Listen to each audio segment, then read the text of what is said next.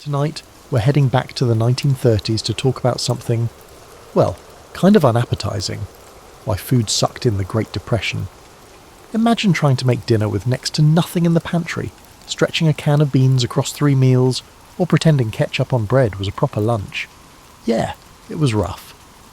We'll gently walk through what meals looked like for families who had to get creative with almost no ingredients, how people relied on government rations and community cookbooks, and why gelatin showed up way too often in things it had no business being in. Ever had prune pudding? No. Count yourself lucky. So before you get comfortable, take a moment to like the video and subscribe to the channel. Also, please let us know where you're watching from and what time it is for you, as we love the all-around-the-world connection. Now snuggle in, sip something warm, hopefully not Depression-era coffee substitute, and let's gently drift through a time when food was more about survival than satisfaction. Imagine yourself seated at your kitchen table on a Tuesday morning in October 1929, perhaps enjoying coffee from your beloved mug, the one that hasn't yet developed a chip in its handle. You're flipping through the newspaper, probably complaining about something perfectly mundane, like how the neighbour's dog keeps digging up your petunias. Life feels predictable, even a little boring. Then the phone rings, or maybe you hear it on the radio. The stock market has crashed. The stock market has not merely faltered or experienced a difficult day, but it has plummeted completely and catastrophically. Within hours, everything you thought you knew about your comfortable little world starts shifting beneath your feet like sand. Now you might be thinking, what does Wall Street have to do with my dinner table? Get ready to learn that everything is connected in ways that will make your head spin. Before the crash, American kitchens were experiencing a period of prosperity. Electric refrigerators replaced the old ice boxes that required actual blocks of ice. Consider how you might explain that to someone today. Yes, dear, a man came by twice a week with frozen water. No, we couldn't make our own. Cooking became easier with the newfangled appliances, and grocery stores brimmed with an abundance of options that would have left your grandmother dizzy. Families were eating beef roasts on Sundays, fresh vegetables from local farms, and desserts that didn't require a mathematical equation to figure out sugar ratios. Bread was white and fluffy, not because it was healthier, but because it felt fancy and modern. The poor ate brown bread, but America was far from impoverished. But here's the thing about prosperity. It's often built on a foundation that's more wobbly than anyone wants to admit. Banks were lending money recklessly, individuals were purchasing stocks with funds they lacked, and farmers were producing more food than the nation could consume. It was like a giant game of Jenga and someone was about to pull out the wrong block. When that crash came, it wasn't just rich investors in fancy suits who felt it. The ripple effect spread faster than gossip in a small town. Banks closed their doors, taking people's savings with them. Factories shut down, sending workers home with empty pockets. Suddenly, the cosy middle-class way of life you'd been relishing vanished. The concept vanished as swiftly as ice cream on a sweltering summer day. The cruel irony was that there was still ample food available for cultivation. Farms across America were still producing wheat, corn, vegetables, and livestock. The problem wasn't that food had disappeared, it was that nobody had money to buy it. It's like being locked outside your house with the keys sitting right there on the kitchen counter, visible but completely out of reach. This is where our story really begins, because when people can't afford food, they get creative. By creative, I mean they learn to create meals using ingredients that would make modern food bloggers cry. Forget your artisanal this and organic that. People were about to discover that survival cooking is its kind of art form, though not necessarily one you'd want to Instagram. So there you were, perhaps still sitting at that same kitchen table, but now instead of casually reading the newspaper, you're studying it like it holds the secrets of the universe. Which ads are offering work?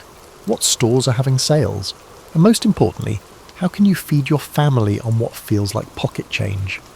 The adventure was just beginning, although nobody referred to it as such at that time.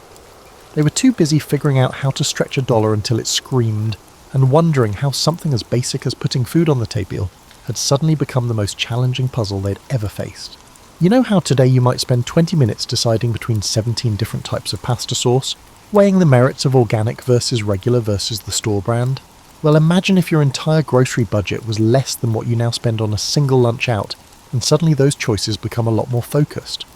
By 1932, the average family was spending about $15 a week on groceries, which sounds ridiculously cheap until you realise that's in 1932 dollars, and most people were lucky to have any dollars at all.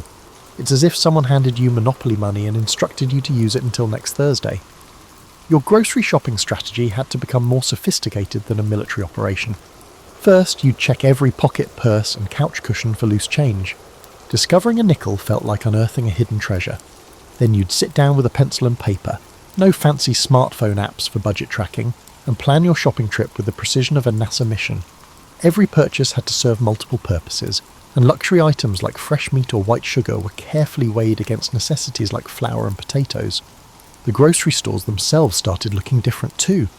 Gone were the abundant displays and cheerful abundance of the Roaring Twenties. Shelves became sparser, and storekeepers started extending credit to long-time customers, keeping handwritten ledgers of who owed what. It was like a neighbourhood favour system, except the favours were keeping families from going hungry. You learned to think like a pioneer, even though you lived in town. Bulk purchases made sense when you could afford them. A large sack of flour might cost more up front, but it would last longer and cost less per pound than buying smaller amounts. Of course, such an arrangement required actually having enough money for bulk purchases, which was often a catch-22 situation that would make your head hurt if you thought about it too much. Shopping became a social activity in ways it had never been before. Women would compare notes on which stores had the best prices, share recipes for making meals stretch, and sometimes even pool their money for bulk purchases they'd divide up later. It was like having a very practical book club, except instead of discussing literature, you were debating whether potatoes were cheaper per pound at Miller's Market or Thompson's Grocery. The butcher became both your trusted companion and your greatest obstacle. While meat was costly, bones were inexpensive, and a quality soup bone could serve as the basis for numerous meals. You would request the cuts that were previously intended for pet food, and the butcher would frequently include surplus fat at no cost, which you would then cook and utilise in ways that would shock contemporary nutritionists, yet ensured your family's sustenance. Seasonal shopping took on new meaning. Summer meant fresh vegetables and fruits when they were cheapest, but it also meant thinking ahead to winter. Canning became less of a hobby and more of a survival skill. Your kitchen might fill up with mason jars like a general store, each one representing a meal saved for the months when fresh food would become even pricier. Store credit evolved into a delicate balance between dignity and desperation. Storekeepers knew their customers personally. They knew your family, your situation, and your history of payment. Getting credit wasn't just about financial reliability. It was about being part of the community. But using that credit meant admitting you needed help, which was harder for some people than others. The psychology of shopping changed too. You'd find yourself calculating not just price per pound, but meals per dollar. A bag of dried beans might be boring, but it could feed your family for a week if you knew how to cook them right. Meanwhile, that fresh apple that looked so appealing might represent an entire day's budget for luxury foods. Your bags may have been lighter when you got home, but your mental load was definitely heavier. You weren't just carrying groceries, you were carrying the responsibility of making every ingredient count, every meal matter, and every dollar stretch as far as humanly possible. And you were about to learn that creativity in the kitchen wasn't just nice, it was absolutely essential. Here's something that might surprise you. Before the Great Depression, leftover food was often just thrown away. Can you imagine? Families would actually toss perfectly delicious food because it was a day old or didn't look as appealing as when it was fresh. If you told someone from 1935 that people in the future would throw away food because it was approaching its expiration date, they'd probably think you were describing some kind of fantasy world. But once money became scarce, leftovers transformed from kitchen waste into precious resources. Every scrap of food became the star of its own potential meal, and home cooks developed an almost supernatural ability to resurrect yesterday's dinner into something that felt new and exciting, or at least edible. Take bread, for example. In better times, day-old bread might have been tossed to the birds or used for kindling. But during the Depression, stale bread became the foundation of entire meals. Bread pudding wasn't just a dessert, it was a way to use up every last crust. Breadcrumbs extended meatloaf, and bread soaked in milk became a filling breakfast that cost almost nothing. The art of the leftover soup became so refined that it was practically a science. You'd start with whatever scraps of meat remained from Sunday's dinner, maybe just some gristle and bones that today would go straight into the trash. Add some wilted vegetables that were past their prime, throw in yesterday's mashed potatoes for thickness, and suddenly you had a new meal that could feed the whole family. Every kitchen developed its own leftover ecosystem. People saved meat drippings and used them to flavour vegetables. Vegetable cooking water became the base for soups because throwing away anything with potential nutrients felt almost criminal. Even coffee grounds got reused, sometimes multiple times, until they were producing something that barely resembled coffee, but still provided a hot, caffeinated beverage. The psychology of leftovers changed completely. Instead of being considered somehow inferior to fresh food, leftovers became challenges to creativity. A good cook could take completely unrelated remnants and somehow make them work together in harmony. It was akin to performing as a culinary DJ, combining various ingredients to create a dish that exceeded its individual components. Casseroles emerged as the ideal way to utilise leftovers, even though they weren't referred to as casseroles in the past. They were simply anything we could combine in one pot. Have some leftover chicken, mix it with yesterday's vegetables and top with whatever starch you could manage. Although it was unrefined, it provided a substantial meal, was cost-effective and effectively utilised all items that could have otherwise been discarded. The transformation of leftovers also changed how families thought about meal planning. Instead of planning individual meals, you started thinking in terms of food chains, how Sunday's roast chicken would become Monday's chicken salad, Tuesday's chicken soup and Wednesday's chicken and dumplings. It was like meal planning chess, thinking several moves ahead. Children grew up with an entirely different relationship to food waste than their parents had.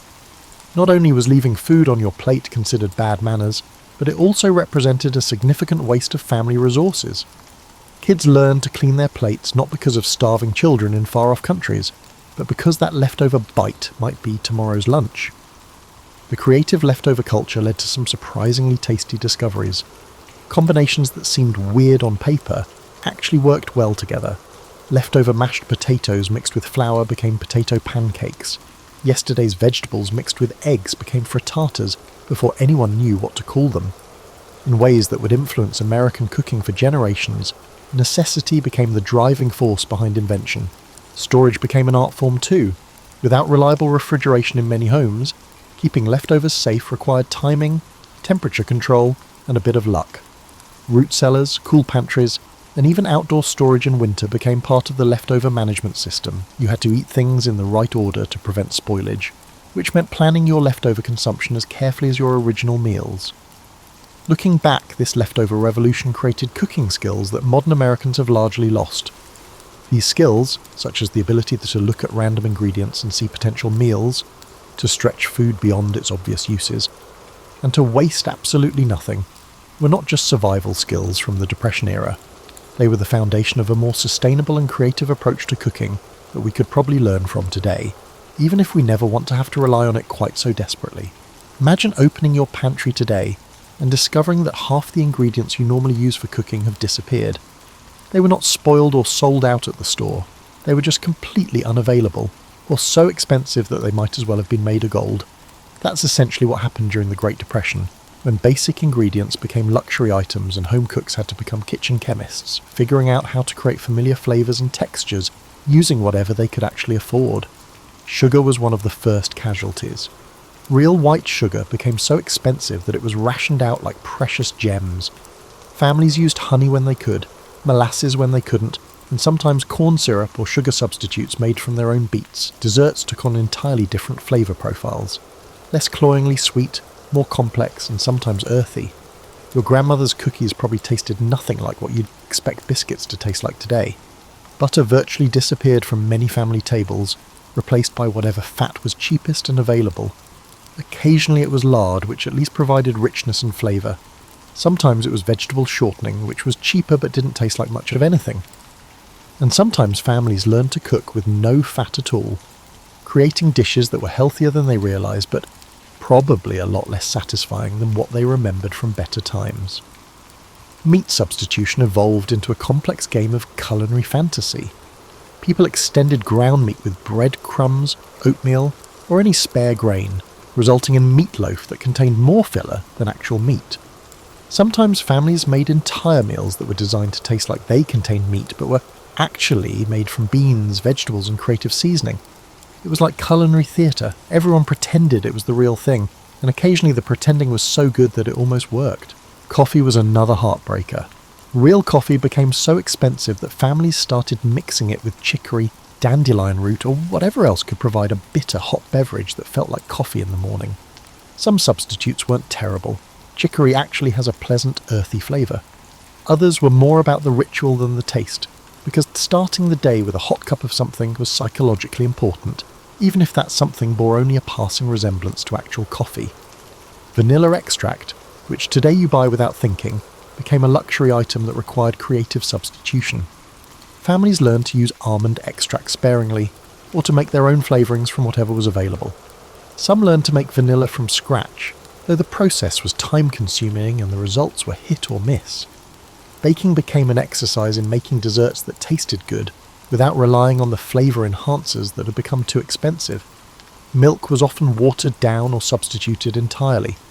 Powdered milk, when available, was mixed thinner than recommended to make it last longer. Sometimes families made milk from other sources. Nut-based beverages weren't trendy health choices, but desperate substitutions for something that had become unaffordable. Children grew up thinking that thin, slightly off-tasting milk was normal, not knowing they were drinking a diluted substitute for the real thing. Even salt, something we take completely for granted today, sometimes required substitution. Families learned to use herbs, vinegar, or other flavour enhancers to improve food taste without relying on salt they couldn't afford. Gardens became medicine cabinets and spice racks, with families growing whatever they could to add flavour to otherwise bland meals. The psychology of substitution was complex. On one hand, it was practical and necessary. You used what you had because you didn't have choices, but it was also a way of maintaining normalcy and dignity. Calling a bean and grain patty a meatloaf wasn't just about flavour. It was about preserving the feeling that your family was still eating recognisable traditional meals. Some substitutions worked so well that they became permanent parts of American cooking.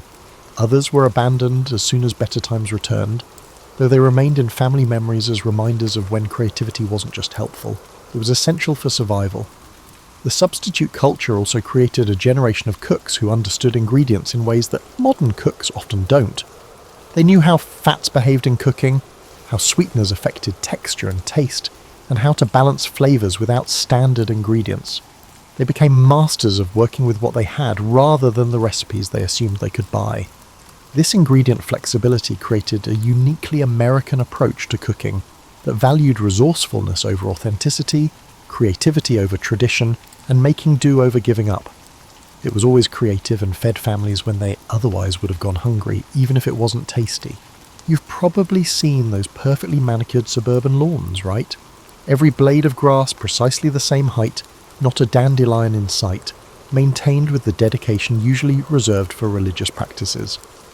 During the Great Depression, those immaculate lawns would have been viewed as the epitome of wasteful foolishness. Every square foot of available land became potential food production, and families learned that vegetables were a lot more valuable than ornamental grass. The transformation of American yards happened almost overnight. People who had never grown anything more challenging than houseplants suddenly found themselves studying seed catalogues like they were textbooks, trying to figure out how to turn their backyards into miniature farms. It wasn't exactly like the trendy urban gardening movement you see today. This wasn't about being eco-conscious or eating locally. This was purely a matter of survival. Your garden planning had to be strategic in ways that modern gardeners can barely imagine. You had to plant what would yield the most calories per square foot, store well through winter, and grow reliably in your specific soil and climate.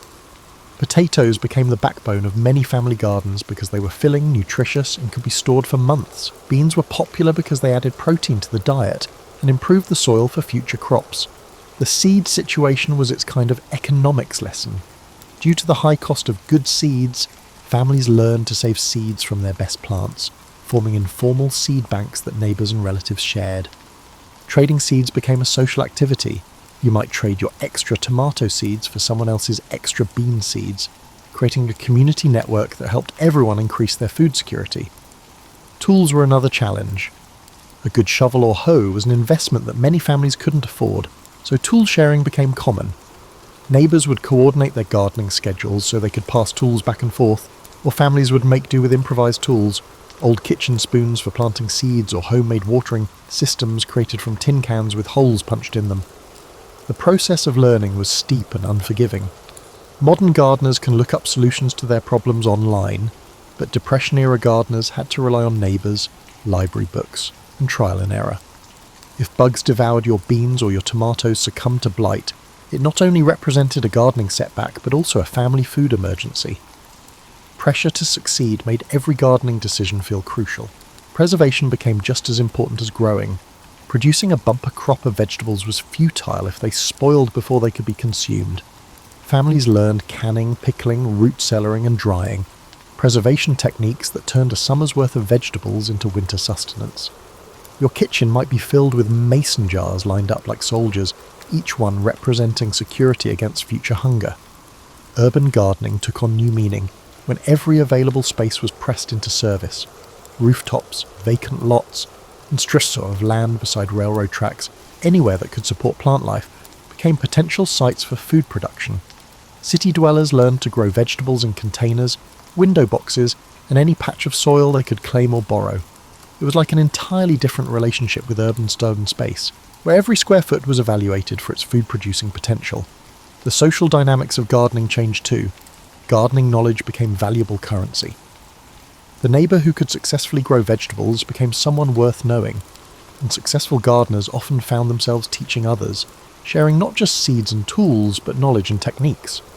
Gardening clubs weren't just social organisations, they were survival networks.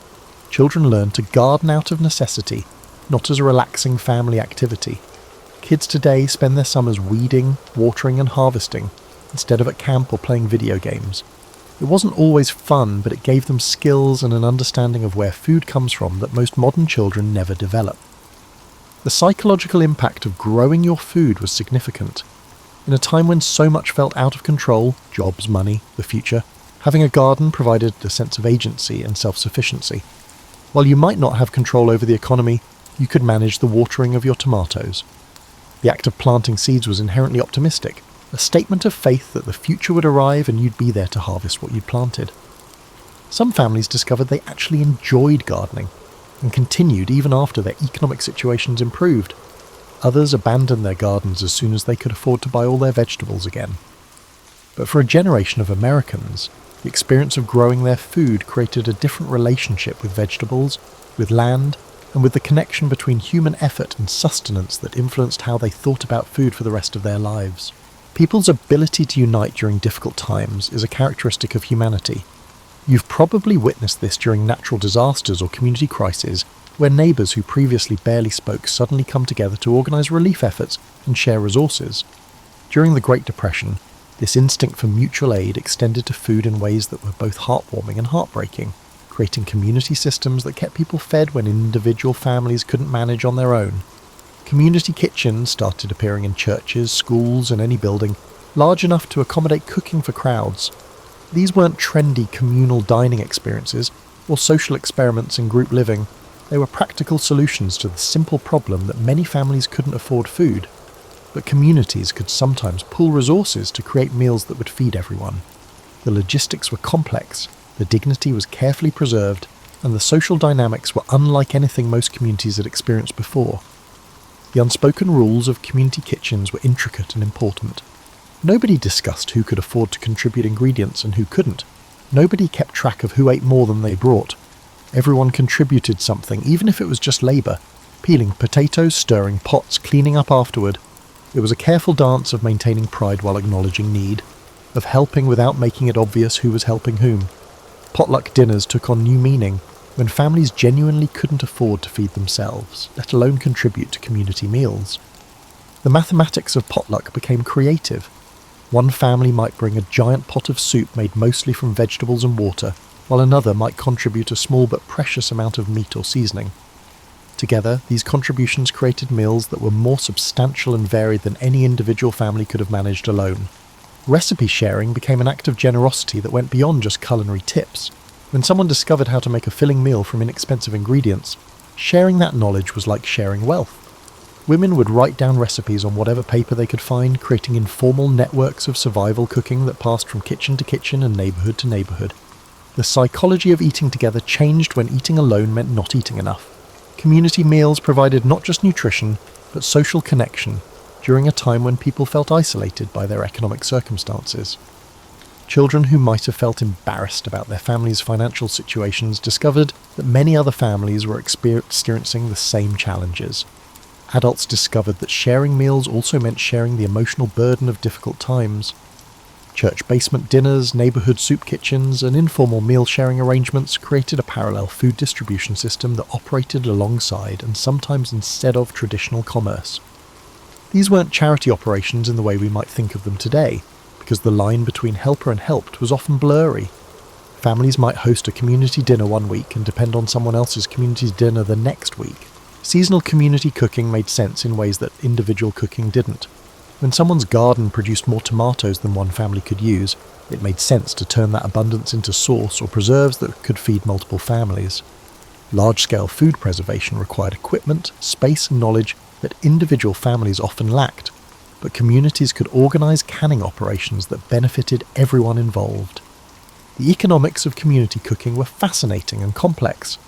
Buying ingredients in bulk for community meals was more economical than individual family shopping, but it required coordination, trust, and some kind of informal accounting system to ensure fairness. Some communities used trading systems where labour was exchanged for meals or where families contributed different types of resources. Some provided ingredients, others provided cooking space, and still others provided labour.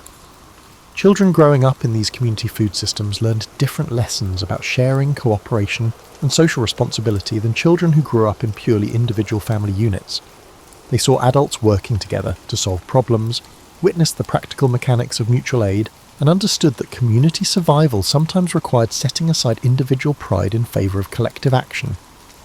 The end of community kitchen culture came gradually as economic conditions improved and families could afford to return to individual cooking and eating.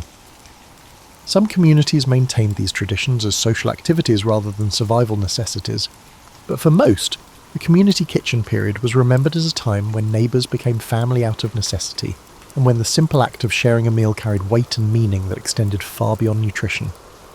Looking back, these community food systems created social bonds and survival skills that influenced how communities responded to future challenges.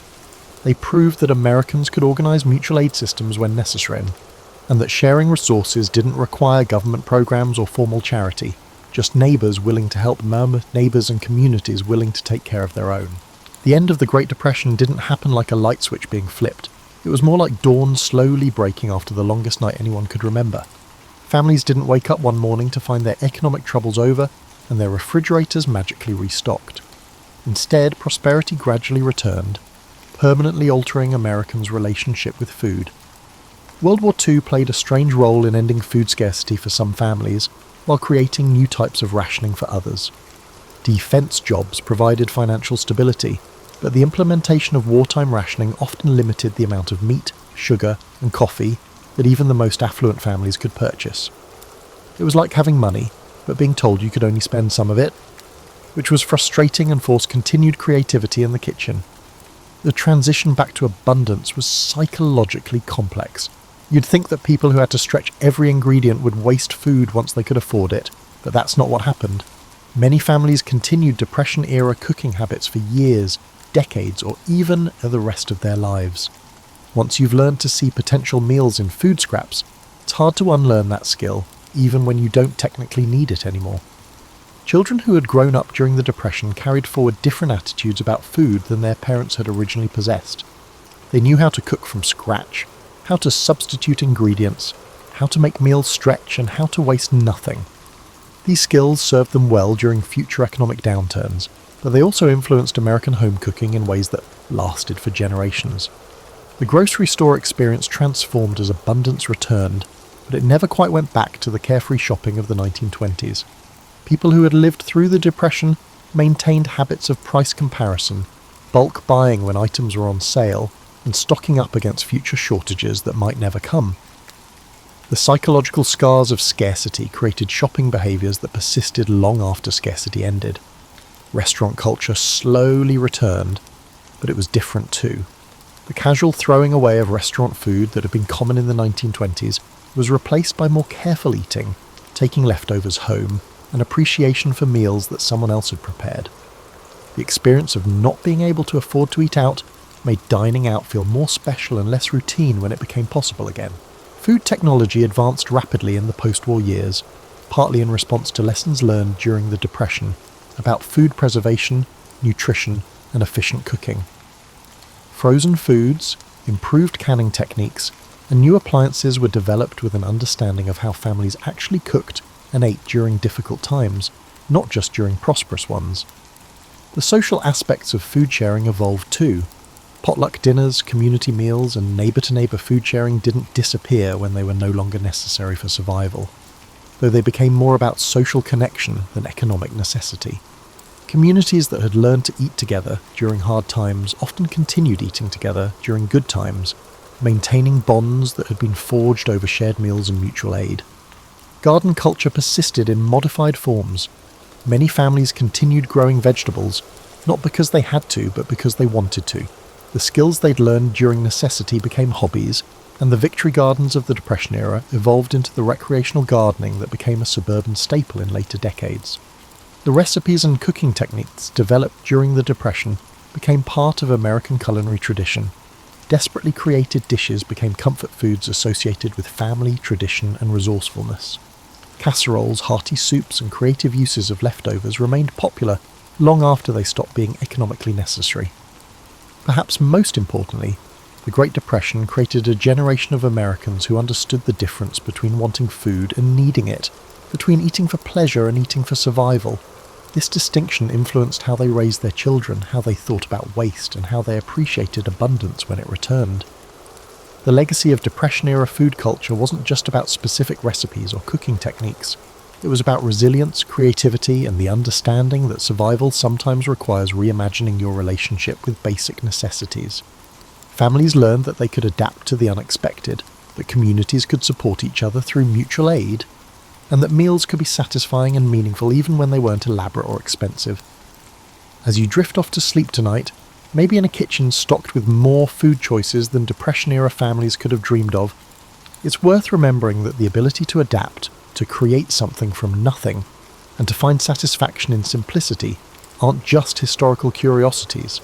They're human capabilities that remain available to us, skills that our grandparents and great-grandparents developed out of necessity, but that represents something valuable about human creativity and resilience. The Great Depression taught America that food is never just about food. It's about community, creativity, survival, and the remarkable human ability to make the best of whatever circumstances life serves up, even when those circumstances are nothing like what anyone ordered. So why did food suck in the Great Depression? Well, imagine sitting down for dinner and realising your main course is canned mystery meat stretched with breadcrumbs and maybe, if you were lucky, served with ketchup water soup. Tonight you peeked into dusty pantries, dug into meals made of hope and leftovers, and realised that banana peels weren't always headed for the trash. Despite having little, they still gathered around the table. If your insomnia is keeping you up, don't worry. I'll personally make sure our other content placed here, old and new, is here to help you out. And guess what? You'll be able to select from the available timestamps. I'll be here, sitting by the fire, sipping something hot that isn't potato peel tea. Sweet dreams, my friend, and as always, sleep tight and good night.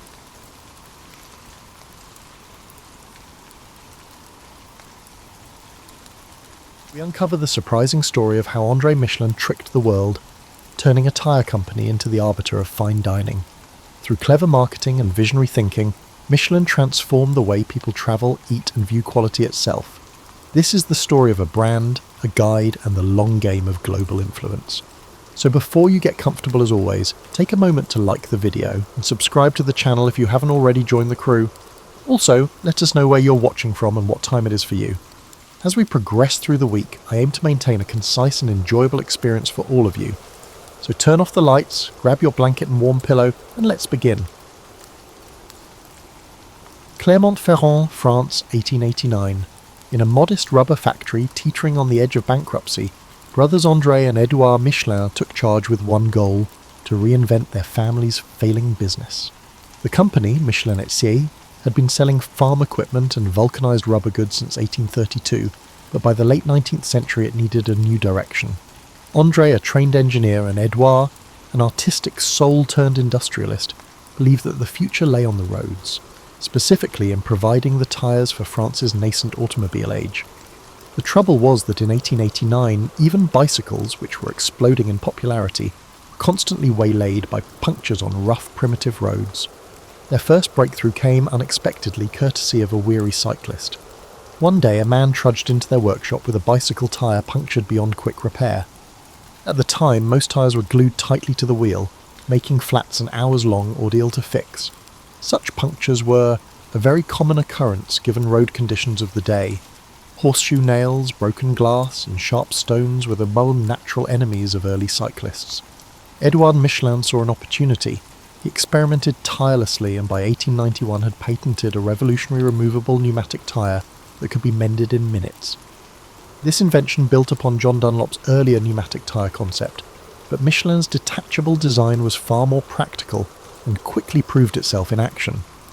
The brothers tested their new tyre in the longest bicycle race of the day to demonstrate its superiority. Fitted with Michelin's quick-change tyres, cyclist Charles Terron won the gruelling 1891 Paris-Brest-Paris race 8 hours ahead of his nearest rival. It was a stunning victory for both rider and tyre, a publicity coup that announced Michelin as a new force in transportation.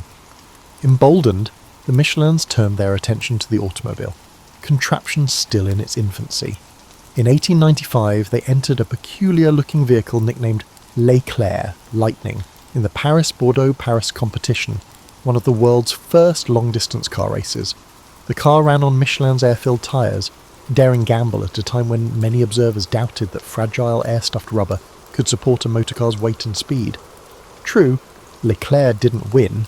It limped in near the back of the pack, but its performance was convincing enough to create a market. Spectators and fellow engineers saw that a car on pneumatic tyres could survive a rugged 732-mile journey. As one report noted, the race virtually launched the market for detachable pneumatic automobile tyres by proving their resilience and practicality. The Michelin brothers had found their calling, making indispensable things that nobody realised they needed, until they did. Edouard reportedly conceived the idea for a mascot at a trade exhibition in Lyon, noticing a stack of tyres that uncannily resembled a human form. Soon he and André commissioned an artist to bring it to life, the Michelin Man, a rotund fellow made of stacked tyres. Debuting in a famous 1898 poster, this jolly character, dubbed Bibendum from the Latin Nunc est Bibendum, now is the time to drink, was depicted cheerfully raising a goblet brimming with nails and broken glass to your health. The message was witty and clear: Michelin tyres will drink up obstacles on the road. This imaginative ad, showing the tyre man merrily swallowing road hazards, captured the public's attention. It married humour with a practical promise, signalling that Michelin tyres made motoring not only safer, but a bit more fun. The Michelin Man quickly became one of the world's first truly iconic advertising characters, a testament to the brothers' flair for marketing surprises. By 1900, Michelin had established itself as France's premier tyre innovator. Yet the market remained small. Automobiles were still the playthings of the rich or the tinkering enthusiast. There were fewer than 3,000 cars on all the roads of France as the new century dawned. For Michelin to thrive, more people needed to buy cars, and drive them far enough to wear out their tyres. André Michelin understood that selling tyres wasn't just about the rubber. It was about selling the adventure of motoring itself. If France's rutted lanes could be transformed into more welcoming pathways, perhaps many more citizens would be enticed to get behind the wheel. With characteristic ingenuity, he began devising a new kind of product.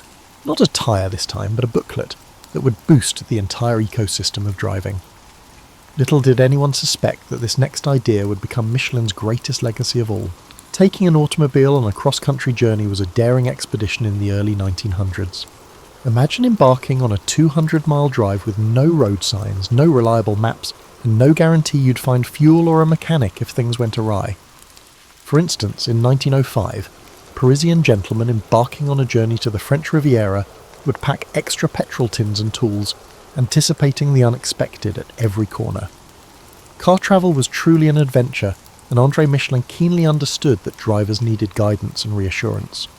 To support their customers' journeys, he and his brother compiled a slim red-covered handbook, the Guide Michelin, filled with everything a motorist might need. Technical tips on tyre repair, lists of garages and fuel depots, recommended hotels and eateries, and even maps and handy town indexes. Michelin even included a whimsical cartoon in the guide, showing a weary traveller collapsing under an armload of maps and manuals, only to be rescued by an outstretched hand offering a single book, the Michelin Guide. The message, one small volume could replace a trunk full of disparate references. The first Michelin Guide, 1900, was a free booklet for motorists full of practical information. André Michelin predicted, "This book appears with the century, it will last as long as it does." The first Michelin Guide made its debut in 1900, strategically timed to the Paris World's Fair. At the bustling exposition that year, which drew an astonishing 50 million visitors, attendees could pick up a free copy of this new motorist's guidebook, which catalogued hundreds of French towns and advised where to find lodging, meals, gas, and reliable repairs. In an era with no GPS or roadside assistance, the little red book was a godsend. That inaugural edition ran to nearly 400 pages, with some 1,300 hotels among its myriad listings. "This book appears with the century, it will last as long as it does," declared André Michelin, boldly predicting his guide's longevity. Indeed, the guide quickly became more than a directory. It was a passport to adventure, its annual release eagerly awaited by motorists who saw it as essential gear for the open road. Indeed, as automobiles proliferated on Europe's roads, the Michelin Guide emerged as the preferred glove box companion for astute drivers. By the outbreak of World War I, France had embraced the automobile with gusto. In fact, the number of cars in France surged from about 3,000 in 1900 to over 100,000 by 1914, and Michelin's Guide had expanded far beyond its home turf. What started as a local French publication grew into a pan-European phenomenon within a decade.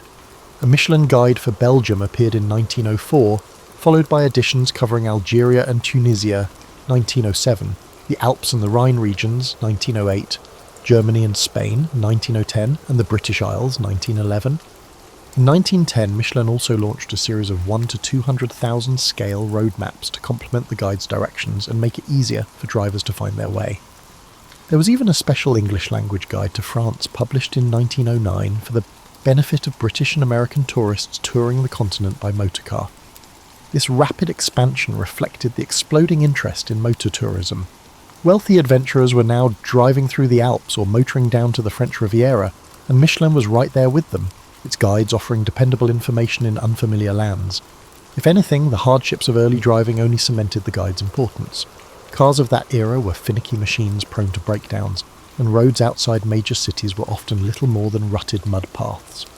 Pity the traveller who didn't carry a Michelin Guide when his tyre blew out miles from the nearest town. He might not know that a blacksmith in the next village doubled as an auto repairman, or that a certain inn down the road offered clean beds and a hot supper.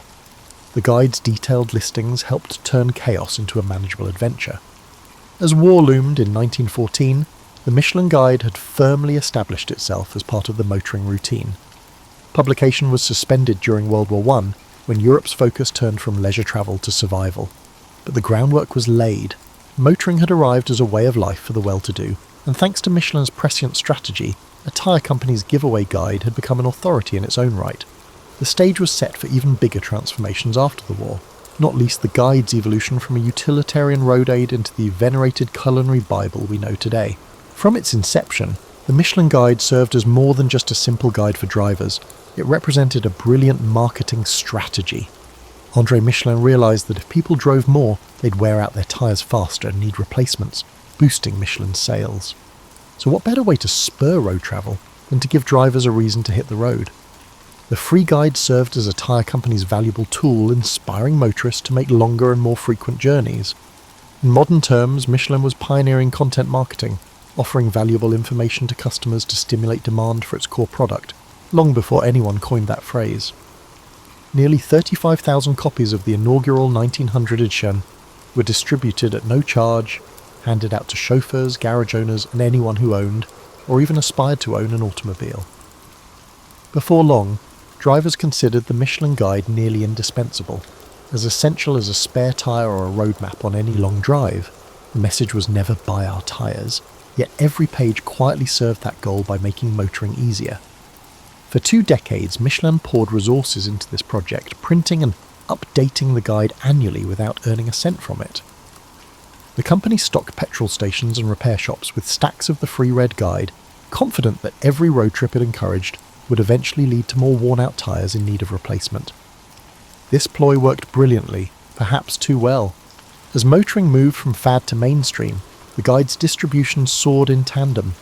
France counted over 230,000 cars on the road by 1920, a huge leap from fewer than 3,000 2 decades earlier, and many new drivers wouldn't dream of setting out without the latest Michelin guide in the glove box.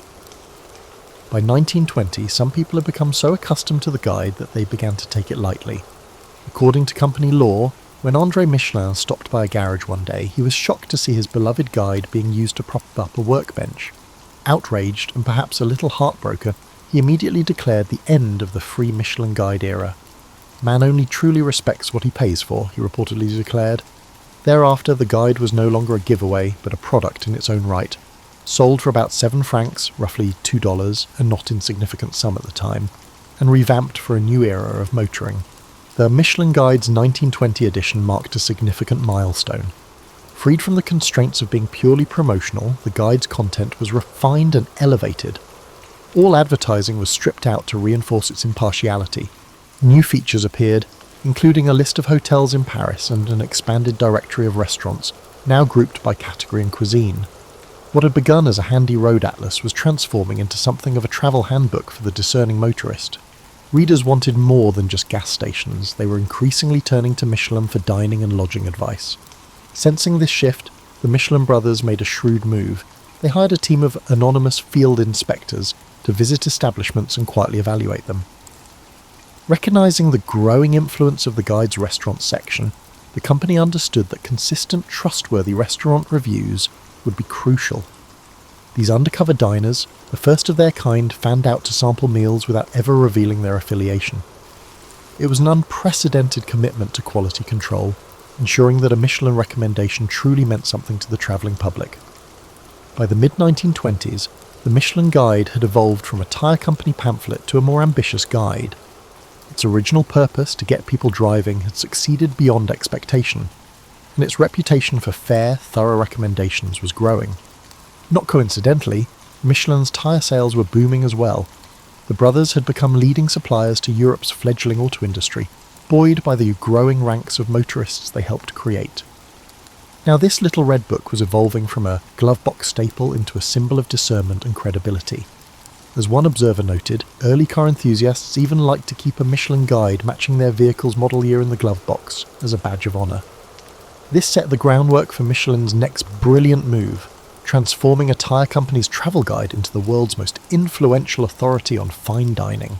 In 1926, Michelin quietly introduced a new feature that would forever change the guide's destiny: star ratings. That year, a small star symbol appeared next to the names of select exceptional restaurants. 5 years later, in 1931, the hierarchy of 1, 2 and 3 stars was introduced, creating a graduated honour roll of dining excellence.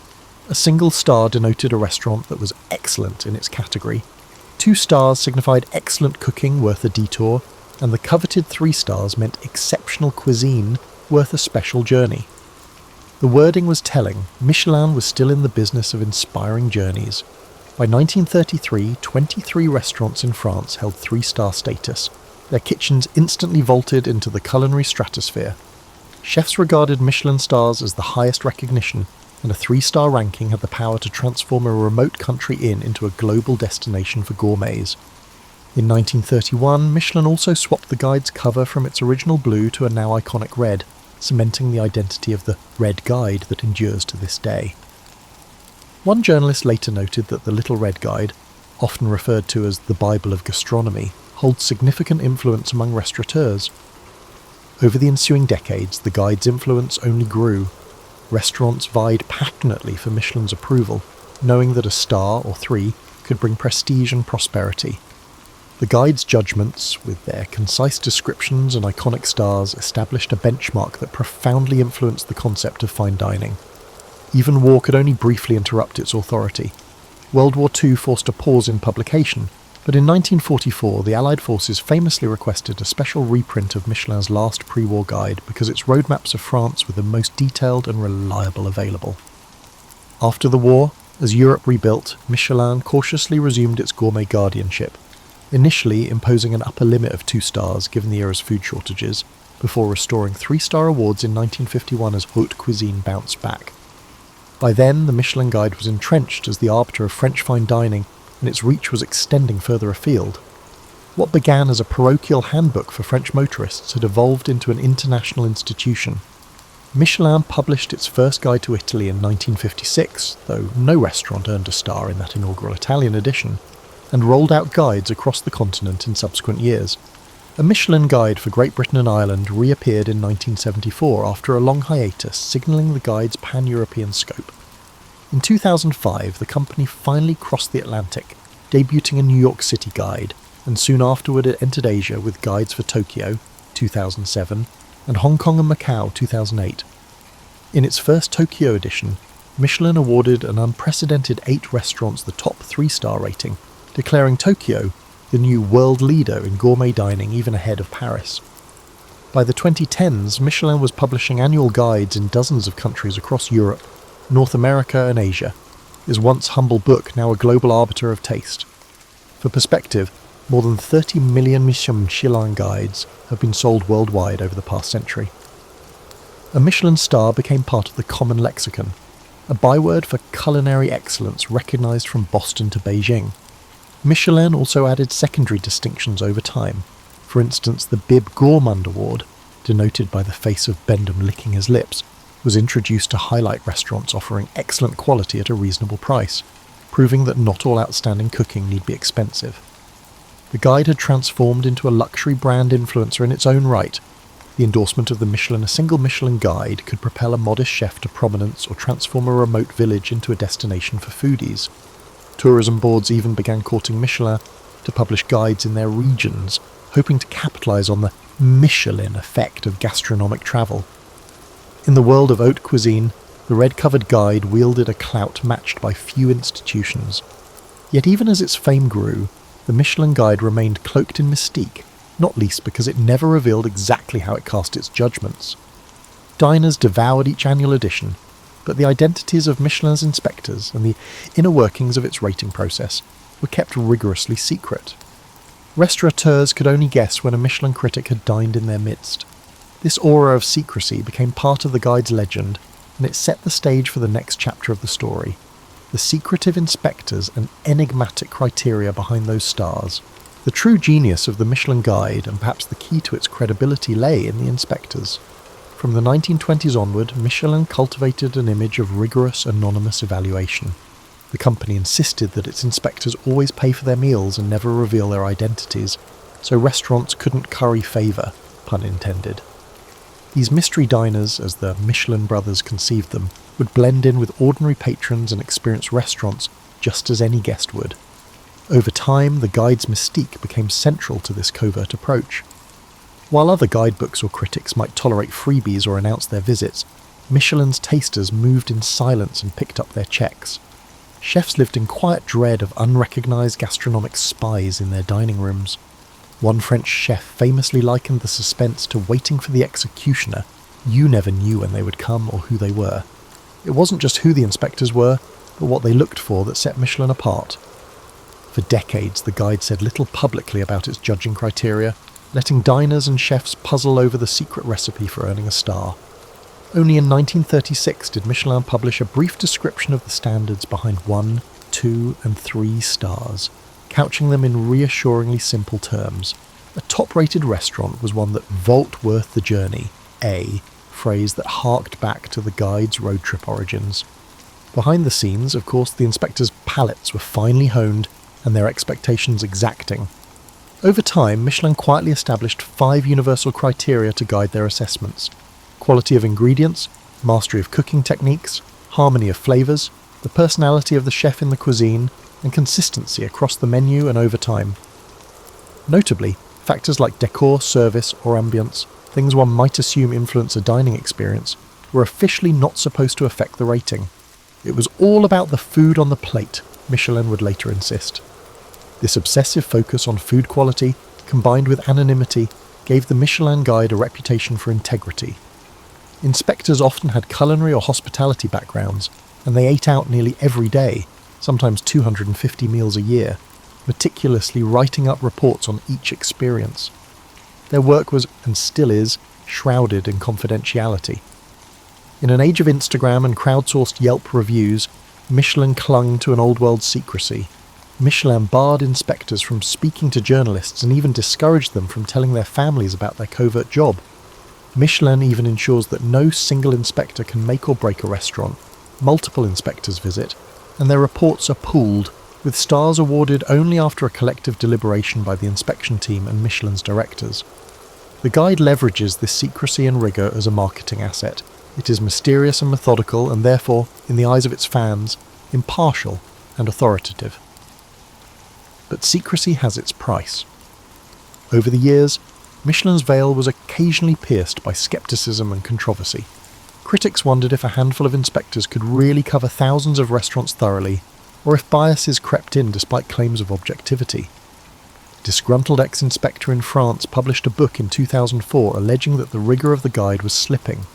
He claimed Michelin employed only 5 full-time inspectors for all of France, each paid a humble salary and expected to somehow cover well over 10,000 restaurants, making it a complete myth that the inspector comes around every year to each establishment.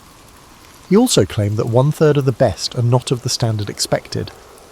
Michelin vehemently denied the accusations, noting that Remy had been dismissed after allegedly trying to extort money to keep his diary unpublished, and the guide's overseers insisted their standards remained as strict as ever. However, the exposé revealed a hidden organisation. Despite such drama, the guide's prestige proved resilient. Few diners outside the industry remembered the episode for long. The Michelin brand of excellence had decades of trust behind it, and no competing guide managed to unseat its authority. To this day, for most chefs and gastronomes, Michelin's inspectors remain enigmatic figures, wielding power with their pens and forks and keeping alive the allure of an honour that is, at least in principle, purely merit-based. As Michelin's influence grew, so did the stakes for those under its gaze. A Michelin star could make a career, but the pressure to keep it could also break one. The tales of this uneasy love-hate relationship with the Red Guide abounded in the culinary world. In 2003, renowned French chef Bernard Loiseau tragically took his own life, an act widely linked to fears. He was about to lose one of his 3 Michelin stars, a downgrade that ultimately did not occur. His death echoed across France, spurring public debate about the enormous stress placed on chefs. The legendary Paul Bocuse lambasted the culture of "I'll give you a star, I'll take one away," and how critics' ratings toyed with chefs' lives. In the years that have passed, other renowned chefs have acknowledged that meeting Michelin's expectations can be a challenging task, as the same recognition that draws pilgrims to their dining rooms also causes them to experience anxiety at night. Some chefs have even attempted to dethrone Michelin. In 2017, Sébastien Bray, the chef of a 3-star restaurant located in rural Laguiole, shocked the gastronomic world by requesting that Michelin remove his restaurant from its guide. After nearly 2 decades at the summit, he yearned to cook without the shadow of constant judgment, to be free from the pressure, as he explained in a video announcement. Michelin reluctantly agreed to his request, an almost unheard of concession, though a couple of years later Braz found himself back in the guide, stars and all, after Michelin decided its assessments would remain independent of chefs' wishes. Braz's public renunciation ignited conversations about whether the pursuit of perfection demanded by Michelin had gone too far. He wasn't alone in his ambivalence. Other celebrated chefs have both revered the guide and resented it. In 2019, the eminent French chef Marc Veyrat went so far as to sue Michelin after his restaurant was demoted from 3 stars to 2, claiming the inspectors had made a factual error. The saga was dubbed Cheddargate in the press. The court ultimately threw out his case. Such dramas underscore the intense emotions experienced by those minority chefs. Beyond individual chefs, there are broader cultural critiques. For decades, Michelin was accused of a French and Eurocentric bias, of favouring stiff white tablecloths and classical techniques over more diverse or homey culinary experiences. In the 2000s and 2010s, as gastronomic awareness blossomed globally, Michelin expanded its reach across Asia, the Americas and beyond, seeking to stay relevant. It surprised skeptics by awarding stars to humble street food stalls such as a hawker stand in Singapore known for $2 noodle bowls. This was Michelin's way of saying excellence can be found anywhere, not only in gilded temples of haute cuisine. And yet debates continued. Did Michelin truly understand local food cultures, or was it imposing its standards? Was a starred sushi bar in Tokyo evaluated using the same criteria as a fine dining salon in Paris? Such questions provided endless fodder for food lovers and fuel for Michelin's rivals. What is clear is that a Michelin star creates a profound economic and emotional ripple effect. Restaurants that earn one often see bookings skyrocket overnight, allowing them to raise prices and invest in their craft.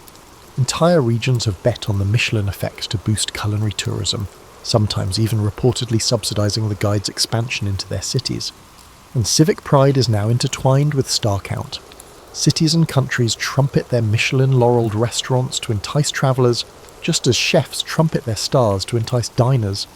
Conversely, losing a star can feel like a public humiliation, and can lead to real financial pain as diners and investors react. The guide has been called a kingmaker, a kingbreaker, a tyrant, and a saviour. To some chefs it's a benchmark of achievement, to others a source of unrelenting pressure. In the era of Instagram influencers and crowdsourced review sites, some have speculated that Michelin's old-school approach would lose relevance. But the continued obsession with its verdicts suggests that its star system still holds a unique sway over chefs and diners, a fact as astonishing today as it was a century ago. This tension has only heightened the Michelin Guide's cultural aura. Love it or loathe it, those little stars provoke big emotions. Looking back, the audacity of André Michelin's strategy is astonishing. What began as a clever ploy to sell more tyres evolved into a venture that transformed both travel and gastronomy on a global scale. The Michelin Guide helped turn the act of driving from a novel experiment into a widespread cultural practice, and in doing so it laid foundations for the modern travel industry. Early motorists with a guide in hand felt empowered to explore, secure in the knowledge that they could find their way, get a decent meal, and repair a flat. In many ways, Michelin wrote the first draft of the road trip. Over time, that little red book spawned an entire ecosystem of travel aids, road maps, tourist guidebooks, and travel itineraries. Indeed, Michelin eventually expanded into publishing green guides to cities and regions worldwide. It's no exaggeration to say that Michelin's promotional gamble greased the wheels for 20th century tourism, making distant corners of France, and later the world, accessible and inviting to those adventurous enough to motor there. The impact on the food industry has been even more profound. By introducing the idea that restaurants could be rigorously evaluated and ranked, Michelin inadvertently created a whole new arena of competition and aspiration among chefs. The guide stars became the Oscars of the culinary world, and chasing those stars became a narrative of ambition in kitchens from Paris to Shanghai. Haute cuisine, which was once confined to word-of-mouth acclaim, now had a codified system of merit, one that could vault a chef to international fame or humble even the mightiest ego. This innovation also turned dining out into a sport for patrons, ushering in the era of the destination restaurant, where food enthusiasts strategize entire trips to dine at Michelin-starred temples of cuisine. A tyre maker from Clermont-Ferrand ended up setting trends in the cooking of foie gras, the serving of sushi, and the topping of pizzas, indirectly influencing countless culinary traditions through the power of its ratings. Michelin's own mascot, the tubby tyre man Bibendum, became a cultural icon in his own right, named the best logo of the century by the Financial Times in 2000. Perhaps just as significantly, Michelin demonstrated the power of brand extension through content long before that term existed. The company proved that a brand could transcend its original product, rubber tyres, and insert itself into consumers' lives in more intimate, experiential ways. Today, when airlines publish travel magazines or beverage companies curate lifestyle blogs, they are following a trail blazed by Michelin in 1900, using useful content to deepen customer engagement. In Michelin's case, the stunt was so successful it eventually outgrew its marketing purpose entirely. The guide established itself as an institution, perhaps even surpassing the fame of Michelin's tyres. By the 21st century, Michelin's verdicts could determine a chef's fortunes, and cities would strive to attract a Michelin guide due to its potential economic benefits. Dozens of would-be imitators, from crowdsourced websites to alternative ranking lists, have tried to replicate Michelin's formula, but none has quite matched the cachet of those stars. All this originates from a scheme dreamt up by two brothers who simply wanted people to drive more.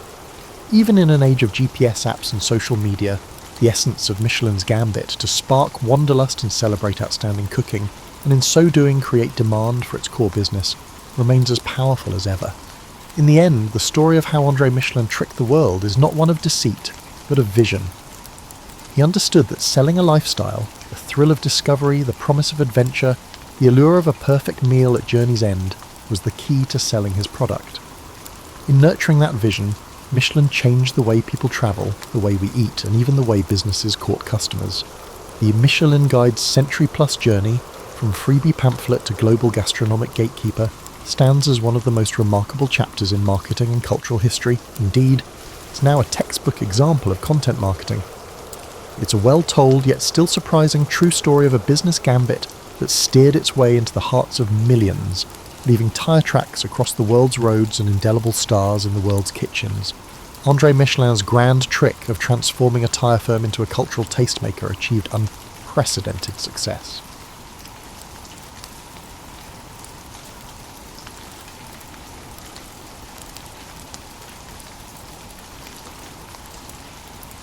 Julius Caesar wasn't always the towering figure we picture, draped in a bright red cloak and commanding the world's greatest empire. Before he was that legend, he was simply Gaius Julius, born into a patrician family with fading clout in a Rome that seemed to change every week. In those early days, the city itself wasn't the polished marble wonder of later centuries. With curving streets that spread gossip more quickly than chariots, it was a noisy, crowded centre of ambition and politics. People lived on top of each other in shabby apartments, while aristocrats planned lavish feasts in their villa courtyards, hoping to lure allies for the next election. Gaius Julius was shaped by it all. The noise of street vendors hawking figs and fish, the heated oratory in the forum, and the whispers behind every statue's column. Even as a child, Caesar had a curiosity that led him to corners of Rome others avoided, dimly lit taverns, the muddy banks of the Tiber River, and rows of cramped bookshops where scribes copied scrolls for hours on end. These experiences seasoned him with a knowledge of everyday life that most upper-class Romans rarely bothered with. He'd watch workers at the docks, fascinated by the different languages from traders coming in from the east. It gave him an early taste for the diversity that existed beyond Rome's walls, and no matter how chaotic it got, he never seemed overwhelmed. Instead, he'd carefully absorb how each piece of society functioned and file the information away. In his early teens, while many aristocratic boys took lessons in rhetoric under famed tutors, Caesar did too, but he did more than rehearse speeches from ancient Greek texts. He peppered his teachers with questions about how words could shift emotions. He realized that to command respect in Rome, you needed to shape minds and hearts, not just bodies on a battlefield. This flair for oratory would become one of his trademarks. Before he wore the laurel wreath, Caesar was already making a name for himself in smaller legal cases. He wowed the courts with a perfect blend of reason, passion, and style that made older, more experienced pleaders look foolish. His household wasn't exactly a fortress of tranquility. Tensions brewed under its roof, fed by old feuds and expectations that could suffocate a young man. If you were a patrician, tradition dictated you climb certain ladders, hold a few offices, curry favour with the Senate, play by Rome's unwritten rules. Yet Caesar's mother, Aurelia, sensed something different in him. His eyes sparked with ambition beyond the norm. Quietly, she encouraged him to break moulds, but do so intelligently. She knew that living like a chameleon in Rome's political ecosystem, switching shades when necessary, was the path to real power. Of course, Caesar's early journey wasn't smooth. He found himself ensnared in the civil disputes between Marius, his uncle by marriage, and Sulla, which tore Rome into factions. As a teenager, Caesar had to flee or risk execution when the dictatorial Sulla took over. But even on the run, he refused to remain hidden in a corner of Italy.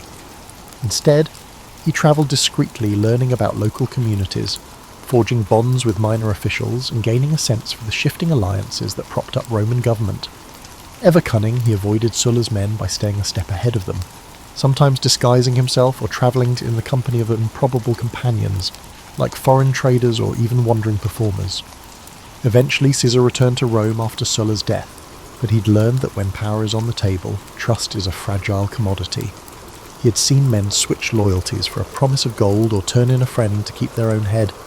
That lesson never left him.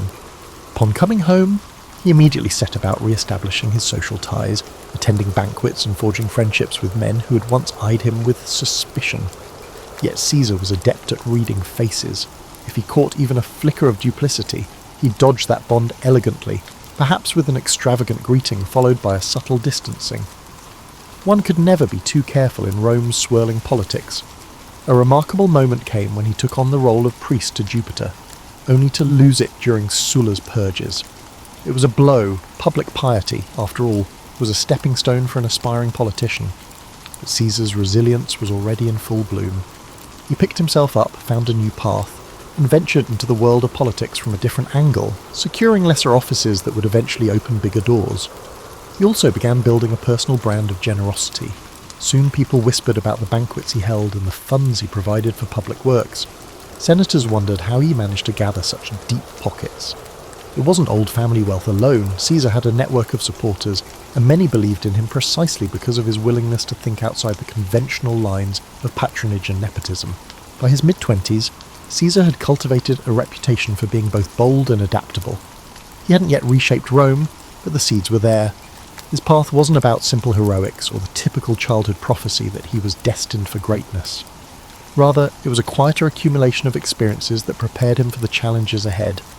Each piece, his exposure to everyday Romans, his brush with danger during Sulla's regime, his love of rhetoric, lined up perfectly to form a foundation. Rome, full of swirling rivalries and unspoken rules, had no idea that this relatively unremarkable young man with a quick tongue and quick mind was about to upend everything. Before he was a seasoned commander or the Colossus striding across the Rubicon, Caesar had an escapade that shaped his perspective on the power more than any lecture in the Senate ever could: his abduction by Cilician pirates in the Aegean Sea. It's a tale rarely told in the mainstream, but it offers a raw glimpse into his character. Caesar was travelling to strengthen his oratory skills under a renowned teacher on the island of Rhodes, something aristocrats often did. But the seas teemed with pirates who thrived on ransom, and it wasn't long before his ship was seized. The pirates who captured him expected a frightened Roman aristocrat. Instead, they encountered a man whose boldness made them question who'd truly been captured. When they demanded a ransom of 20 talents of silver, Caesar reportedly scoffed that they were underselling him. He insisted they ask for 50. The pirates, bemused yet intrigued, took his suggestion. For several weeks, Caesar lived among them, waiting for friends to gather the sum. During that time, he treated them as if he were the one in charge, ordering them to keep quiet when he slept, even reciting poems and speeches and telling them to appreciate the artistry, or else. To the pirates' credit, they indulged him, perhaps wondering if they had accidentally kidnapped a lunatic. He wasn't simply being arrogant, he was displaying confidence and unpredictability. In a precarious situation, fear can be an exploitable weakness. By acting as if he were the authority figure, Caesar forced the pirates to respect him, or at least treat him carefully. When the ransom finally arrived and Caesar was freed, he quickly organised a naval force, hunted those same pirates down, and had them crucified. It was an act of lethal retribution, laced with the cunning that would characterise his later campaigns. The memory of that ransom demanded, and of Caesar's outlandish performance on the pirates' island, helped shape his entire approach to dealing with adversaries, dramatic, strategic, and always with an eye to the outcome. Back in Rome, Caesar resumed his climb, yet he carried a certain swagger now, a sense that his life was fated for something extraordinary. After all, how many young Roman nobles had stared down pirates and lived to spin the tale? At political gatherings, people whispered behind their cups of wine, speculating on whether that story was just Caesar's brand of theatrics or pure truth. But it was undeniable that he managed to secure enough influence to become a military tribune, and soon he was off to gain experience in the provinces, which gave him intimate knowledge of the armies he would one day command. The politics he left in Rome were no less complicated. He forged a delicate pact with Pompey and Crassus, later known as the First Triumvirate. This was not a formal institution, but rather a private handshake that united three men with distinct strengths: Pompey's military prestige, Caesar's wealth, and Caesar's political cunning. People often assume Caesar just lucked into that arrangement, but it was actually the culmination of countless dinners, private agreements, and carefully bartered favours. Caesar knew that if he wanted to climb higher, he needed to bring Rome's big players into his corner, at least temporarily. If that meant moderating his own ambitions in the short run to secure Pompey's trust, he'd do it without blinking. With their support, Caesar aimed for a new goal, a position that would not only confer prestige, but also provide him with the chance to broaden his network and bolster his army with devoted soldiers. The governorship of Hispania Ulterior or Gaul, where fortunes could be made and reputation cemented, seemed ideal. Not only would it allow him to command armies, it would offer a stage to showcase his genius in both administration and warfare. In time, he secured the proconsulship of Gaul. Gaul was vast, populated by diverse tribes, each with its own traditions, alliances and grudges. Where lesser men might see only a frontier to exploit, Caesar saw a chessboard with dozens of moving pieces. He relished the challenge. This was, after all, the man who once calmly dined with kidnappers. Gathering legions known for their discipline and grit, he departed north, determined to do more than just play caretaker. He wanted to knit those tribes into Rome's sphere of influence, forging new roads and alliances while showcasing Roman supremacy. Before he launched significant campaigns, Caesar did his homework. He arranged meetings with tribal chiefs, listening carefully to their rivalries and hearing their pleas for Roman protection. Was it genuine concern or a ploy? Caesar would weigh each statement, reading not just the words but the shifts in tone and eye contact. If he sensed an opportunity, like a tribe longing for revenge on its neighbour, he'd promise support, extracting pledges of loyalty. In many ways, his tactics mirrored the hush-hush political dealings he'd honed back in Rome, only now the stakes were measured in thousands of soldiers and entire territories. Yet, throughout these manoeuvres, Caesar never lost sight of the persona he'd cultivated. He was no mere bureaucrat. He was that daring aristocrat who'd outwitted pirates, the dynamic orator who electrified the courts, and the cunning negotiator who'd found common ground with Pompey and Caesar. Each success in Gaul was reported back to Rome via sensational dispatches, commentarios, written with clarity and flair. People in the city devoured them as if they were tabloid headlines. He dramatised his victories just enough to capture the public's imagination. The Senate, reading the official versions, found themselves both impressed and wary. Caesar was quickly becoming too big to ignore. These initial steps in Gaul, some alliances struck, some small skirmishes won, emboldened him. He sensed that if he could bring all of Gaul under Roman control, he'd move from being just another ambitious politician to a legendary conqueror. That knowledge spurred him on. Caesar might have left behind the pirates who once threatened him, but the memory of that captivity fueled his hunger for absolute control. If he had his way, no one, be they a tribal chief or a Roman senator, would ever have the power to hold him captive again. The Gallic Wars, as Caesar's campaigns would come to be called, weren't just about marching legions across fields and building wooden palisades. They were about psychological warfare, diplomacy, and the cunning exploitation of intertribal rivalries. Rome's dominance always hung on its ability to divide and conquer. With Caesar at the helm, that strategy took on fresh nuance. In the early phases, Caesar consolidated Roman gains by constructing a network of roads and fortifications. This was hardly glamorous labour. Roman soldiers would spend weeks hacking through forests and bogs to erect outposts, sometimes under the threat of ambush.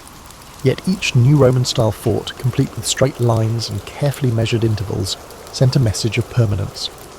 These weren't just makeshift garrisons, they were statements that Rome had come to stay. People often remember Caesar's brilliance on the battlefield, but his true strength lay in methodical organisation. He considered logistics as vital as sword and shield. The various Gallic tribes watched uneasily, some rushing to Caesar's side, others forming alliances against him.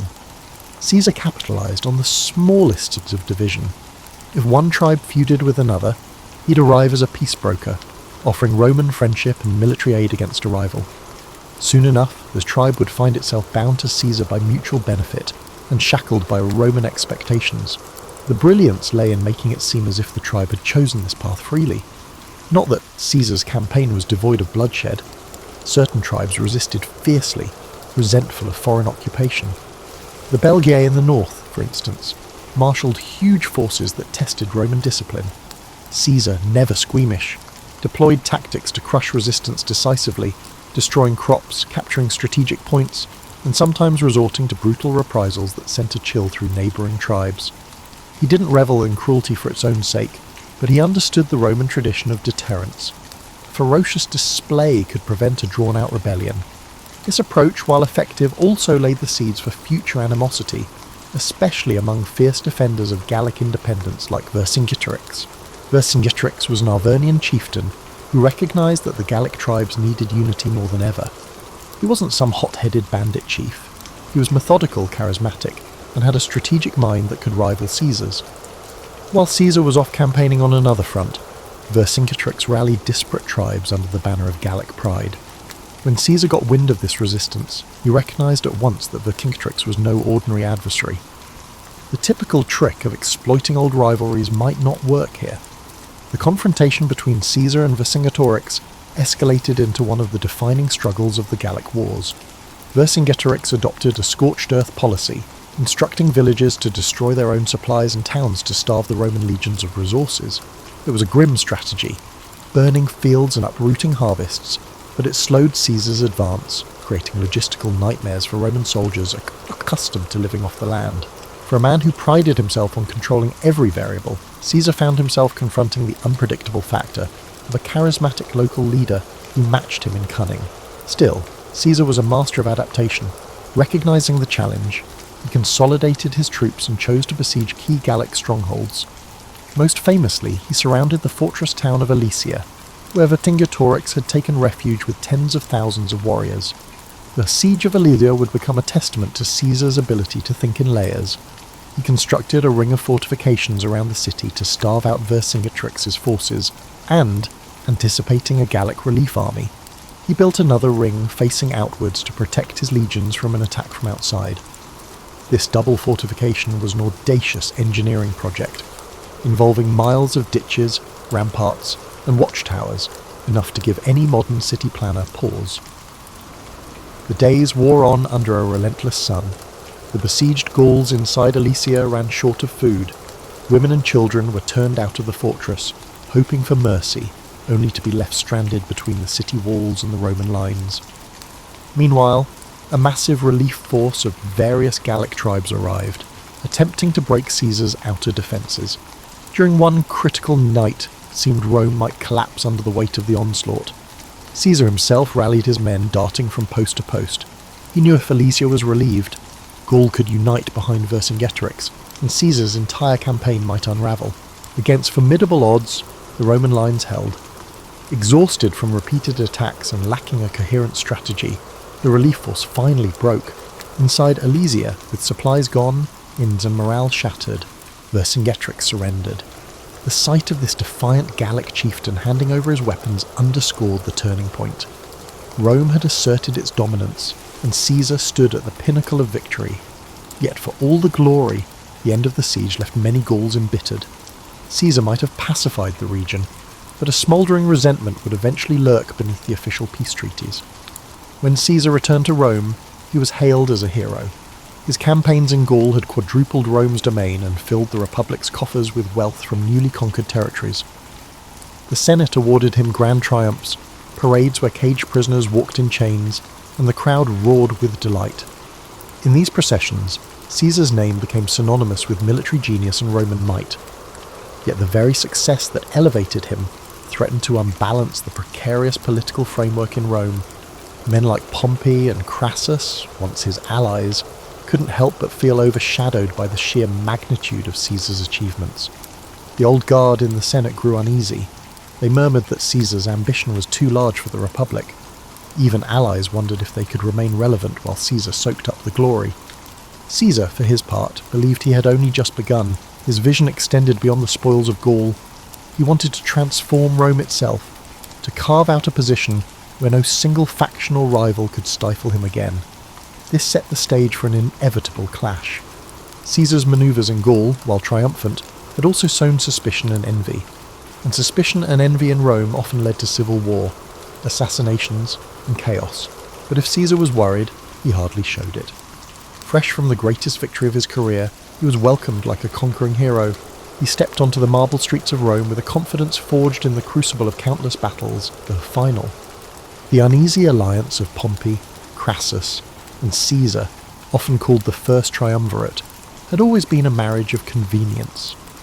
Each man saw it as a tool to secure power, but once Caesar's Gallic conquests made him the darling of the masses, resentment began to simmer. Pompey, Rome's previous superstar general, noticed public attention drifting from him to Caesar. Crassus, meanwhile, met a tragic end in an ill-advised campaign against the Parthians, leaving Caesar and Pompey as the two principal contenders for the heart of Rome. An undercurrent of tension now pulsed through the city. Senators whispered in corridors, choosing sides. Pompey cozied up to conservative factions in the Senate who viewed Caesar as a threat to the old republican system. Caesar, still away in Gaul, understood he would need to solidify his position back home soon. The term of his governorship was drawing to a close, and if he returned to Rome merely as a private citizen, his enemies could bring him to trial for various alleged misdeeds and effectively end his political career. His solution? He demanded to run for consul in absentia, seeking an extension of the immunity and power he held as proconsul. The Senate refused, with Pompey supporting that refusal. This was the point of no return. Caesar stood at the banks of the Rubicon River, the boundary beyond which lay Italy proper. Roman law was crystal clear. No general was allowed to bring his army into Italy. To do so amounted to a declaration of war. On a winter's night in 49 BCE, Caesar made his choice. He marched across the Rubicon, uttering the phrase, "Alea iacta est," the die is cast, if the anecdotes hold any truth. Overnight, Rome's system of alliances shattered. The civil war had begun. Pompey and many senators fled Rome to gather forces in the east, confident they'd muster armies far greater than Caesar's. They had the backing of traditional elites, wealthy provinces, and, they believed, time on their side. Caesar, however, wasn't known for cautious delay. He pressed forward at breakneck speed. Towns and cities along the way opened their gates, some out of admiration for Caesar, others out of fear. The unstoppable momentum took Pompey by surprise, forcing him to evacuate Italy altogether. Caesar entered Rome unopposed. But taking Rome was just the beginning. The real challenge was confronting Pompey's legions, which were regrouping in Greece. Caesar, leaving a minimal garrison behind, sailed across the Adriatic to chase down his rival. It was a frantic race, both men vying for resources and key strategic points. Caesar's forces were often outnumbered. Pompey's alliances spanned vast portions of the Republic. Yet Caesar leveraged speed, surprise, and the loyalty he'd earned from legions who'd fought alongside him in Gaul. Battles erupted across multiple theatres: Spain, Africa, and ultimately the plains of Pharsalus in Greece. The Battle of Pharsalus in 48 BCE became a defining moment. Pompey, confident in his superior numbers, formed a traditional line, anticipating a swift victory. Caesar, outmanned, arranged a reserve line of cohorts behind his cavalry on the right flank, anticipating Pompey's horsemen would try to envelop him. When the cavalry clash began, Caesar's hidden cohorts surged forward, routing Pompey's cavalry. This triggered a domino effect. Pompey's infantry, once they saw the cavalry in flight, lost cohesion. Caesar's legions, hardened by years of frontier warfare, exploited every gap. It was a massacre. Pompey escaped, but the psychological damage was done. Men who had once sworn loyalty to Pompey began to slip away or switch sides, sensing the tides of fate had turned. Pompey fled to Egypt, hoping to regroup, but the Ptolemaic officials, keen to appease Caesar, betrayed him. On his arrival, Pompey was assassinated. His head presented to Caesar as a perverse gift. Caesar was horrified. Despite their rivalry, Pompey had once been his son-in-law. Caesar's daughter Julia had been married to Pompey.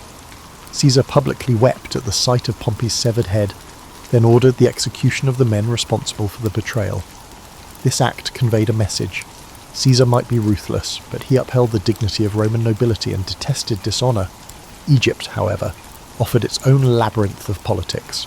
Cleopatra and her brother Ptolemy were locked in a power struggle. Caesar, now the most influential Roman in the region, found himself arbitrating their dispute. Cleopatra saw an opportunity. She smuggled herself into Caesar's presence, wrapped in a carpet, so the story goes, and charmed him with her intellect, wit, and grand vision for Egypt. Caesar, never one to resist audacity or intelligence, sided with Cleopatra. The pair consolidated power in Alexandria, defeating Ptolemy's forces and installing Cleopatra as queen. Their liaison was more than romantic. It was a strategic alliance that gave Caesar access to Egypt's wealth while securing Cleopatra's throne. Rome watched these events with fascination and growing anxiety. Caesar was off forging alliances and fathering a child with a foreign queen, Caesarion, while Italy braced for whatever came next. Though Pompey was dead, segments of the Roman Republic still resisted Caesar's rule. Caesar marched on, quelling resistance in Asia Minor with such speed that he famously declared, "Veni, vidi, vici," I came, I saw, I conquered. Then he headed to Africa, clashing with remaining Pompeian forces and eventually subduing them. By 45 BCE, Caesar stood unchallenged as Rome's paramount leader. The Senate, most of whose members owed him their lives or careers, filled his hands with powers that stretched the limits of Rome's traditions. He was named dictator for 10 years, eventually dictator for life. Some called it a tyranny. Caesar, for his part, claimed he was trying to restore order. He enacted sweeping reforms, revising the calendar into the Julian model, restructuring debts, expanding the Senate, granting citizenship to loyal allies in distant provinces, and planning massive building projects that aimed to beautify the city. He also introduced social measures, like distributing land to veterans. In these moves, Caesar walked a tightrope, consolidating power, while giving just enough to the masses and Senate to keep them largely compliant. But something in the Roman psyche chafed at one-man rule. Rome prided itself on hating kings. Their entire identity was built around a republic, even if that republic was often manipulated by the powerful. Caesar's acceptance of lavish honours and his centralisation of power made some worry that he sought to crown himself. Others found him dangerously modern, someone who might change Rome beyond recognition. And behind Caesar's unstoppable force lay a silent question. Was the Republic just a stage for one man's ambition, or could it endure? When Caesar finally returned to Rome in triumph, the city was abuzz with rumours and festivals. Though war still simmered in the distant corners of the Republic, Caesar's personal magnetism and the promise of stability temporarily silenced most discontent. He orchestrated spectacular public games and feasts, showering the populace with free grain. Statues and monuments sprang up in his honour. Yet beneath the gleaming facade, the core of Roman tradition, those unwritten rules guarding the Republic from monarchy, felt under siege. One example of Caesar's larger-than-life persona was his attempt to reshape the calendar, which was no small matter in Rome. The old lunar calendar had become hopelessly misaligned with the seasons, creating confusion in festivals and civic life. Caesar, advised by astronomers including Sosigenes of Alexandria, introduced the Julian calendar, a solar-based system with a leap year cycle. This was a major administrative reform that didn't just tidy up dates. It demonstrated Caesar's willingness to override centuries of practice if he believed he had a better way. People marvelled at the clarity the new calendar offered, but they also sensed that if Caesar could reorder time itself, what else might he feel entitled to reorder? He poured money into construction. Under Caesar's direction, new buildings, temples, and public spaces sprouted, symbolising a Rome reborn. The Forum grew more magnificent. He commissioned grand projects that not only beautified the city but gave work to thousands of labourers, elevating Caesar's popularity among the common folk. At the same time, he expanded the Senate from roughly 600 to as many as 900 members, adding allies from the provinces and diluting the power of the old aristocratic families. Some saw this as an inclusive move broadening representation within the Roman state. Others viewed it as an egregious power play, a way for Caesar to stack the Senate with loyalists who owed their positions to him alone. All these changes stirred the question, was Caesar still just a leading citizen, or was he inching toward kingship? Rome had a cultural aversion to the very word rex, king. Generations were taught that their ancestors had exiled the last Roman king and vowed never to kneel before another. So when statues of Caesar began appearing in public places, crowned with diadems, some citizens felt a chill. Caesar claimed these were tokens of respect from admirers, not declarations of monarchy, but doubts lingered. At a public festival, Marcus Antonius, a favoured lieutenant, attempted to place a diadem on Caesar's head. Caesar dramatically refused, stating, "Only Jupiter is king of the Romans." But the crowd's reaction was mixed. Some cheered his refusal, others suspected a theatrical performance designed to test public opinion on a monarchy. The dissonance grew sharper as Caesar took on the title dictator for life. In theory, a dictator in Roman history was an emergency measure, appointed for 6 months in times of dire threat, and then required to relinquish power. By extending this temporary position indefinitely, Caesar strained the very definitions of Roman governance. His supporters insisted Rome needed strong leadership given all the unrest. but his critics argued that Caesar was snuffing out the Republican flame. The seeds of conspiracy began to sprout. Senators who longed for a return to the old order, such as Gaius Cassius Longinus and Marcus Junius Brutus, started meeting discreetly. Brutus stood out. He descended from Lucius Junius Brutus, the fabled founder of the Republic who drove out the ancient kings. Caesar had shown Brutus remarkable favour, even rumoured to have paternal affection for him. Yet this complicated bond didn't stifle Brutus's conviction that Caesar's power threatened the Republic's core values. Cassius, a cunning figure with a far darker edge, fanned the flames, reminding Brutus of his ancestors' legacy and the sacred duty to protect Rome from a tyrant. Meanwhile, Caesar seemed to sense an undercurrent of danger. He went about with guards, but he also believed that living in constant fear would diminish his stature. On the surface, he continued orchestrating elaborate plans. He was preparing a massive campaign against Parthia in the east and intending to surpass even Pompey's conquests. Returning to Rome from that victory, Caesar likely envisioned a final consolidation of power, an unassailable legacy. His mind overflowed with new ideas for governance, law codes and expansions of citizen rights. He confided in close allies that his rule would transform Rome into a cohesive empire rather than a loose confederation of territories. Yet those grand visions collided with the simmering resentment of the senatorial class. Many of them had gone along with Caesar out of pragmatism, biding their time, waiting for a chance to assert the old ways. They resented how Caesar's reforms undermined their prestige, how his populist measures made the people less reliant on senatorial patrons.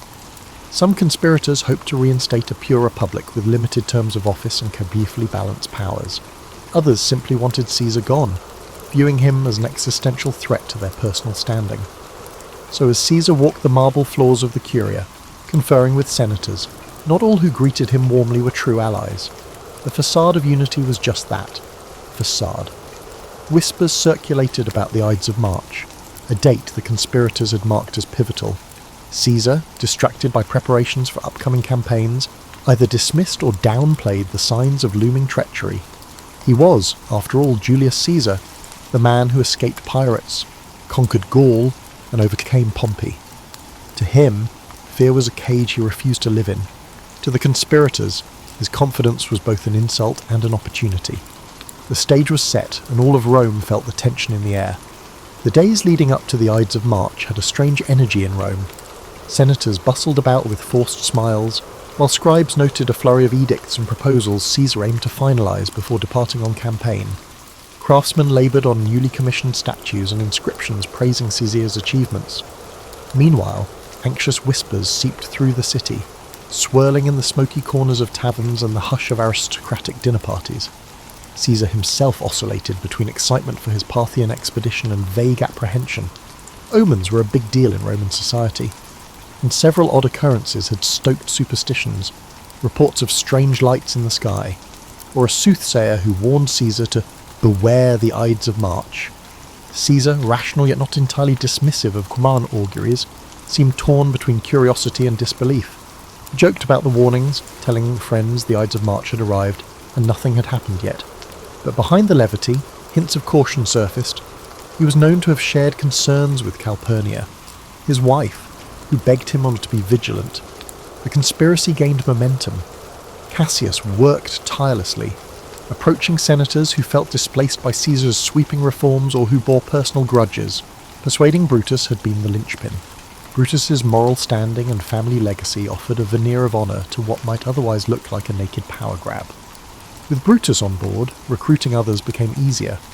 Each conspirator had different reasons. Some claimed to fight for the Republic's freedom, others sought personal gain or revenge, yet they united under a single, dramatic resolution: Caesar must be removed.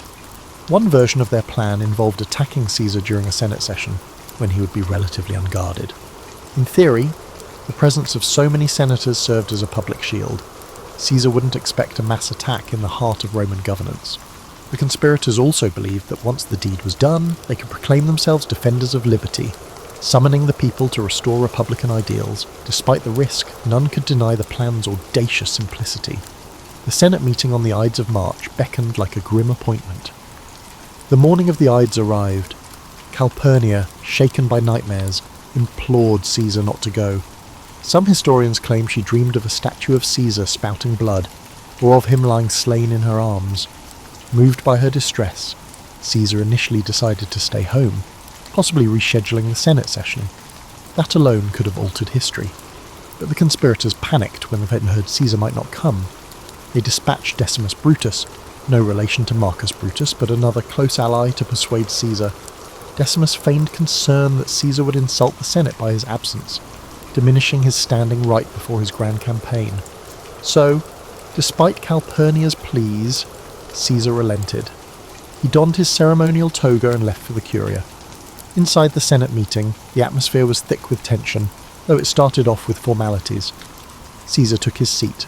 A group of conspirators approached, pretending to ask a favour on behalf of a political exile.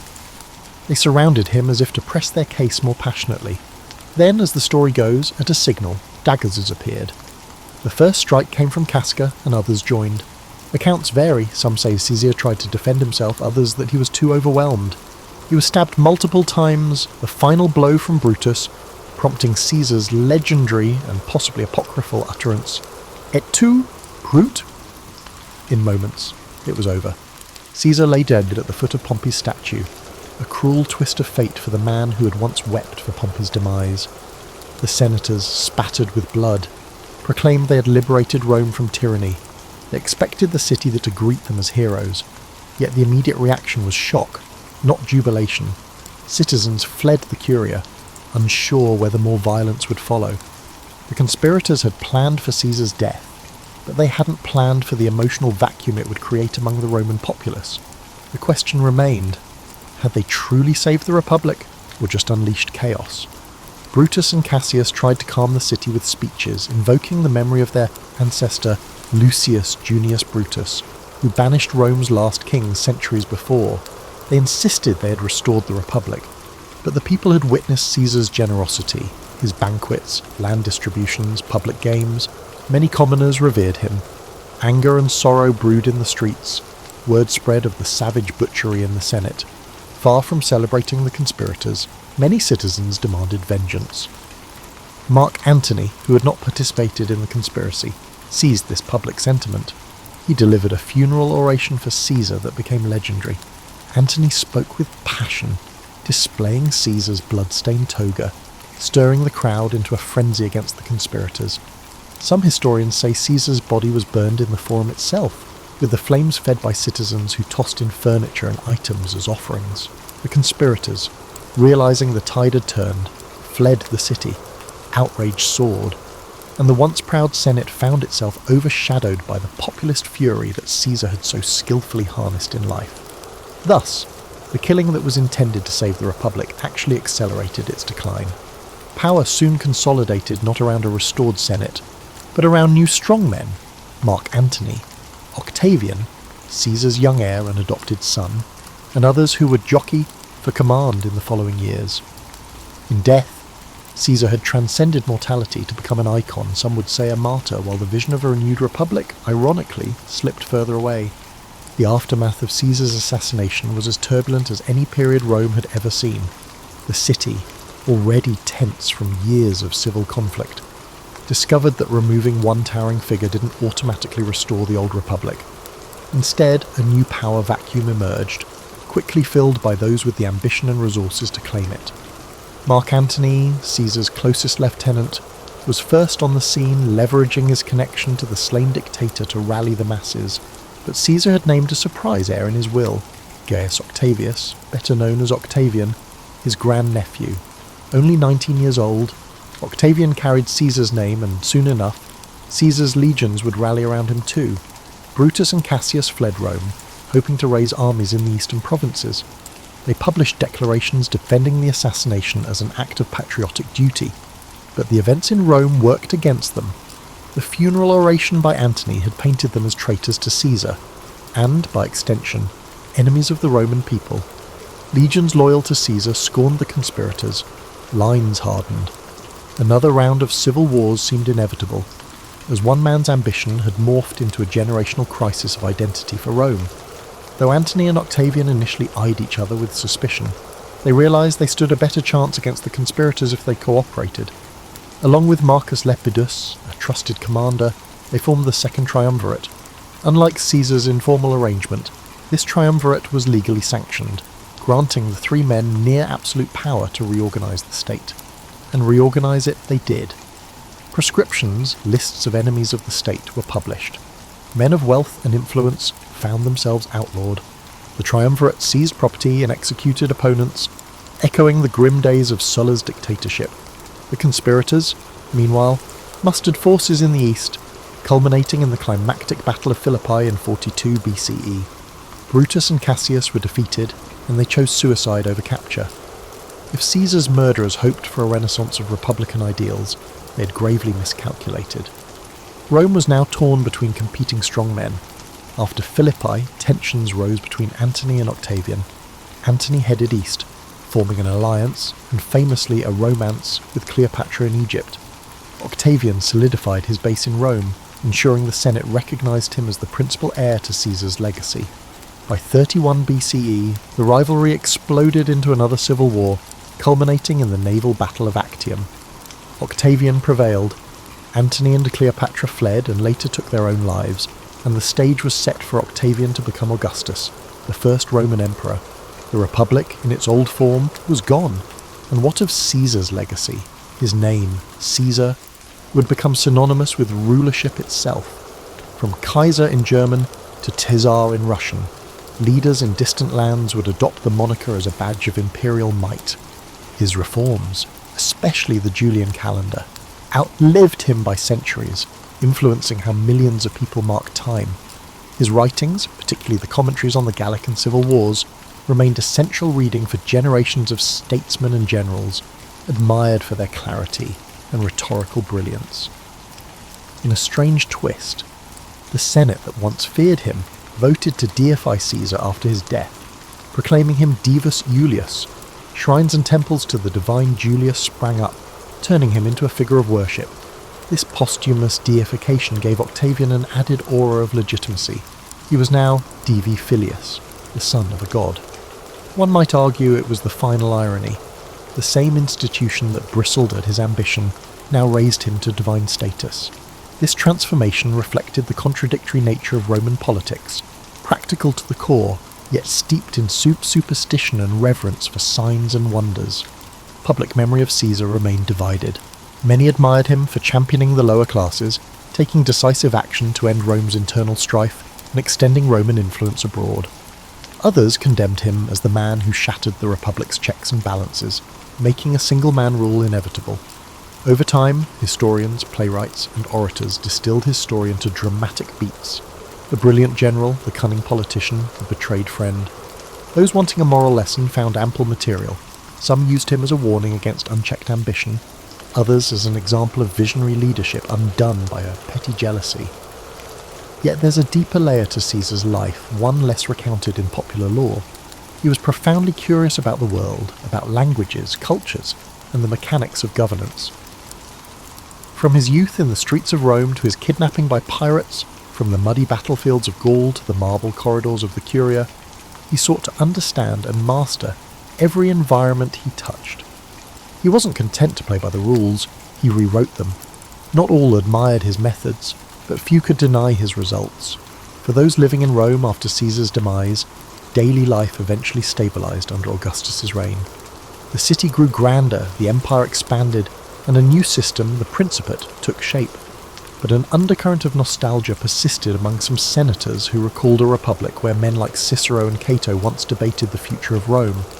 They wondered if, in slaying Caesar, they had severed the last chance to preserve republican dignity, or if Caesar's very presence had doomed it from the start. And so the figure of Julius Caesar stands in Roman history not simply as a conqueror or a dictator, but as a turning point. He harnessed ambition, popular view support, and raw military skill to reshape the world's greatest republic. And in doing so, he cleared a path for imperial rule. Some see him as a hero visionary who expanded Rome's horizons. Others view him as the ultimate usurper, betraying the collective governance that had once defined the city's spirit. Perhaps both are true. In the end, Julius Caesar's story reminds us that history rarely lends itself to neat labels. The arcs of power, destiny, and personal will often weave together, in ways that defy easy categorization. And if there's one lesson that resonates across the centuries, it might be this. When a single individual grows too large for the existing order, transformation, however exhilarating or destructive, becomes inevitable.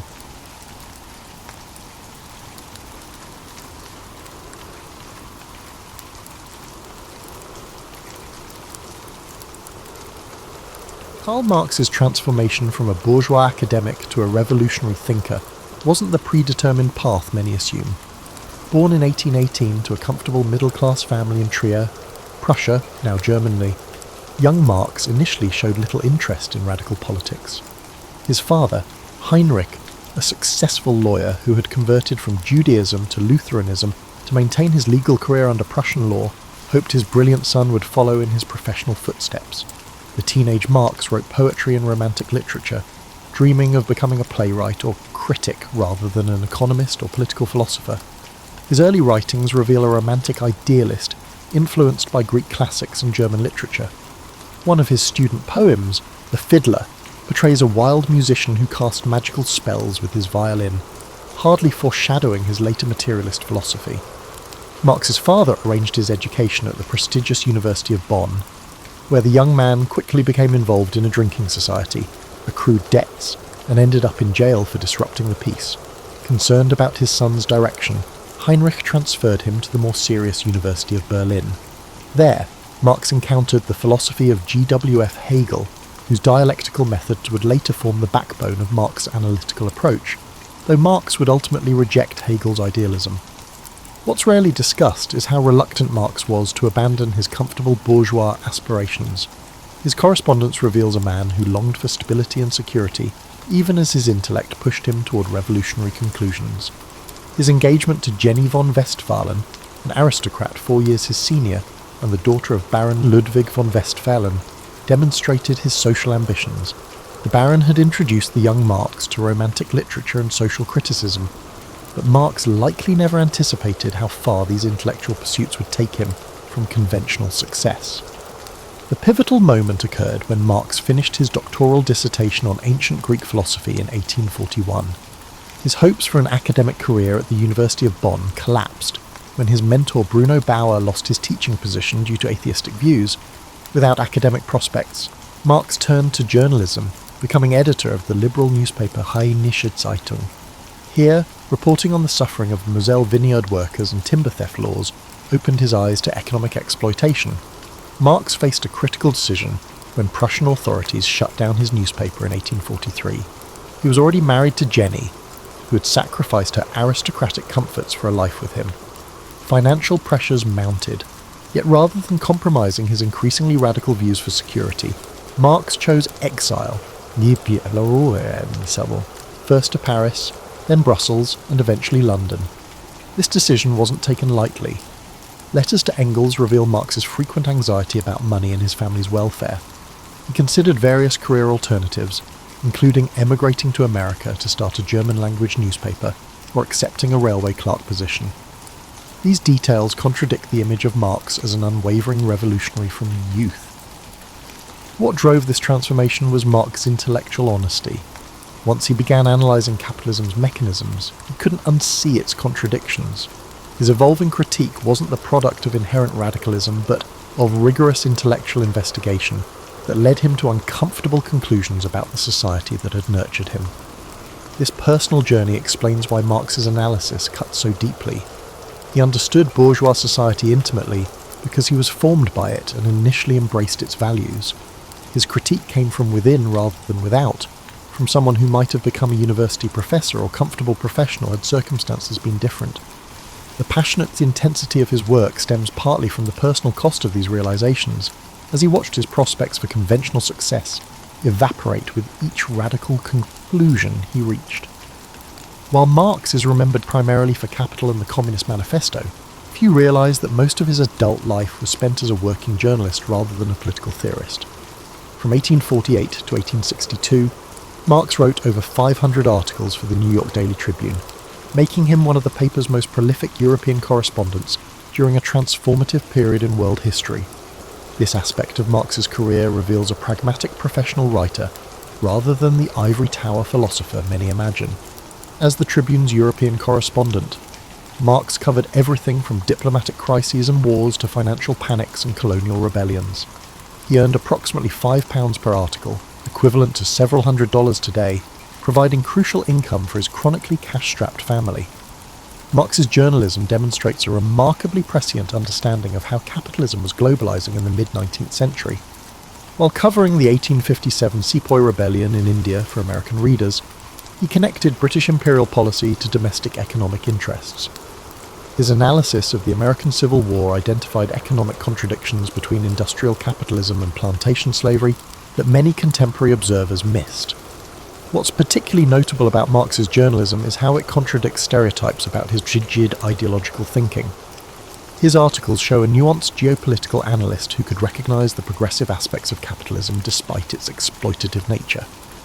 For example, he supported the Union in the American Civil War, not only because he opposed slavery, but also because he saw northern industrial capitalism as historically progressive compared to southern feudal-like plantation society. Charles Dana, managing editor of the Tribune, valued Marx as a correspondent precisely because his analysis went deeper than most journalists of the era. Marx brought his dialectical approach to news reporting, connecting events across nations and seeing patterns where others saw only isolated incidents. His analysis of the Crimean War, for instance, linked diplomatic manoeuvring to financial interests and class politics. The journalism years also reveal Marx's surprising admiration for Abraham Lincoln. While Marx criticised Lincoln's initial reluctance to make the Civil War explicitly about abolition, he later praised Lincoln's evolution and recognised the pragmatic challenges of leading during crisis. After Lincoln's assassination, Marx drafted a letter of condolence to the American people on behalf of the International Workingmen's Association, calling Lincoln the single-minded son of the working class who had led his country through the epic of its people's rebirth. These journalistic writings expose the limitations of viewing Marx solely as an abstract theorist. He was deeply engaged with the concrete political and economic developments of his time, forming his theories through active observation of global events rather than mere philosophical speculation. Financial documents from this period reveal how Marx prioritised this journalism over his theoretical work out of necessity. With 4 surviving children to support, 4 others died in childhood due to poor living conditions, Marx sometimes complained that his newspaper duties prevented progress on capital. Yet these journalistic responsibilities kept him connected to current events in ways that enriched his theoretical perspective. Perhaps most surprising about Marx's journalism is how it anticipated modern global reporting. He traced supply chains connecting Manchester cotton mills to American plantations and Indian colonies, showing how labour exploitation and profit extraction operated across continents. This global perspective emerged decades before globalization entered our vocabulary, demonstrating Marx's foresight in understanding capitalism as an inherently transnational system. The journalism years also reveal Marx's writing versatility. While his theoretical works can be dense and complex, his newspaper articles were accessible and engaging, displaying a sardonic wit and literary flair absent from his more famous works. Marx could be remarkably entertaining when writing for a general audience, using metaphors and historical references that made complex economic developments comprehensible to average readers. Behind the forbidding beard and revolutionary rhetoric existed a devoted family man whose personal life was marked by extraordinary tragedy. Marx's domestic life reveals dimensions of his character that rarely appear in political or economic discussions of his work. His marriage to Jenny von Westphalen lasted 38 years until her death in 1881. Their correspondence reveals a passionate intellectual partnership rather than the patriarchal Victorian marriage one might expect. Jenny was Marx's first reader and critic, copying his manuscripts and contributing editorial insights. She maintained her own political convictions, sometimes disagreeing with her husband while supporting his work. Their letters during periods of separation show genuine romantic affection, persisting through decades of hardship. The Marx household's financial precarity is well documented, but less known is that Jenny had grown up with servants and comfort as a baron's daughter. Her adjustment to poverty represented a profound personal sacrifice. When the family lived in 2 rooms in London's Soho district, Jenny wrote to a friend, "The memories of the days when I wore silk cannot compensate for the realities of having no coal for the fire." Of their 7 children, only 3 daughters, Jenny, Laura and Eleanor, survived to adulthood. Their son Edgar died of tuberculosis at age 8 in 1855, a loss that devastated Marx. He wrote to Engels, "I have already had my share of bad luck, but only now do I know what real unhappiness is." Jenny suffered a nervous breakdown after this loss. Their infant daughter Franziska died the following year, and another son, Guido, died before his first birthday in 1850. Their firstborn, also named Jenny, had died in 1844. These deaths weren't abstract statistics, but direct consequences of their poverty. The family couldn't afford proper medical care or adequate nutrition. Marx was acutely aware that his political commitments had concrete costs for those he loved most. This awareness likely contributed seriously to his lifelong health problems, including carbuncles, liver disease, and insomnia. Perhaps most revealing of Marx's character was his relationship with Helene Demuth, the family's longtime housekeeper. Evidence strongly suggests Marx fathered her son Freddie in 1851. While Marx never acknowledged paternity, Engels claimed responsibility, though historians now generally believe this was a fiction to protect the Marx family reputation. Marx's treatment of this situation reflects the gap between his progressive theories and personal actions regarding gender and class. His illegitimate son was never welcomed into the family home and worked as a skilled toolmaker, ironically becoming part of the proletariat Marx theorized about. The Marx household wasn't defined solely by tragedy. Visitors described evenings filled with music, literature, and animated discussion. All three surviving daughters were educated far beyond Victorian standards for women, learning multiple languages and studying literature, history, and politics. They became accomplished women, Jenny a journalist, Laura a translator, and Eleanor a labour organiser and feminist. Marx was an affectionate father who spent hours telling his children elaborate stories. On Sundays, he would take them on long walks across London, describing plants and animals with scientific precision before stopping at a tea shop for treats they could barely afford. These glimpses humanise a figure often reduced to abstract theory. The family's poverty sometimes led to situations that were absurdly comedic. When visitors were expected, Marx would sometimes pawn their few valuable possessions to create an impression of middle-class respectability, only to redeem them later. The family called these financial manoeuvres their circular movements of commodities. Marx's relationship with money was complex. Despite writing the 19th century's most important critique of capitalism, he was hopeless with personal finances and periodically speculated on the London Stock Exchange, usually unsuccessfully. These contradictions reveal a man whose theories emerged from lived experience rather than abstract reasoning. His understanding of capitalism's pressures came partly from experiencing them personally. Marx's 40 years of exile from his German homeland placed him at the centre of a remarkable international network of political refugees, revolutionaries, and intellectuals that formed a shadow community across Europe. This overlooked aspect of his life provides crucial context for understanding how his ideas developed and spread. After the failed revolutions of 1848, political exiles from across Europe congregated in London, creating what historian Bernard Porter called a refugee republic.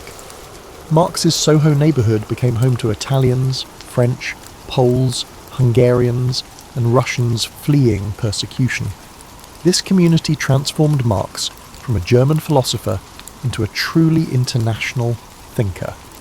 The British Museum reading room served as an unofficial headquarters for this exile intelligentsia. Marx spent thousands of hours here researching capital, surrounded by fellow revolutionary thinkers. His famous work habits, arriving when the library opened and leaving when it closed, were shared by other political refugees who found the heated reading room a refuge from cold lodgings they couldn't afford to heat. Marx's relationships with fellow exiles were complex and often contentious. He engaged in bitter disputes with other revolutionary leaders like Giuseppe Mazzini, Alexander Herzen, and Mikhail Bakunin. These weren't merely theoretical disagreements, but battles for leadership within exile communities. Marx could be ruthless in these conflicts, using his intellectual prowess to marginalize rivals through savage criticism and sometimes personal attacks. The German Workers' Educational Society in London's East End became Marx's primary community organisation. This working-class cultural centre offered classes, lectures, musical performances, and debates. Marx lectured here regularly, testing ideas that would later appear in Capital on audiences of tailors, shoemakers, and watchmakers. The feedback from these workers, who combined practical experience with intellectual curiosity, shaped Marx's understanding of labour exploitation beyond abstract theory. Less appreciated is how Marx's exile experience made him multilingual and multicultural. He already knew German, Greek, Latin, and French before arriving in London. During exile, he learned English well enough to write professionally and studied Russian to understand that country's economic development. His home became multilingual as well. His daughters grew up speaking German, English, and French, switching languages mid-conversation depending on the topic. The exile community lived under constant surveillance. British police monitored Marx's activities, and spies from various European governments infiltrated exile organisations. Prussian police agent Wilhelm Stieber spent years gathering intelligence on Marx and his associates.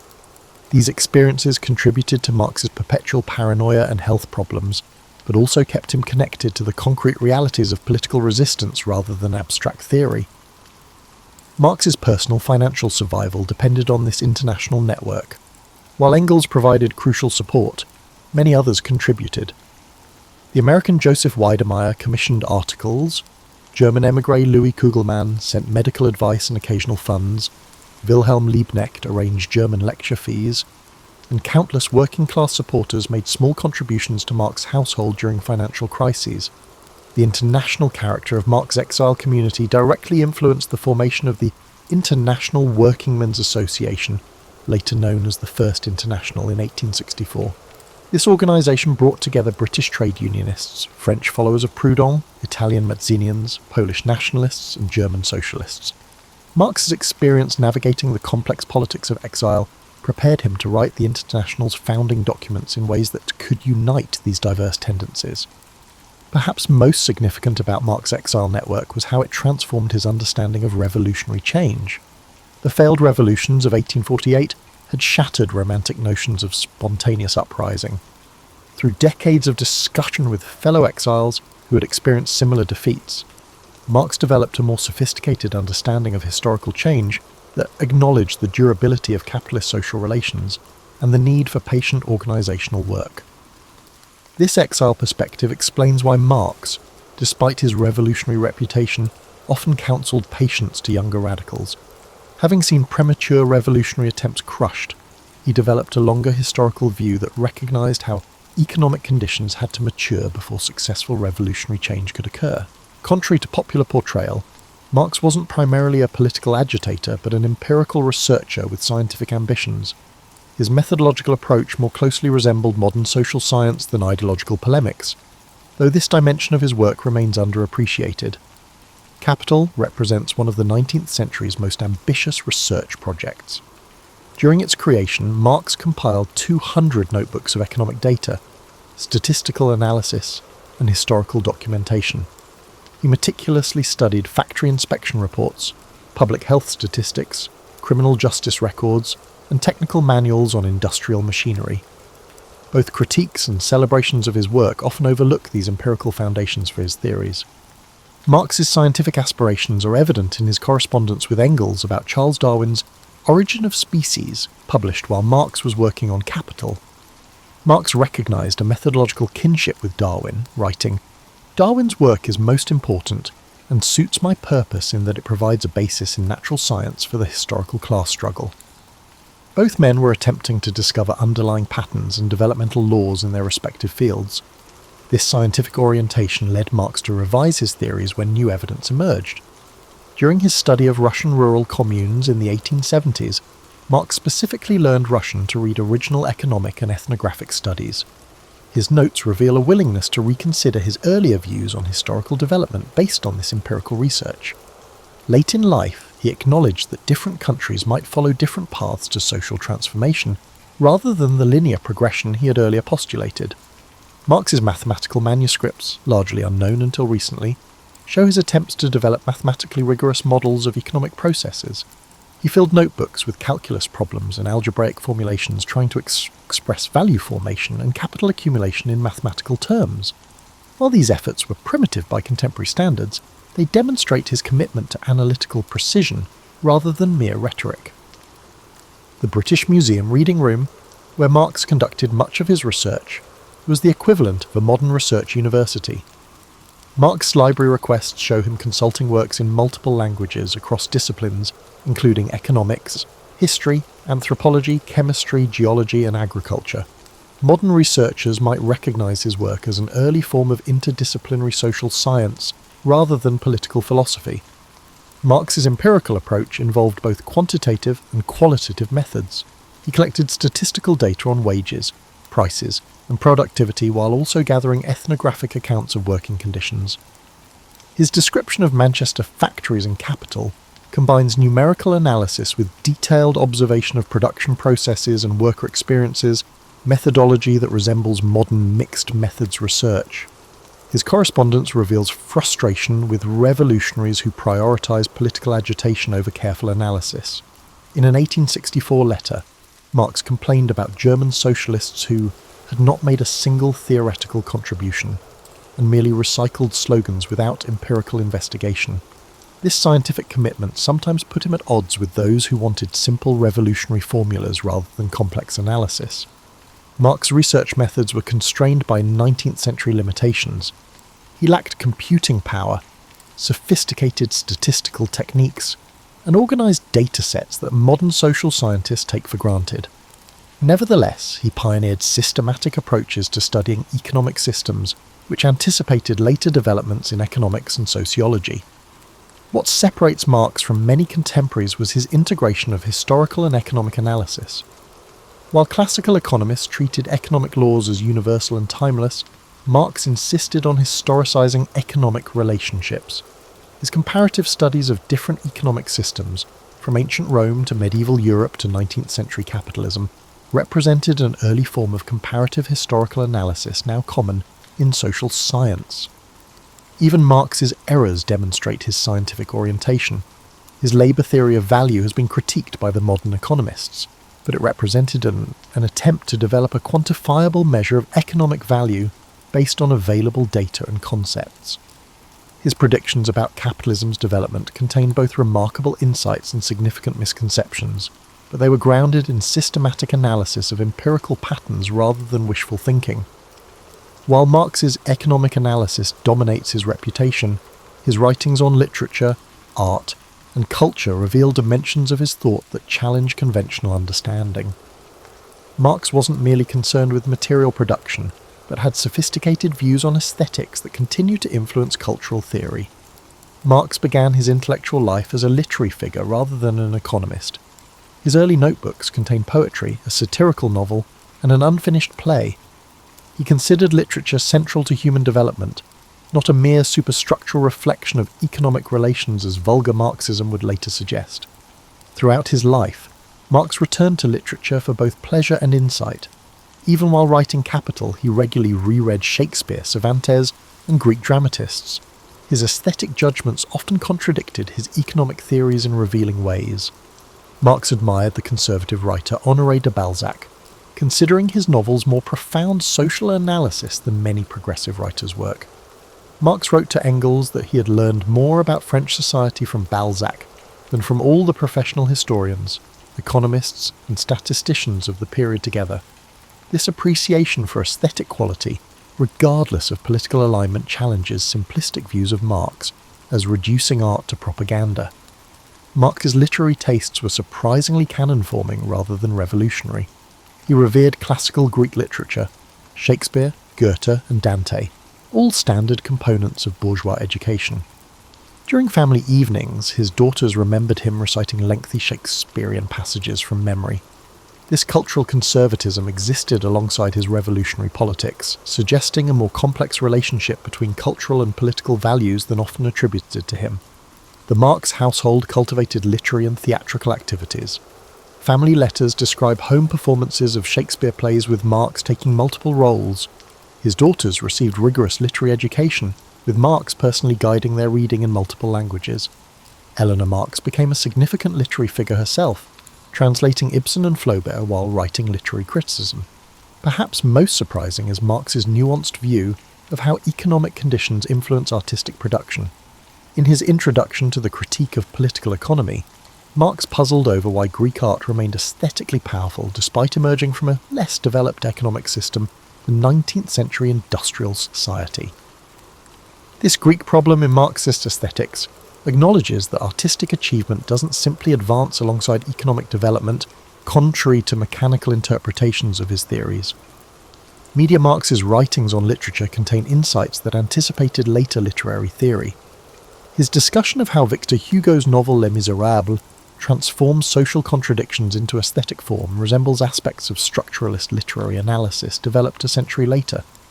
His critique of Eugene Sue's Mysteries of Paris analyses how popular literature can simultaneously expose and mystify social problems, anticipating cultural studies' approaches to media. Unlike many Victorian intellectuals who dismissed popular culture, Marx paid serious attention to diverse cultural forms. He analysed newspaper crime reporting, popular novels, and theatre alongside canonical literature.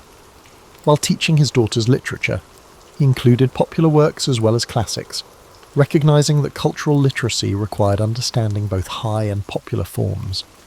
Marx's aesthetic theory includes a robust concept of human creativity that extends beyond utilitarian production. In his early economic and philosophic manuscripts, Marx describes art as a form of non-alienated labour that allows human creative capacities to develop freely. This perspective suggests that aesthetic activity isn't merely decorative but central to human flourishing, a view that aligns Marx with humanistic traditions despite his materialist reputation. The emancipatory potential of art remained important to Marx throughout his life. He saw aesthetic experience as potentially liberating consciousness from everyday constraints, allowing people to imagine alternatives to existing social arrangements. This perspective explains why cultural questions remained important to him alongside economic analysis. In Marx's view, revolutionary change required not just material transformation, but new forms of consciousness that art could help develop. Marx's cultural interests extended beyond literature to music, visual art and architecture. He attended opera performances when finances permitted and closely followed the career of composer Richard Wagner, though expressing ambivalence about Wagner's nationalist tendencies.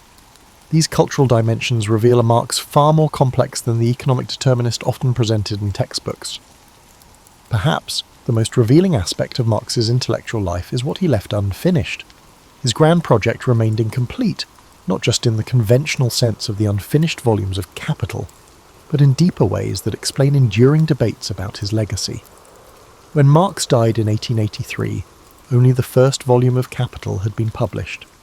Volumes 2 and 3 were assembled by the Engels from Marx's notes, creating endless scholarly debate about whether these posthumous publications accurately represent Marx's intentions.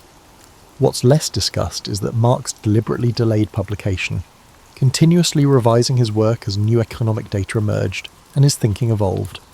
Marx's final years show a thinker moving in unexpected directions, rather than solidifying a dogmatic system. His notebooks from the 1870s and early 1880s reveal intensive study of anthropology, particularly Lewis Henry Morgan's work on ancient societies. These investigations led Marx to question unilinear theories of historical development, including some of his own earlier formulations, as he recognised alternative social formations beyond the European pattern. The late Marx showed increasing interest in non-Western societies. His notes on Russian rural communes suggest he saw potentially revolutionary possibilities in these traditional structures, rather than insisting they follow Western European developmental patterns through capitalism. In an 1881 letter to Vera Zasulich, Marx explicitly rejected interpreting his work as a historical philosophical theory of general development imposed by fate on all peoples. This evolution challenges mechanical interpretations of historical materialism. Marx's planned but unwritten works reveal how much of his project remained incomplete. He intended to write books on the state, international trade, and the world market that would have clarified aspects of his theory that remain most contested. His outline for Capital originally included 6 volumes, with the 3 we have representing only half his envisioned project. Particularly significant was Marx's unwritten book on wage labour, which would have complemented his analysis of Capital. Without this counterpart, his theory appears more deterministic than he likely intended. Evidence suggests this volume would have explored worker resistance and organisation, themes that appear only briefly in the published volumes but were central to Marx's political work. Health problems increasingly limited Marx's productivity in his final years. Chronic insomnia, liver disease, and respiratory ailments made sustained intellectual work difficult. Letters from this period show a man aware that time was running out to complete his project. This physical decline partly explains why so much remained unfinished, but also reflects his unwillingness to publish prematurely, a perfectionism that contributed to his work's incompleteness. Marx was perpetually distracted by political obligations that diverted energy from theoretical work. His leadership role in the First International involved writing countless reports, resolutions, and addresses while mediating disputes between factions. He complained to Engels that these responsibilities prevented progress on capital, but felt obligated to the working class movement despite these intellectual costs. The financial pressures that plagued Marx throughout his life worsened these delays. Journalism and other paid writing took precedence over theoretical work that offered no immediate income. Financial crises repeatedly interrupted Marx's famous working habit in the British Museum, requiring him to write desperate letters to friends for loans. These material conditions of intellectual production aren't merely biographical details, but shape the development and incompleteness of his thought. Perhaps most significant about Marx's unfinished work is how it created space for diverse interpretations. The gaps and ambiguities in his theory allowed later Marxists from Lenin to Luxemburg to Gramsci to creatively develop aspects of his thought in different directions. Had Marx completed a more systematic presentation of his mature views, this theoretical fertility might have been reduced. Marx's final notebook entries show a thinker still evolving rather than reaching definitive conclusions. Unlike philosophers who develop systematic theories, they then defend unchanged. Marx continuously revised his thinking based on new evidence and historical developments. His final notes contain questions rather than answers, suggesting an open intellectual project rather than a closed theoretical system. This unfinished quality explains why Marx remains relevant despite the collapse of regimes that claimed his legacy. The open-ended nature of his work allows reconsideration of his insights separate from dogmatic applications. The unfinished Marx offers analytical tools rather than rigid doctrines, explaining why his thought continues generating new interpretations for understanding contemporary capitalism's contradictions and possibilities.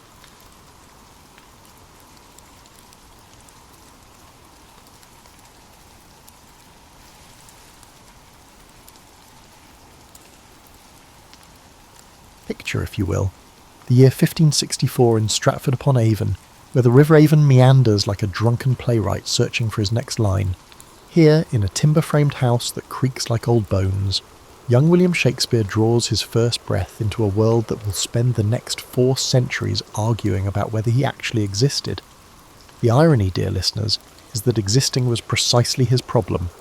Born to John Shakespeare, a glover whose hands shaped leather, but whose dreams shaped disappointment, William inherited more than just his father's trade aspirations.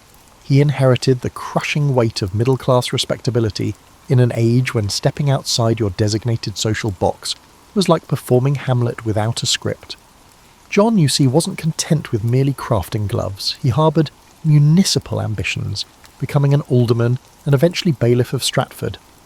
Success, however, proved as slippery as wet leather, and by the time young Will reached adolescence, the family's fortunes had tumbled faster than a poorly rehearsed death scene. The Shakespeare household echoed with the peculiar tension of fallen gentility, that special kind of misery reserved for families who remember better times while counting their remaining coins. John's financial troubles weren't merely about money, they were about identity. In Elizabethan England, your worth was measured not just by your purse, but by your position. And John's declining fortunes meant the family name carried the particular stigma of ambitious failure. Young William, blessed with what we now recognise as genius but what his contemporaries might have called dangerous imagination, found himself trapped between his father's expectations and his own impossible dreams. Grammar school provided him with Latin, rhetoric, and a dangerous taste for stories that transported him far beyond Stratford's suffocating boundaries. However, the dual nature of education only served to stifle his provincial life, akin to attempting to encapsulate the vastness of the ocean within a tiny teacup.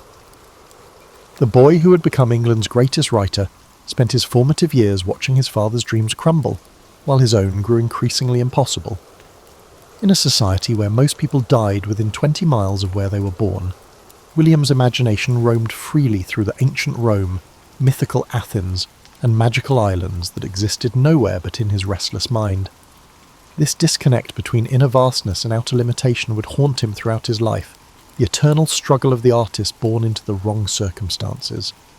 But perhaps most cruelly, young Shakespeare possessed something that made his situation unbearable: talent. His talent was not the comfortable mediocrity that would have enabled him to follow his father's trade with contentment, but a blazing, undeniable gift that made ordinary life feel like wearing clothes several sizes too small. He could see the poetry in everyday speech, hear the music in casual conversation, and feel the dramatic potential in the mundane interactions of provincial life. This sensitivity, this capacity to elevate the ordinary to the extraordinary, served as both his greatest gift and his most enduring curse. The Stratford of Shakespeare's youth was a place where dreams were luxuries few could afford. Market days brought temporary excitement. Travelling players occasionally provided glimpses of the wider world, but mostly life moved with the inexorable rhythm of seasonal agriculture and traditional expectations. For most residents, this predictability provided comfort. For young William, it felt like a gradual suffocation. He was born into a coop of contented chickens, and everyone wondered why he couldn't simply be satisfied with the available seeds. At 18, our future bard found himself ensnared in life's most common trap: biology. Anne Hathaway, 8 years his senior and already showing signs of their impending child, represented both salvation and imprisonment for young Shakespeare. Their marriage, hastily arranged in November 1582, solved one immediate problem while creating a dozen others, like using a beautiful bandage to cover a gaping wound.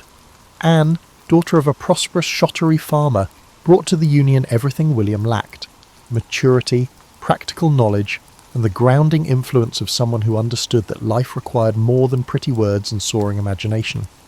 She also brought pregnancy, which in Elizabethan England meant marriage wasn't a choice but a moral imperative wrapped in social necessity.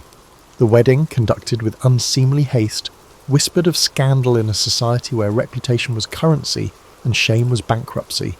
Within 2 years, the couple had 3 children: Susanna, followed by twins Hamnet and Judith.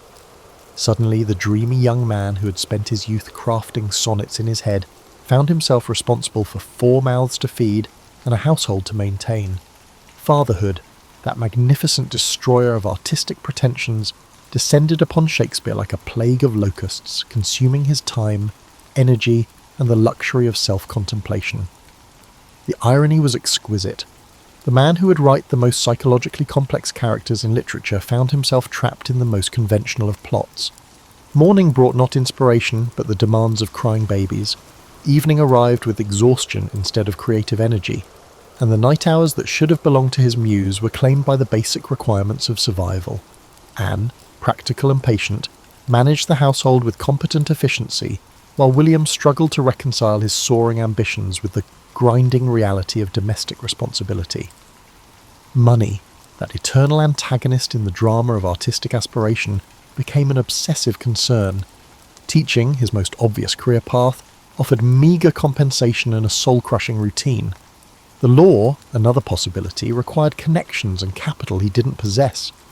His father's glove-making trade promised steady income and social respectability, but the thought of spending his days shaping leather while his imagination withered felt like creative suicide.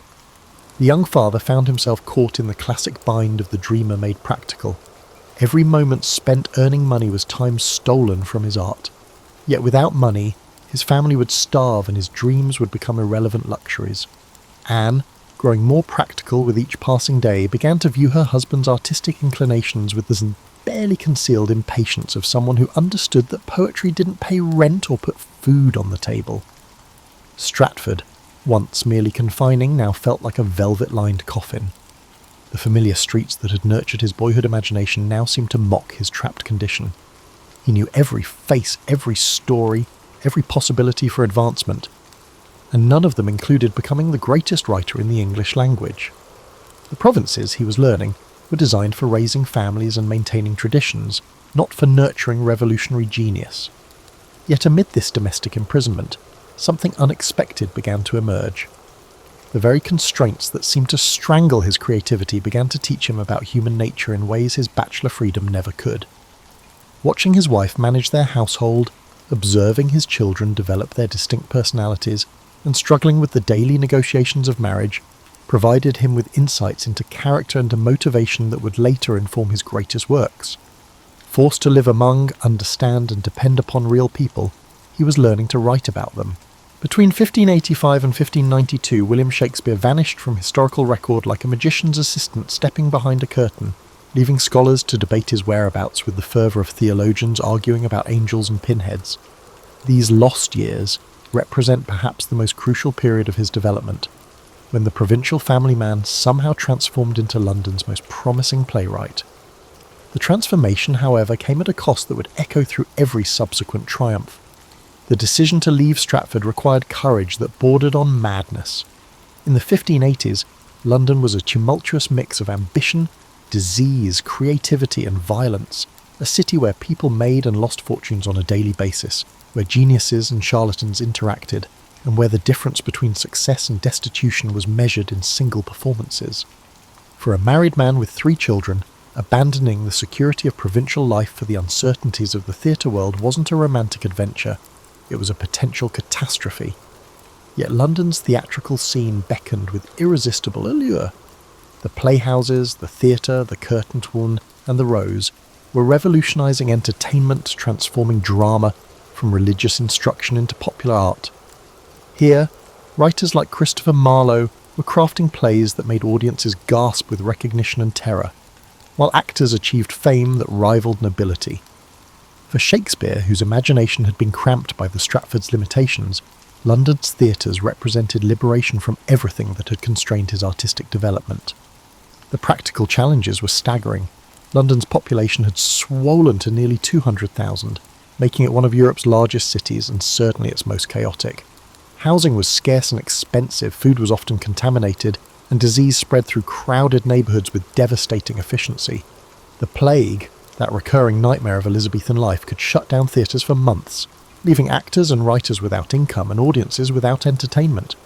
Success required not just talent but survival, and survival demanded adaptability that few possessed. Shakespeare's entry into London's theatrical world likely began at the bottom, perhaps as a prompter, possibly as an actor in minor roles, certainly as someone willing to perform whatever tasks kept him near the creative energy he craved. The established playwrights, university-educated men like Marlowe, Greene and Nash, initially regarded this provincial interloper with suspicion and condescension. They possessed classical education, aristocratic connections, and the intellectual arrogance that comes from believing oneself naturally superior to one's competitors. The famous attack by Robert Greene, calling Shakespeare an upstart crow, revealed the complex social dynamics of Elizabethan theatre. Greene, dying in poverty despite his university education and literary reputation, resented Shakespeare's rapid rise through sheer talent and commercial instinct. The insult stung not because it was unfair, but because it contained an uncomfortable truth. Shakespeare was indeed an outsider, someone who had achieved through merit what others claimed by birthright. Yet this very outsider status became Shakespeare's greatest advantage. While his university-educated competitors wrote for their intellectual peers, Shakespeare understood ordinary audiences because he came from ordinary circumstances. He could craft entertainment that satisfied both groundlings and aristocrats because he possessed the rare ability to see human nature from multiple perspectives simultaneously. His provincial background, rather than limiting his vision, had taught him to observe and understand the full spectrum of human behaviour. The separation from his family, however, created wounds that never fully healed. Anne and the children remained in Stratford, supported by whatever money William could send from London's uncertain theatrical economy. Letters travelled slowly, visits were infrequent, and the growing distance between husband and wife extended far beyond mere geography. Anne was raising their children essentially as a single mother, while William was becoming someone she barely recognised. Successful, celebrated, but increasingly foreign to the man she had married. London's theatres in the 1590s operated under constant threat of closure, not from artistic failure but from biological catastrophe. The plague, that medieval horseman who refused to acknowledge the Renaissance, stalked Elizabethan England with particular fondness for crowded spaces where people gathered for entertainment. When death rates climbed, authorities shuttered playhouses faster than a negative review could close a modern production, leaving everyone connected to the theatre industry suddenly unemployed and searching for alternative income. Shakespeare experienced these closures as artistic and financial disasters that tested his commitment to theatrical life. During the prolonged closure of 1593 to 1594, when the play killed over 10,000 Londoners, he turned to poetry as both a creative outlet and a potential income source. Venus and Adonis, his first published work, became the literary sensation of its time, establishing his reputation among educated readers who might never have attended his plays. Yet success in poetry, while gratifying, couldn't replace the immediate income and collaborative energy that theatre provided. The competitive landscape of Elizabethan drama was ruthlessly Darwinian. Playwrights stole plots, characters, and even entire speeches from each other with casual efficiency, creating an environment where originality was less important than effective adaptation. Shakespeare, who would later be criticised for borrowing most of his plots, was simply following industry practice. The real challenge wasn't finding source material but transforming it into something commercially viable and artistically satisfying. The task required not just literary skill but practical understanding of what audiences wanted and actors could deliver. Christopher Marlowe's death in 1593 removed Shakespeare's most formidable rival while creating a cautionary tale about the dangers of literary ambition. Marlowe, whose plays like Dr. Faustus and Tamburlaine had redefined dramatic possibility, died under mysterious circumstances involving government spies, religious controversy, and tavern violence. His fate illustrated the precarious position of writers who attracted both fame and suspicion, particularly those whose works challenged established authority or explored dangerous ideas. Shakespeare's response to Marlowe's death revealed his practical wisdom. Rather than attempting to match Marlowe's rebellious intensity, he developed a more subtle approach that allowed him to explore controversial themes without attracting fatal attention. His villains became psychologically complex rather than theologically dangerous, and his political commentary remained sufficiently ambiguous to avoid treasonous interpretation. This careful navigation between artistic ambition and personal safety required constant vigilance and occasional artistic compromise. The formation of the Lord Chamberlain's Men in 1594 provided Shakespeare with the stability he had been seeking since arriving in London. As both shareholder and principal playwright for the company, he finally achieved the financial security that had eluded him throughout his youth. Yet this security came with its pressures. The company needed new plays regularly, audiences expected consistent quality, and competitors were always ready to steal successful innovations. Shakespeare found himself ensnared in a creative cycle that required constant output, all the while upholding artistic standards that escalated with each triumph. The Blackfriars Theatre controversy of 1596 demonstrated how quickly theatrical success could become a political liability.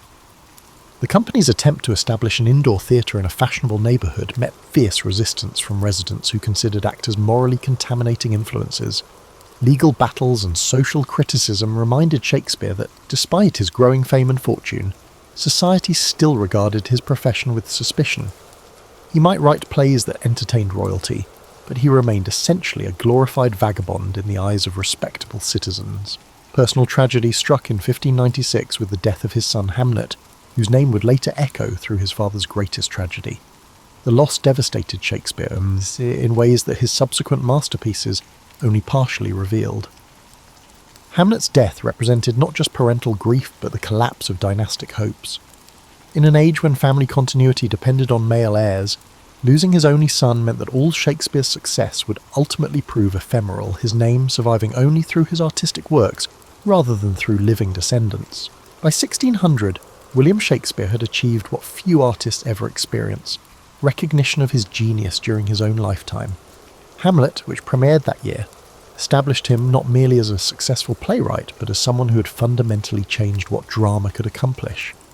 Yet success, that false friend of artists everywhere, brought complications that provincial obscurity had never threatened. Fame made him a target for criticism, envy, and the particularly vicious attacks reserved for those who rise above their supposed station. The weight of expectation became overwhelming.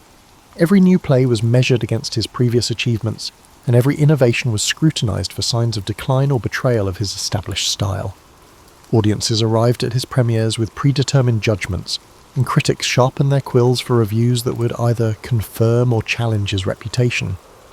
The spontaneous joy of creation which had sustained him through his early struggles, became contaminated by awareness of his public role as England's premier dramatist. Financial success, while solving many practical problems, created new anxieties. Shakespeare's investments in property, his share in the Globe Theatre, and his growing wealth required management and protection. He found himself spending time on legal documents, property disputes, and business negotiations that had nothing to do with writing, but everything to do with preserving what his writing had earned. The artist who had once written purely for creative fulfillment now wrote partly to maintain an increasingly complex financial empire. The relationship with his family grew more strained with each passing year. Anne and the surviving children, Susanna and Judith, lived comfortable lives thanks to his success. But comfort couldn't bridge the emotional distance that his prolonged absences had created. He had become a stranger to his household, someone who visited rather than inhabited the domestic life he was supporting. His daughters grew up knowing their father primarily through his reputation and the money he sent, rather than through daily interaction and shared experience. London's social scene offered compensations, but also temptations that complicated his personal life. The theatre world provided intellectual stimulation and artistic collaboration, but it also exposed him to relationships and possibilities that couldn't be easily reconciled with his family obligations. The mysterious dark lady of his sonnets, whether real or fictional, represented the kind of passionate connection that his practical marriage had never provided. These relationships, whether consummated or merely imagined, created guilt and longing that enriched his art while complicating his life. The political climate under James I proved both more and less dangerous than under Elizabeth. The new king's fascination with witchcraft and Scottish history provided Shakespeare with material for Macbeth, while his interest in the theatre led to royal patronage that elevated the company's status. However, James's authoritarian tendencies and sensitivity to criticism required playwrights to navigate a more delicate balance between entertainment and sedition. The Gunpowder Plot of 1605 created an atmosphere of suspicion that made any political commentary potentially dangerous. Shakespeare's response to these pressures was to retreat into increasingly complex artistic visions that satisfied his creative ambitions while maintaining his commercial viability. King Lear, Othello, and Macbeth represented the height of his tragic vision, plays that explored the darkest aspects of human nature while remaining sufficiently removed from contemporary politics to avoid censorship. Yet creating these masterpieces required emotional and psychological resources that left him increasingly drained. The artistic isolation that accompanied his success was perhaps the most difficult burden to bear. As his reputation grew, colleagues began treating him with a deference that made genuine collaboration difficult. Younger writers imitated his style rather than challenging his ideas, and actors sought his approval rather than offering creative input. The lonely authority of acknowledged mastery was replacing the collaborative spirit that had made theatre exciting. Recognition of his genius, while gratifying, also brought unwanted attention to his personal life and background. Critics questioned his education, scholars debated his sources, and rivals attacked his humble origins. Every aspect of his biography was scrutinized for evidence that might explain or diminish his achievements. The privacy he had once taken for granted became a luxury that his fame had permanently destroyed. Shakespeare, having written approximately 37 plays, gained widespread recognition as the greatest English dramatist of his generation by the year 1610. This recognition, however, came with the peculiar burden that haunts all artists who achieve legendary status during their lifetime: the impossible pressure to surpass their own previous achievements while maintaining the very qualities that made those achievements possible. Each new work was inevitably compared not just to contemporary competitors, but to his own masterpieces, creating a critical standard that grew more demanding with every success. The physical strain of continuous writing started to wear him out. Creating 2 plays annually, while maintaining his acting responsibilities and managing his business interests, required an output that would exhaust writers half his age. Once flowing with natural ease, the composition process became increasingly laborious as he struggled to find fresh approaches to familiar themes. The well of inspiration that had seemed inexhaustible during his 30s began showing signs of depletion as he approached 50. His later plays, The Winter's Tale, Cymbeline, and The Tempest, reflected this creative fatigue while simultaneously representing new artistic directions. These works, often called romances, combined elements of comedy and tragedy in ways that suggested either experimental boldness or diminished certainty about dramatic form. Contemporary audiences, expecting the clear generic boundaries of his earlier work, often responded with confusion rather than appreciation. Critics debated whether these plays represented artistic evolution or decline, a question that would persist for centuries. The relationship with his acting company grew increasingly complicated as younger performers and writers challenged his authority. The Lord Chamberlain's Men, renamed the King's Men under James I, had evolved from a collaborative enterprise into an institution where Shakespeare's preferences carried disproportionate weight. This power, while professionally advantageous, isolated him from the creative friction that had previously stimulated his best work. Collaboration became consultation, discussion became deference, and the democratic chaos of theatrical creation was replaced by the ordered but sterile hierarchy of established success. Personal relationships suffered under the weight of his public persona. Friends approached him differently, aware that casual conversation might later appear in his plays. Enemies multiplied as his success created resentment among those who felt overlooked or undervalued. Even his closest relationships became complicated by awareness of his fame and the potential benefits or dangers of association with him. The spontaneous human connections that had once nourished his understanding of character became increasingly artificial and self-conscious. The question of retirement began haunting his thoughts with growing insistence. Unlike modern artists who can live comfortably on royalties and residuals, Elizabethan playwrights earned money only through continued productivity. Stopping work meant accepting financial decline, yet continuing work was becoming increasingly difficult both physically and creatively. The prospect of returning permanently to Stratford offered rest and family reconciliation, but also threatened the artistic stimulation that had become essential to his identity. His health, never robust, began showing the effects of decades of London living. His constitution had suffered due to the city's polluted air, contaminated water, and periodic plague outbreaks. Contemporary medical knowledge offered little beyond bloodletting and herbal remedies, while the stress of constant productivity exacerbated whatever underlying conditions were developing. He began experiencing symptoms that modern doctors might recognise as heart disease or diabetes, but that Elizabethan physicians could neither diagnose nor treat effectively. The irony of his situation was exquisite. Having achieved everything he had dreamed of as a young man in Stratford, he found that success had created new forms of suffering that obscurity had never threatened. Fame brought scrutiny, wealth brought anxiety, artistic achievement brought creative pressure, and recognition brought isolation. The provincial boy who had fled Stratford to escape limitations discovered that success created different but equally confining constraints. His final complete play, The Tempest, served as both artistic summation and personal farewell to the theatrical world that had defined his adult life. Prospero's renunciation of magic seemed to mirror Shakespeare's own preparation for retirement from the stage, while the play's themes of forgiveness and reconciliation suggested his growing desire to resolve the conflicts that had shaped his career. The famous epilogue, asking the audience for their applause to set the magician free, carried obvious autobiographical resonance for a playwright contemplating his own liberation from the demands of public performance. William Shakespeare's return to Stratford in 1613 should have represented triumph, the provincial boy made good, coming home to enjoy the fruits of unprecedented literary success. Instead, it marked the beginning of his final act, a period marked by declining health, family tensions, and the peculiar melancholy that often accompanies the achievement of one's deepest ambitions. The man who had conquered London's theatrical world found himself struggling with questions that success couldn't answer and fame couldn't resolve. New Place, the grand house he had purchased to symbolise his risen status, felt more like a museum than a home. The rooms echoed with the absence of shared memories, their elegance a constant reminder of the years he'd spent away from those he was supposed to love most.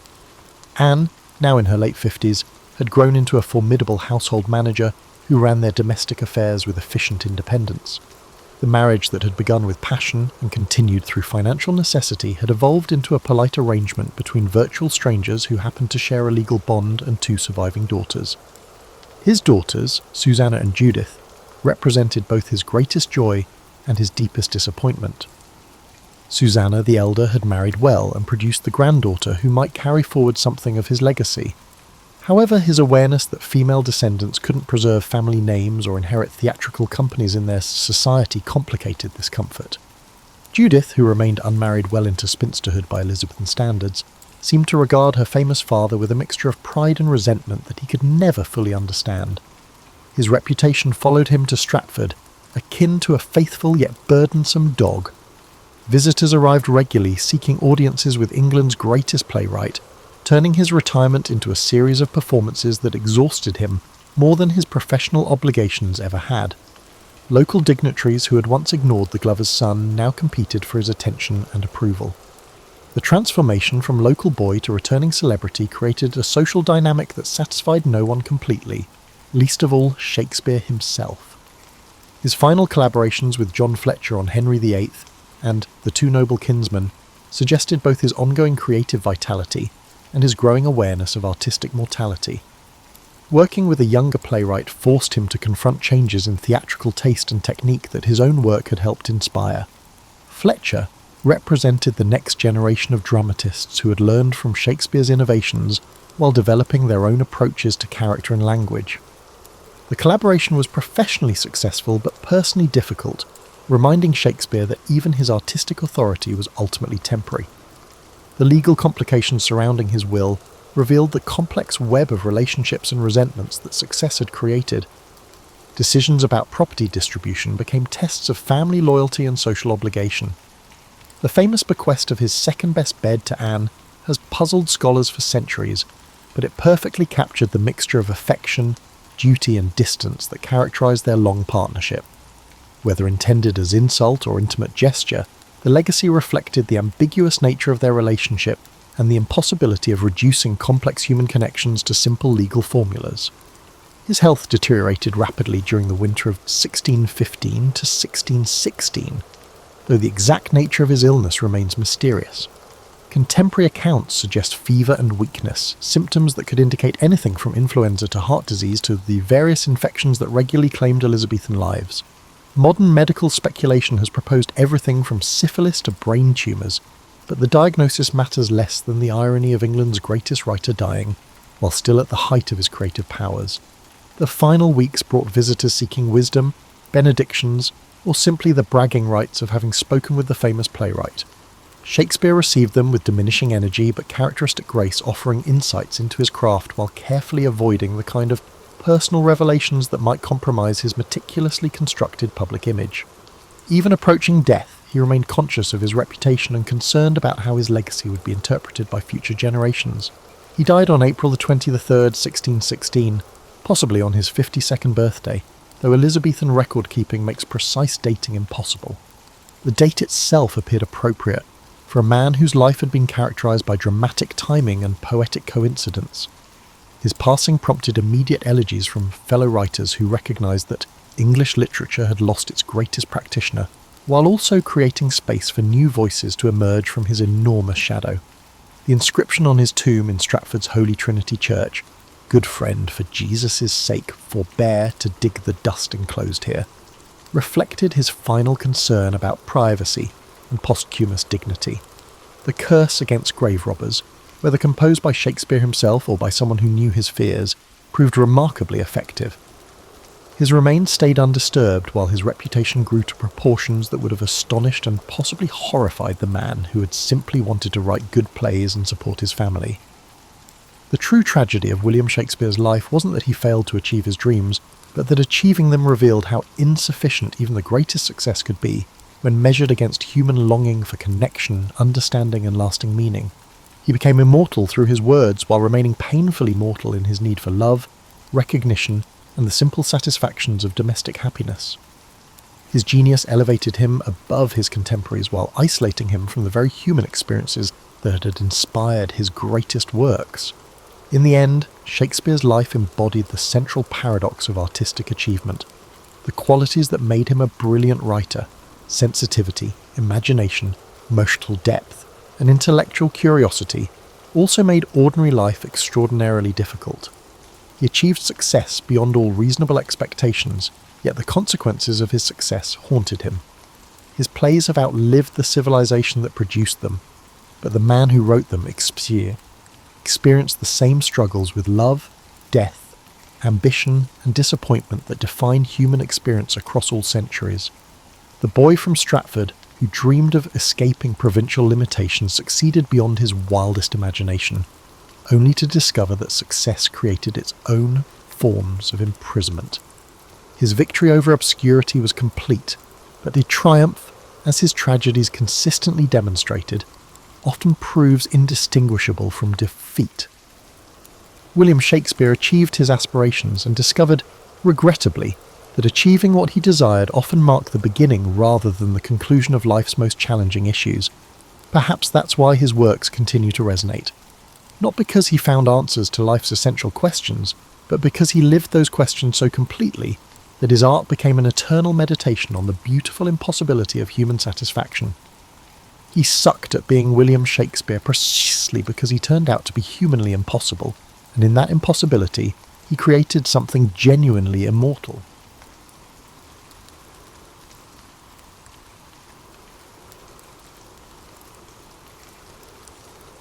The Battle of Stalingrad began in the summer of 1942.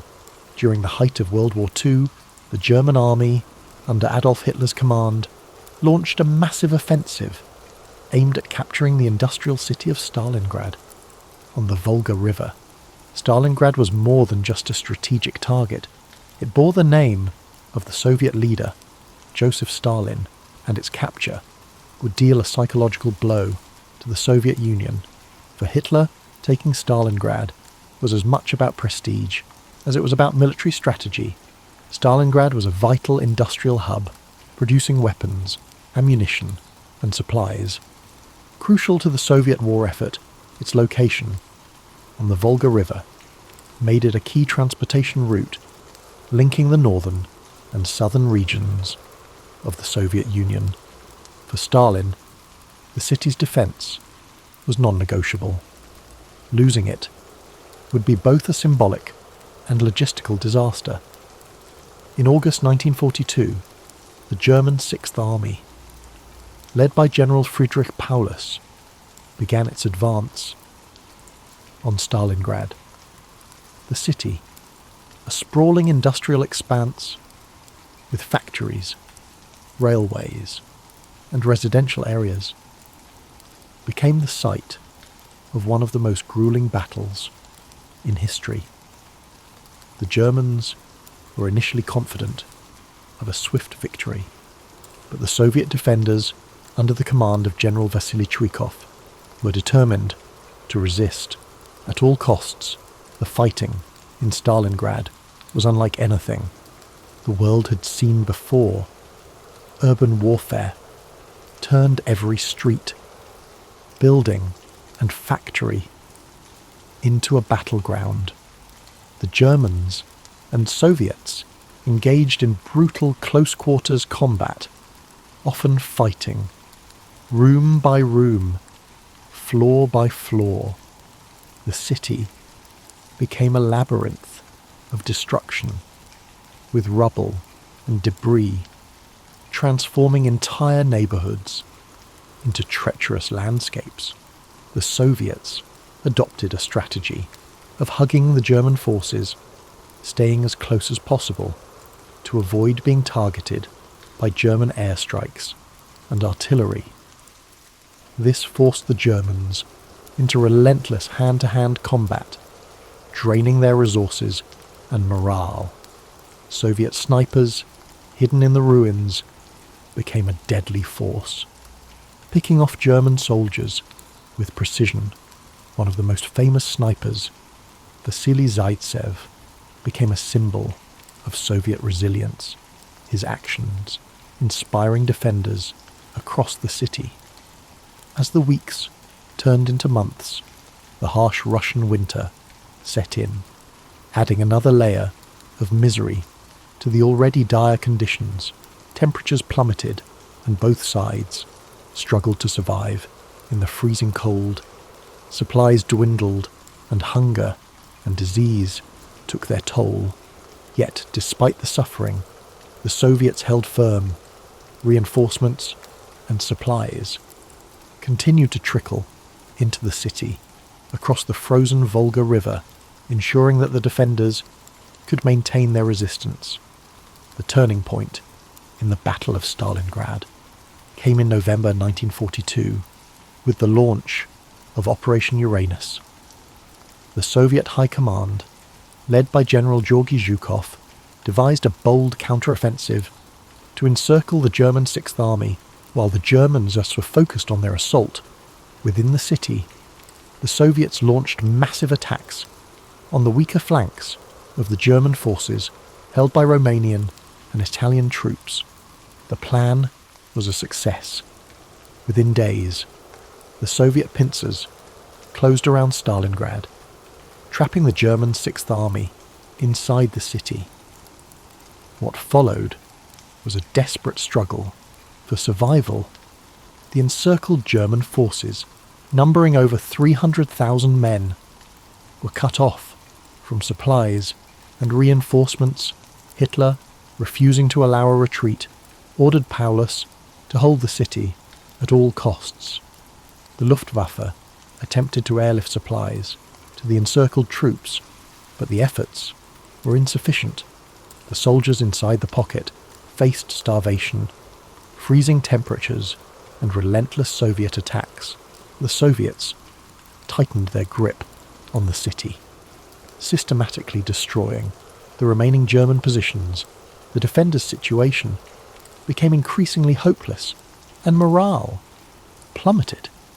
In January 1943, the Soviets launched their final assault to crush the pocket. By this time, Paulus and his men were exhausted, demoralized, and out of options. On February 2nd, 1943, Paulus surrendered, marking the end of the Battle of Stalingrad. The Soviet victory was a turning point in the war, shattering the myth of German invincibility and shifting the momentum in favour of the Allies. It was a devastating blow to Hitler's ambitions, and the loss of the Sixth Army was a humiliation from which Germany would never fully recover. The cost of the battle, however, was staggering. Over 2 million soldiers and civilians were killed, wounded, or captured. During the 5 months of fighting, Stalingrad itself was left in ruins, its streets and buildings reduced to rubble. The human suffering on both sides was immense, with countless families forever altered by the loss of loved ones. Despite the devastation, the Soviet victory at Stalingrad became a symbol of resilience and determination. It demonstrated the power of unity and the will to endure even the most harrowing of circumstances. The people of Stalingrad, who had endured unimaginable hardship, became heroes in the eyes of their nation. In the years following the war, Stalingrad was rebuilt, its scars serving as a reminder of the sacrifices made to defend it. Monuments and memorials were erected to honour the fallen, including the iconic Mamayev Kurgan, a hill that saw some of the fiercest fighting during the battle. At its summit stands the towering statue of "The Motherland Calls," a symbol of the Soviet Union's strength and resilience. The Battle of Stalingrad remains one of the most studied and remembered events of World War II. It serves as a testament to the courage and determination of those who fought, and as a reminder of the horrors of war. The sacrifices made at Stalingrad helped shape the course of history, paving the way for the eventual Allied victory. As you drift into sleep tonight, let the story of Stalingrad remind you of the strength of the human spirit and the resilience that emerges in the face of adversity. Imagine the quiet, snow-covered streets of the rebuilt city, the echoes of history carried gently on the wind. Let the bravery and sacrifice of those who endured inspire a sense of gratitude and peace within you. The story of the Battle of Stalingrad did not end with the surrender of the German Sixth Army. Its aftermath rippled far beyond the frozen streets of the ruined city, shaping the course of World War II and the history of the 20th century. The Soviet victory was a turning point, not just for the Eastern Front, but for the entire Allied effort. It demonstrated the determination and resilience of the Soviet people and marked the beginning of a relentless push to drive the Axis forces out of the Soviet Union and eventually defeat them in Europe. The cost of the battle was nearly unimaginable. The casualty figures are staggering, with estimates placing the total number of dead, wounded, or missing on both sides at over 2 million. Civilians caught in the crossfire endured unimaginable suffering as the city they called home became a war zone of unthinkable destruction. Homes were destroyed, families torn apart, and lives forever altered by the relentless tide of war. For the survivors of Stalingrad, the end of the battle brought no immediate relief. The city, once a thriving industrial centre, lay in ruins.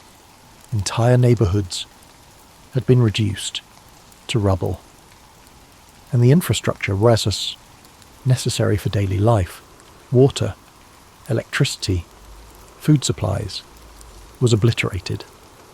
The people of Stalingrad faced the monumental task of rebuilding their lives and their city from the ashes.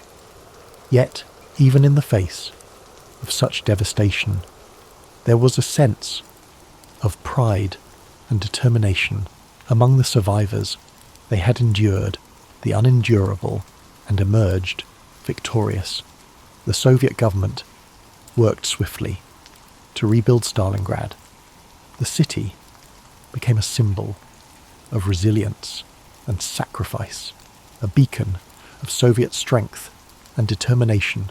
Propaganda celebrated the victory as a triumph of socialism and the indomitable spirit of the Soviet people. The rebuilding effort was immense, and though the scars of war were not easily erased, the city slowly rose from its ashes. For the German army, the defeat at Stalingrad was a catastrophe from which it would never fully recover. The loss of the Sixth Army, one of Germany's most experienced and well-equipped fighting forces, was a devastating blow.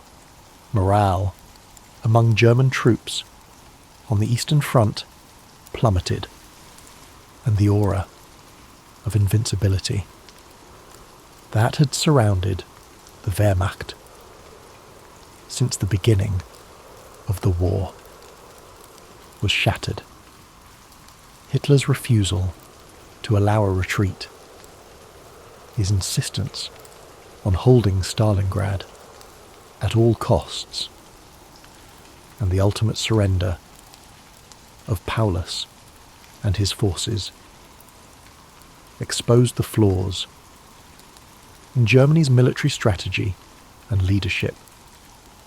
The Soviets capitalized on their victory at Stalingrad, launching a series of offensives that pushed the Germans further and further west. The Red Army's momentum, gained at such great cost in Stalingrad, carried them all the way to Berlin by the spring of 1945. The victory at Stalingrad was the foundation upon which the eventual Soviet triumph in World War II was built. Beyond its military significance, the Battle of Stalingrad left a profound legacy in the collective memory of the world. it became a symbol of resilience, sacrifice, and the unyielding human spirit. The stories of the soldiers and civilians who endured the battle, stories of heroism, endurance, and survival, continue to resonate. Their experiences remind us of the horrors of war, the cost of conflict, and the strength of the human will to persevere. For the people of Stalingrad, their city's name became synonymous with courage and defiance. In 1961, during a wave of de-Stalinisation in the Soviet Union, the city was renamed Volgograd, yet the memory of the Battle of Stalingrad remained deeply embedded in the hearts of those who lived through it and those who came after. The name Stalingrad continues to evoke the profound sacrifices made during those grueling months of battle. The battlefields of Stalingrad have since been preserved as places of remembrance and reflection. The Myrmiev-Kurgan Memorial Complex, with its towering statue of the motherland calls, stands as a testament to the courage and sacrifice of those who fought and died there. Visitors from around the world come to walk the hallowed ground, to honour the memory of the fallen, and to reflect on the lessons of history. As we look back on the Battle of Stalingrad, it serves as a reminder of the resilience of the human spirit in the face of unimaginable adversity. It is a story of sacrifice and survival, of hope and determination, and of the enduring belief in the possibility of a better future. As you rest tonight, let the story of Stalingrad remind you of the strength that lies within us all. Imagine the quiet streets of the rebuilt city, the soft whispers of the Volga River, and the stillness that now blankets a place once filled with chaos. Let the courage and sacrifice of those who endured inspire peace and gratitude in your heart. The legacy of the Battle of Stalingrad extends beyond its historical and military significance. It has become a symbol of human endurance, the cost of war, and the hope for reconciliation. The rebuilding of Stalingrad, later renamed Volgograd, was not merely a physical endeavour, but an emotional and cultural journey. Every stone laid, every home rebuilt, was a testament to the resilience of the people who survived the horrors of war. In the aftermath of the battle, the city became a focal point for the Soviet Union's narrative of victory and sacrifice. Monuments were erected to commemorate the bravery of those who fought, such as the eternal flame that burns in memory of the fallen. The massive statue of the Motherland Calls, one of the tallest statues in the world, towers over the landscape as a powerful reminder of the battle's significance. It is not just a symbol of victory, but a tribute to the unbreakable will of the defenders and the civilians who endured unimaginable suffering. For decades, the memory of Stalingrad shaped the Soviet Union's identity and its portrayal on the global stage. The battle was celebrated in films, literature, and art, each retelling emphasizing the unity and determination of the Soviet people. The city became a pilgrimage site for veterans, their families, and historians seeking to understand the profound impact of this defining moment in history on a more personal level. The stories of those who fought and survived. The battle have been passed down. Through generations, veterans shared their experiences with their children and grandchildren, ensuring that the sacrifices made at Stalingrad would never be forgotten. These personal accounts, filled with both sorrow and pride, add depth to the historical narrative and remind us of the humanity behind the statistics. Globally, Stalingrad has become a symbol of resistance and perseverance. Its name is invoked in discussions of strategy, endurance, and the high cost of war for historians and military scholars. The battle offers countless lessons on tactics, leadership, and the interplay of morale and logistics for ordinary people. It stands as a reminder of what can be achieved when the human spirit refuses to yield. In recent years, efforts have been made to preserve the memory of Stalingrad, while fostering a spirit of reconciliation.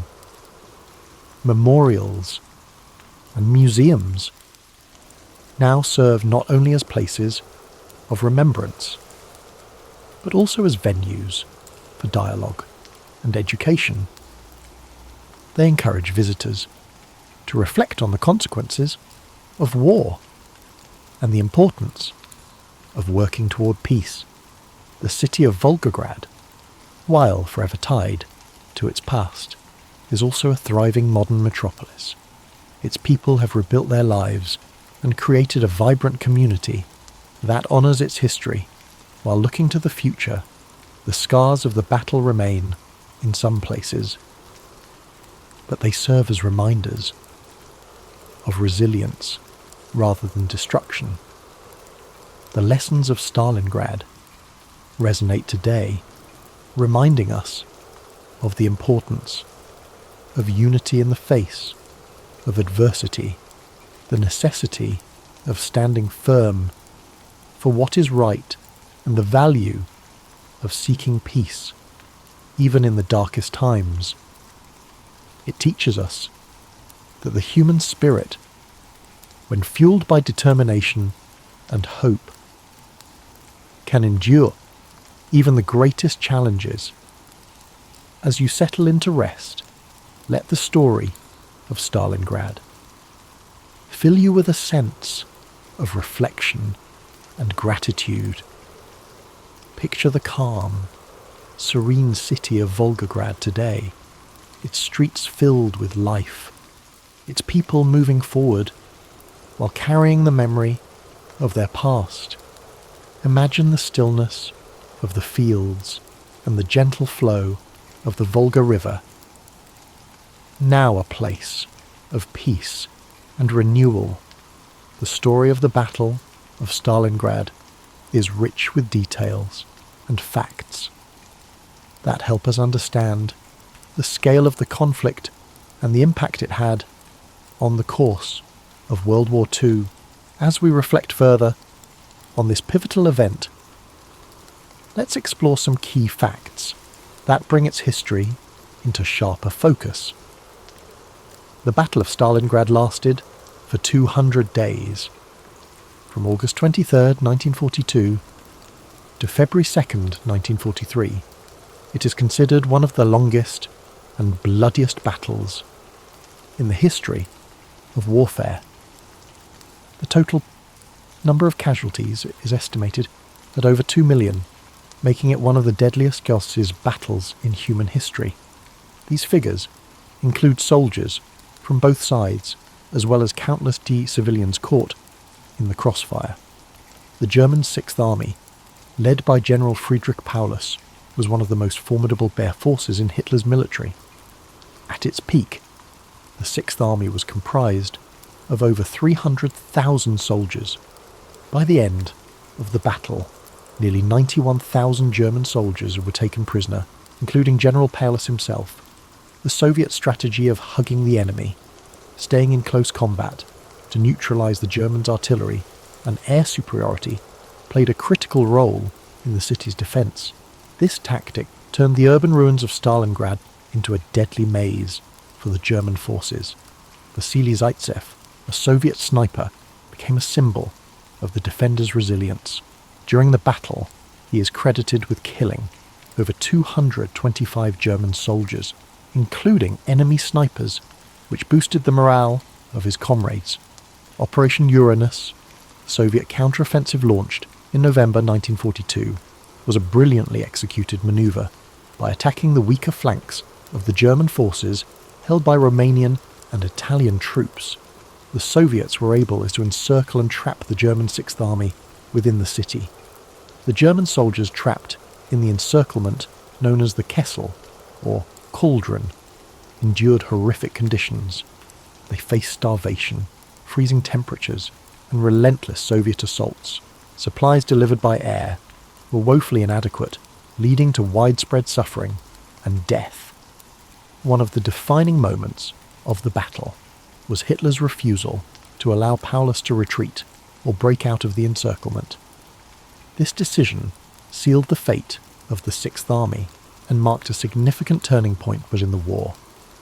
When General Paulus surrendered on February 2nd, 1943, it was the first time in history that a German field marshal had been captured alive. This was a major humiliation for Hitler and a symbolic victory for the Allies. The Soviet victory at Stalingrad marked the beginning of a series of offensives that pushed the German forces back across Eastern Europe. It was a critical turning point that shifted the momentum of the war in favour of the Allies. The city of Stalingrad, renamed Volgograd in 1961, has become a place of remembrance. Monuments like the Mamayev Kurgan and the Motherland Calls serve as powerful tributes to those who fought and died during the battle. Despite its association with destruction and suffering, Stalingrad is also a symbol of resilience, unity, and the indomitable human spirit. Its story continues to inspire people around the world, reminding us of the importance of courage and perseverance. As you reflect on these facts, let the weights of history settle gently. In your mind, each detail, each moment of bravery, endurance, and sacrifice adds to the tapestry of this remarkable story. Imagine the quiet streets of Volgograd today, a city that has risen from the ashes of war, standing as a testament to the enduring strength of the human spirit.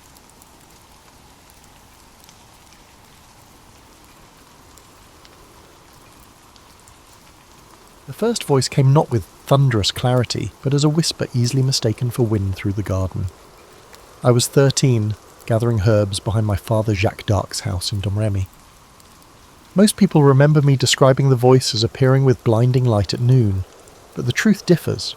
It was actually dusk, the hour when shadows transform into something else entirely. Jahan, it said, my name in the old tongue. It was familiar, not commanding nor frightening, like someone who had known me before I knew myself. I dropped my basket, herbs scattering across soil, still warm from the day's sun. No one had prepared me for this moment, even though our priest, Father Verfronte, frequently spoke about saints and visions. People imagine I was overcome with religious ecstasy, but my initial reaction was irritation. I had chores to finish before dark, and Mother would scold me for dallying. Only when the voice came again, 3 days later while I tended our sheep, did I begin to understand. It was Michael, the archangel, though he did not announce himself grandly. He simply began speaking as if he were continuing a long-established conversation. Our village existed in perpetual anxiety. The English and Burgundians raided regularly, forcing us to flee with our livestock to the nearby fortified island of Vaucouleurs. My father served as a village official, Dean they called him, and I watched how the weight of protecting others bent his shoulders. When he returned from burying neighbours killed in raids, he'd sit silently by our hearth, staring at nothing. This was the inheritance of every child in Lorraine, the knowledge that safety was temporary, violence inevitable. The voices, Catherine and Margaret, joined Michael eventually, did not immediately speak of saving France.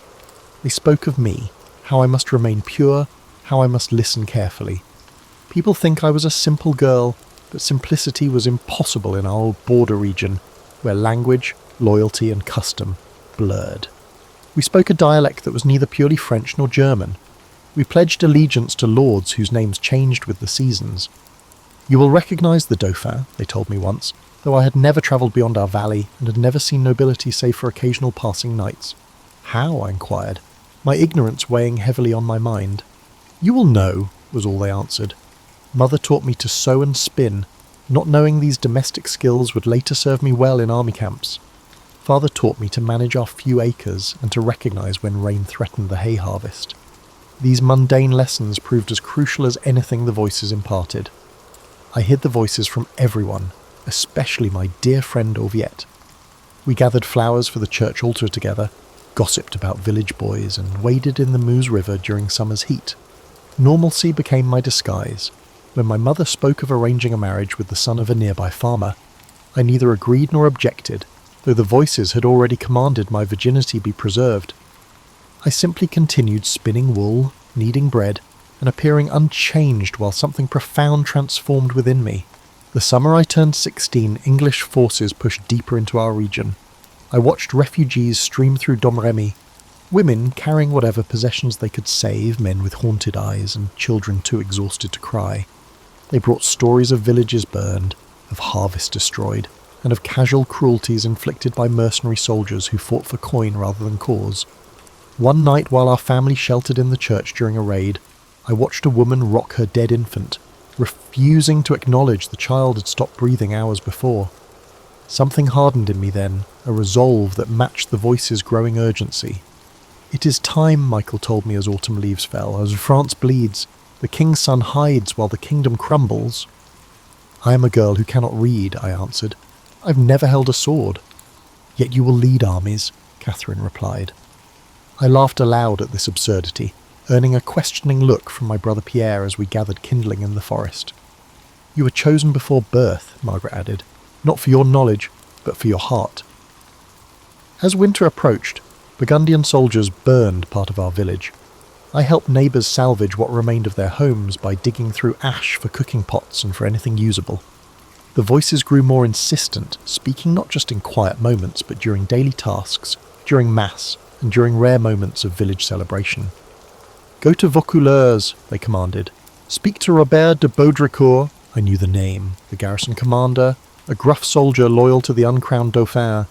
What I didn't know was how a peasant girl might gain his audience, how I might convince him of the divine messages only I could hear. But the voices left no room for doubt. I would go, I would speak, I would begin this impossible journey. So I plaited my hair one final time before cutting it away, trading a daughter's life for something without precedent. My cousin Durand Lassois thought I was insane when I asked him to escort me to Vaucouleurs. A practical man with calloused hands and a perpetual furrow between his brows nonetheless agreed, perhaps out of curiosity about what had transformed his once quiet cousin into someone who spoke with unnerving certainty. 3 times you will knock on the captain's door, Catherine had told me. Twice he will refuse you. The 3rd time he will listen. During the January journey to Vaucouleurs, my feet became numb from wearing worn leather shoes. Frost glazed the bare trees like spun sugar, beautiful and bitter. I'd never travelled so far from home, a mere 20 miles that stretched like a pilgrimage. Durand filled silences with nervous chatter about his vineyard and about village gossip, carefully avoiding questions about my purpose until we crested the final hill. What exactly will you say to him? He finally asked as Vaucouleurs' stone walls came into view. The truth seemed both too simple and too extraordinary. Voices from heaven commanded me to seek an audience with the garrison commander, so that I could eventually lead the Dauphin to his coronation at Reims. Instead, I said only, "What God wishes me to say." Baudricourt's guards snickered at the sight of me, a peasant girl in a homespun dress requesting an audience with their commander. But something in my demeanour made them hesitate to simply turn me away. Perhaps it was the way I stood, as if inhabited by something larger than myself. They brought Baudricourt to the courtyard rather than admitting me to his quarters, a public humiliation intended to discourage further persistence. "The Heavenly Lord has a messages concerning the welfare of France," I announced. borrowing formality I'd never needed in Domremy. Baudricourt, bearded, broad-shouldered, perpetually armoured even in peacetime, laughed. Not cruelly, but with the weariness of a man besieged by people claiming special knowledge in desperate times. "Return to your father, child," he said. "Learn to improve your thread-spinning skills instead of telling stories." I did not argue. The voices had prepared me for rejection. Durand looked relieved as we left, believing the matter concluded, but I remained in Vaucouleurs, staying with distant relatives, the kindly wheelwright Henri and his wife Catherine Leroyer, who took me in despite their confusion about my purpose. Daily I attended Mass at the Chapel of Sainte Marie, kneeling on stone floors that bruised my knees. Townspeople began noticing the strange girl who prayed with unusual intensity. Some mocked me. Others, sensing something beyond ordinary faith, began asking for blessings, for prayers specific to their troubles. "I have no power to bless," I told a woman who brought her feverish child. "I am only a messenger." Yet I placed my hands on the child's forehead, feeling heat radiating through papery skin, and prayed anyway. When the fever broke 3 days later, whispers about me changed tenor. I was back at Baudricourt's door 6 days after my initial rejection. This time he received me properly in his chambers, curious about rumours circulating through his town. I stood before his massive oak desk, my shadow small against the stone wall behind me. "You claim heaven speaks to you," he said, not bothering with a greeting. "Not claims, truth." The steadiness in my voice surprised even me. "Today, near Orléans, our forces have suffered defeat. A skirmish near a place called Revere. The ambush targeted men carrying Lenten fish and provisions for the besieged. You will receive confirmation of the situation in days."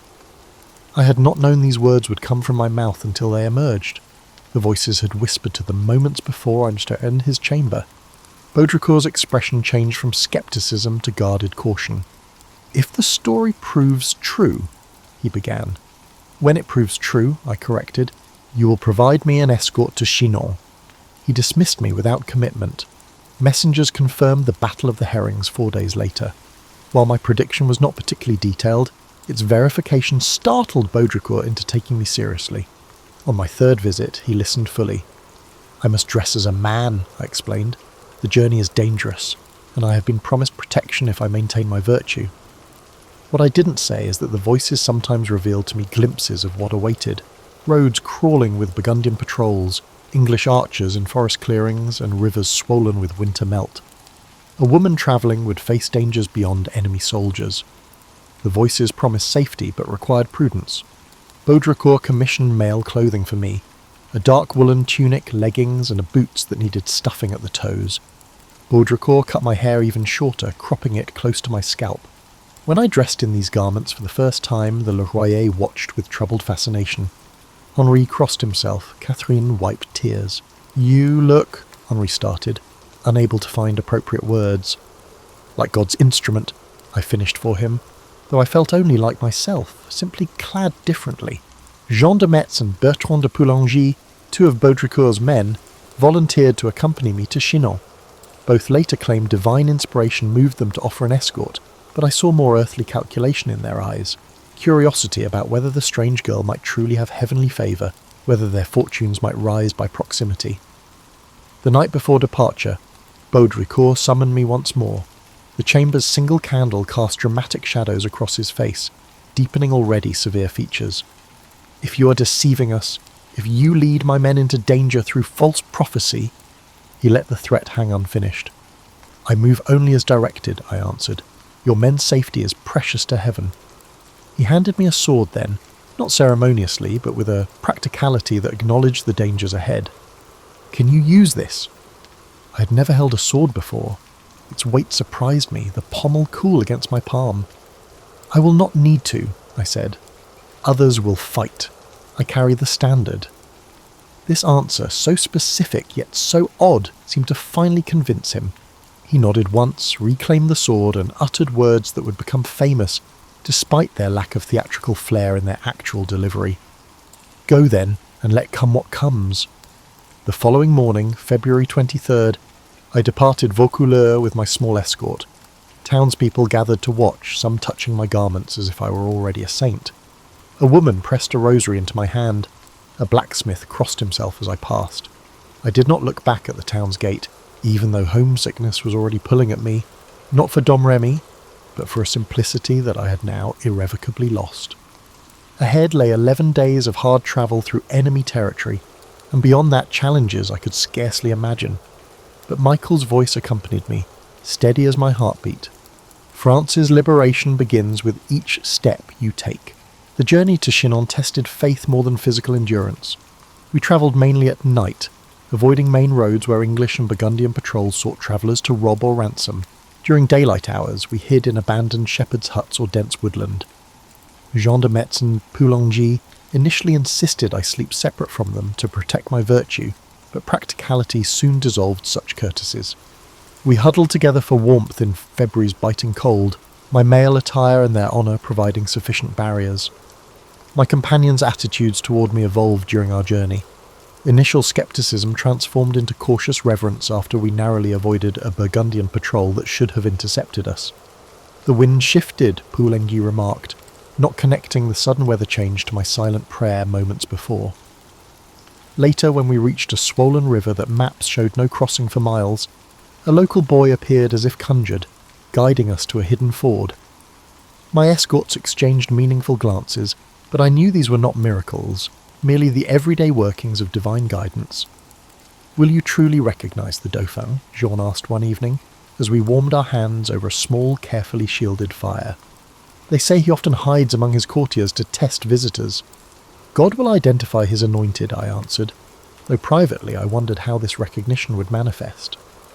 The voices remained frustratingly vague on practical details. We reached Chinon on March 6th, but 2 more days passed before gaining entrance to the castle.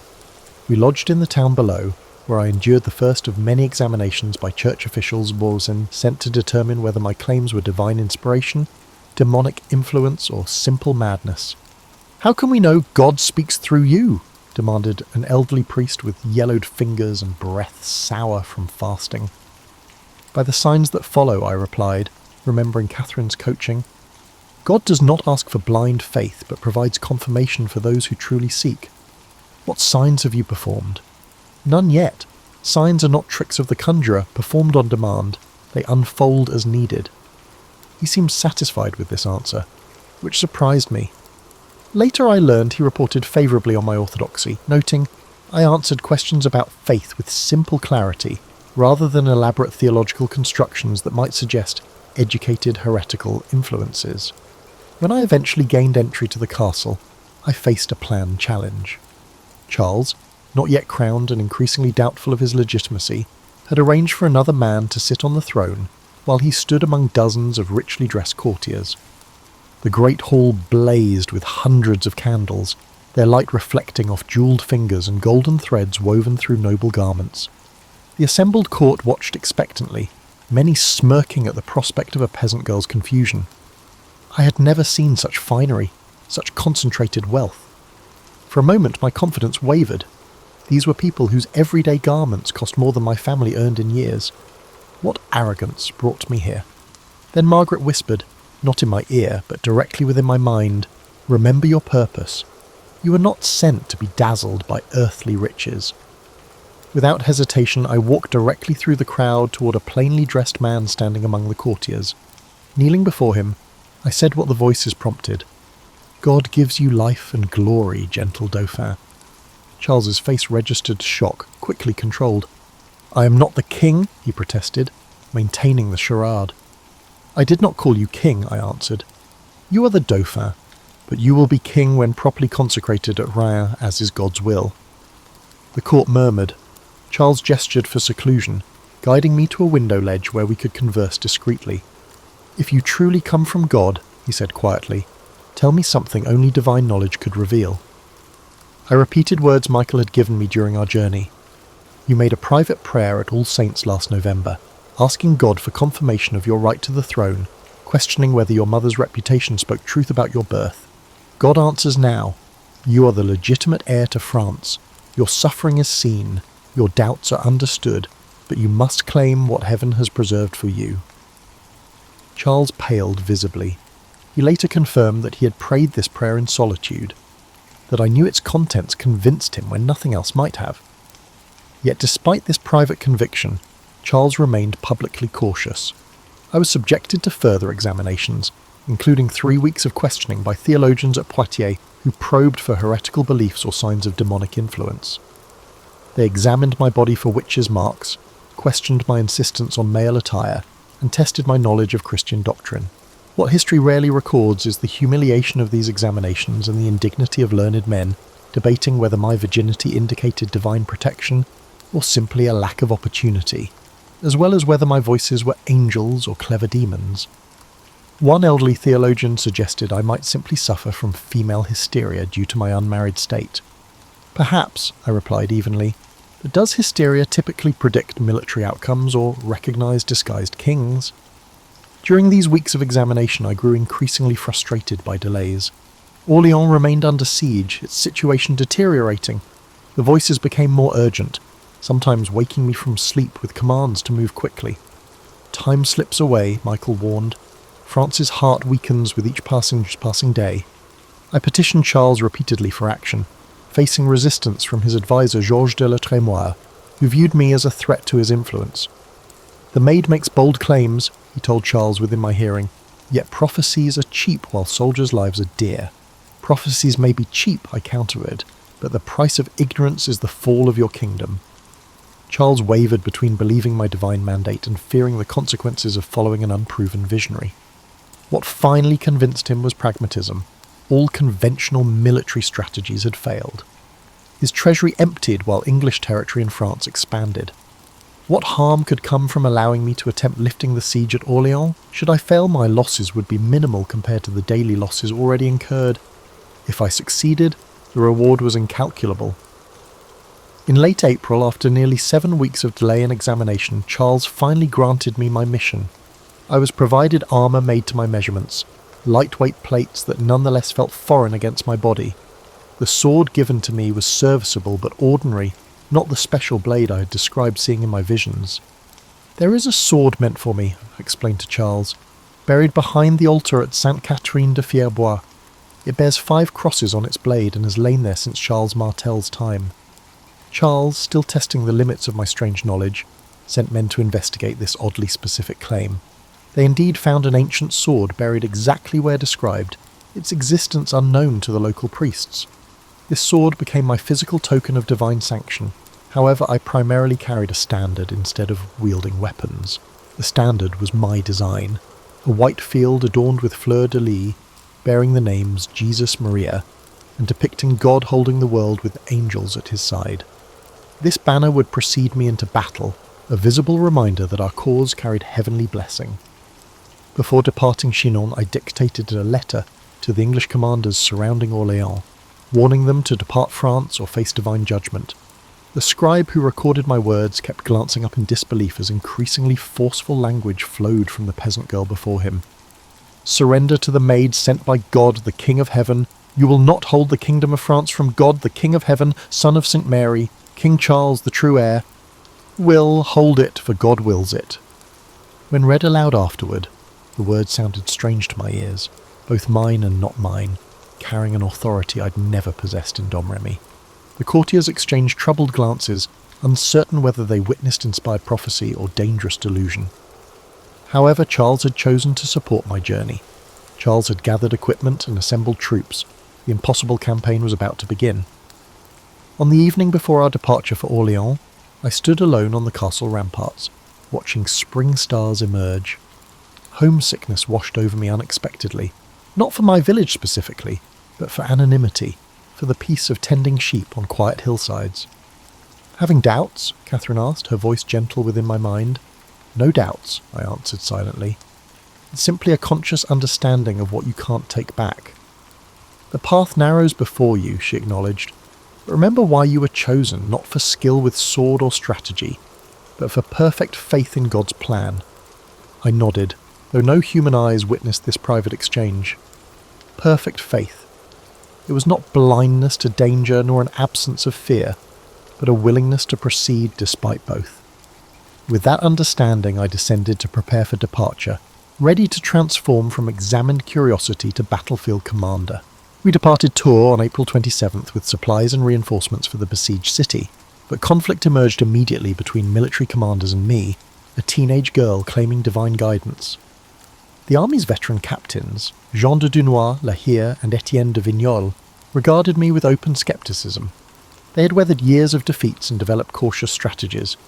Avoid confrontation, preserve remaining forces, and accept that Orléans would eventually fall like other strongholds before it. God did not send me to follow cautious men, I informed them during our first council. Orléans will not fall. We will not merely deliver supplies, we will break the siege entirely. La Hire, a notorious soldier known for creative profanity, stared at me in disbelief. With what? Divine wind to blow the English away? They outnumber us. They have secured their positions.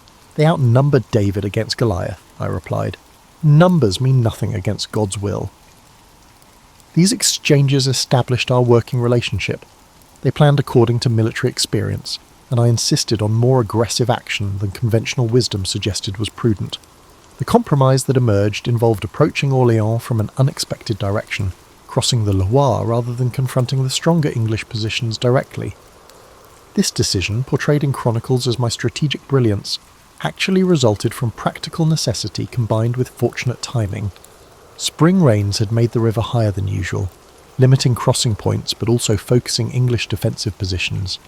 My inspiration to approach from the east simply utilised terrain the English had deemed too difficult to defend heavily.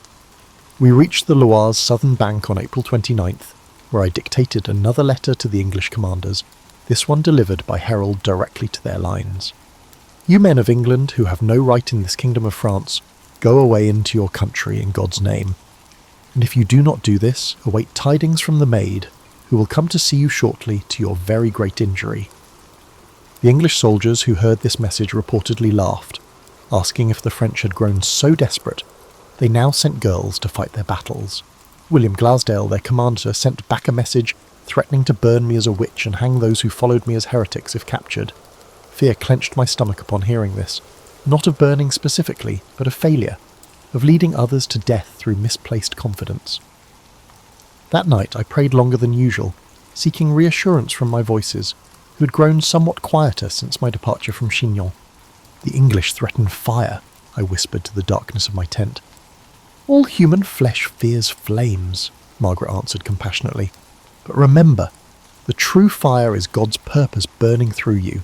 It consumes doubt and illuminates the path. On April 30th, we successfully transported supplies into Orléans via river barges, bringing desperately needed provisions to the city's defenders. I entered that evening during a rainstorm, soaked and physically exhausted but filled with strange exhilaration. Citizens lined the narrow streets despite the weather, reaching to touch my armour or standard as if I carried a tangible blessing.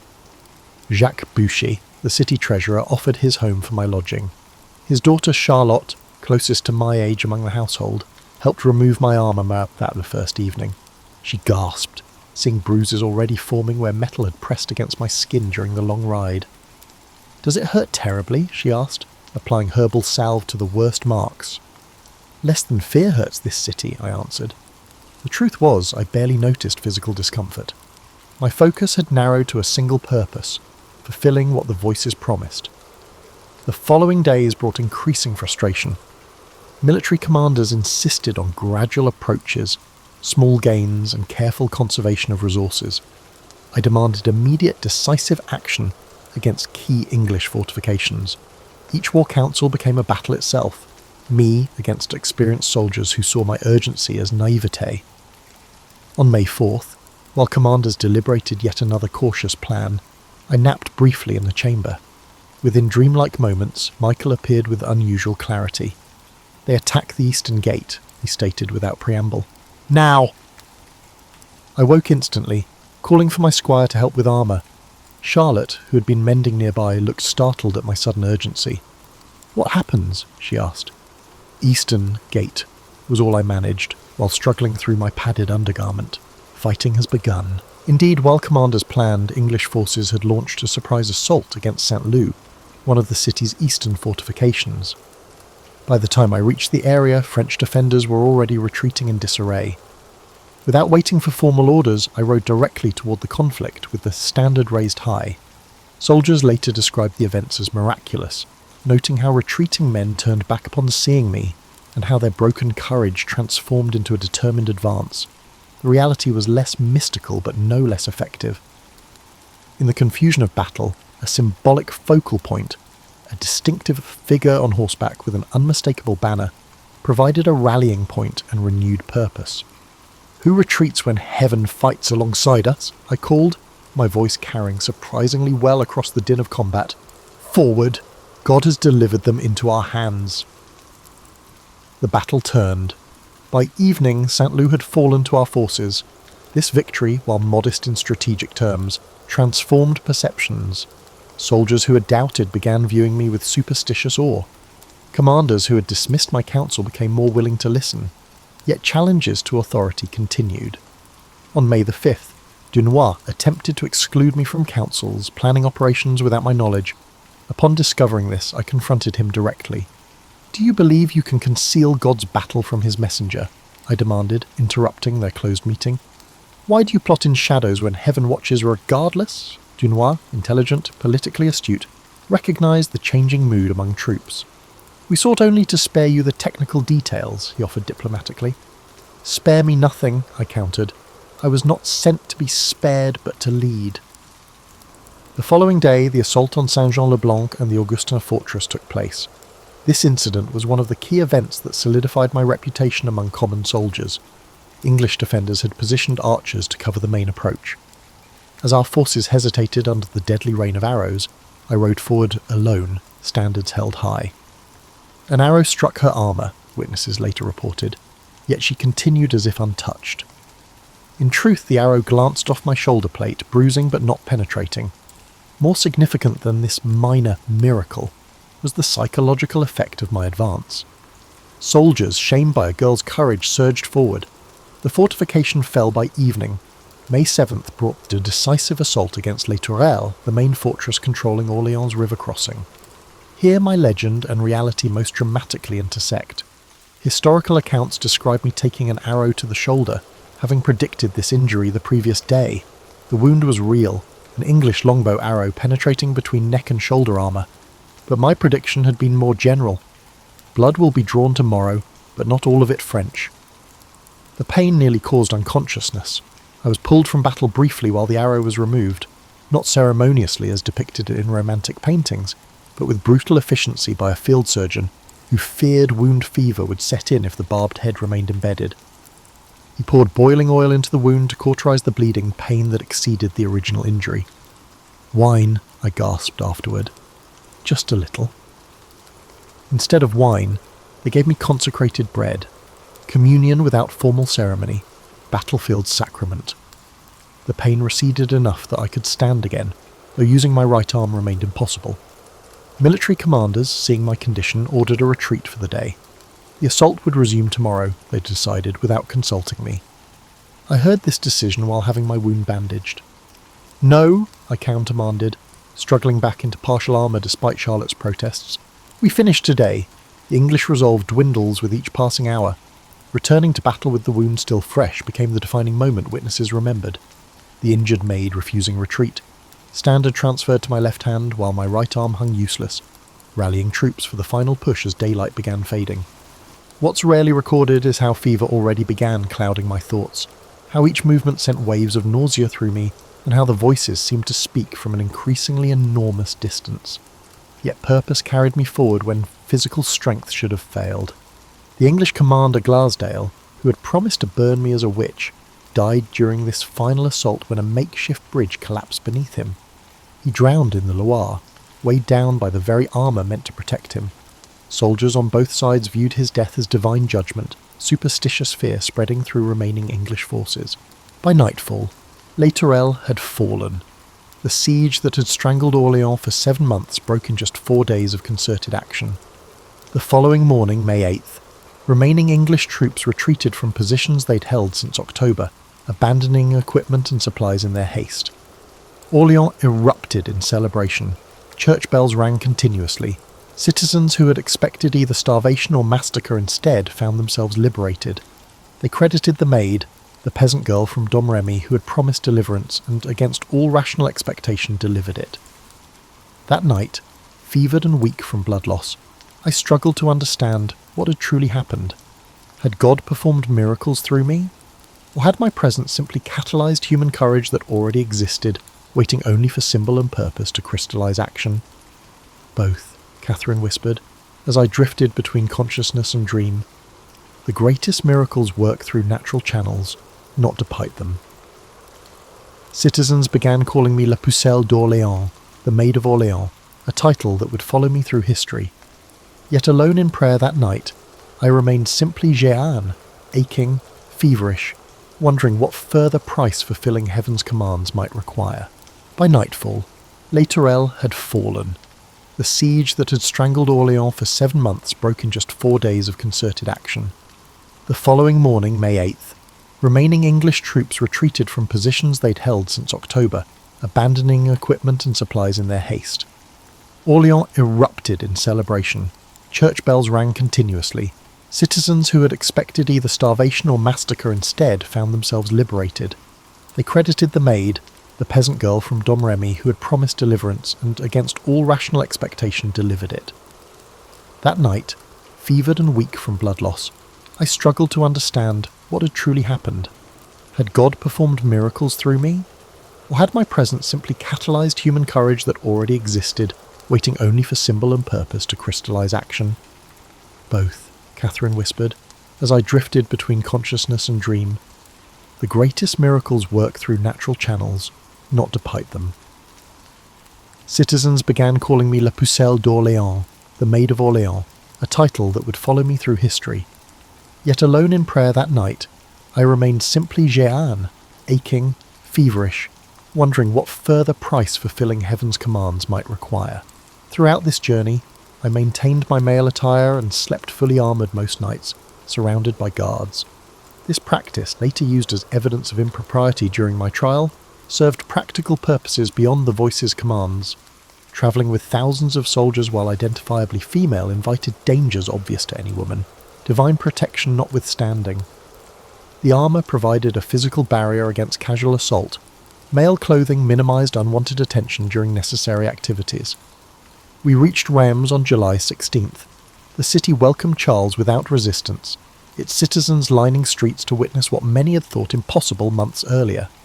I wrote to Philip of Burgundy that same day, urging reconciliation with Charles, calling on him to make good peace that will last with the rightful king.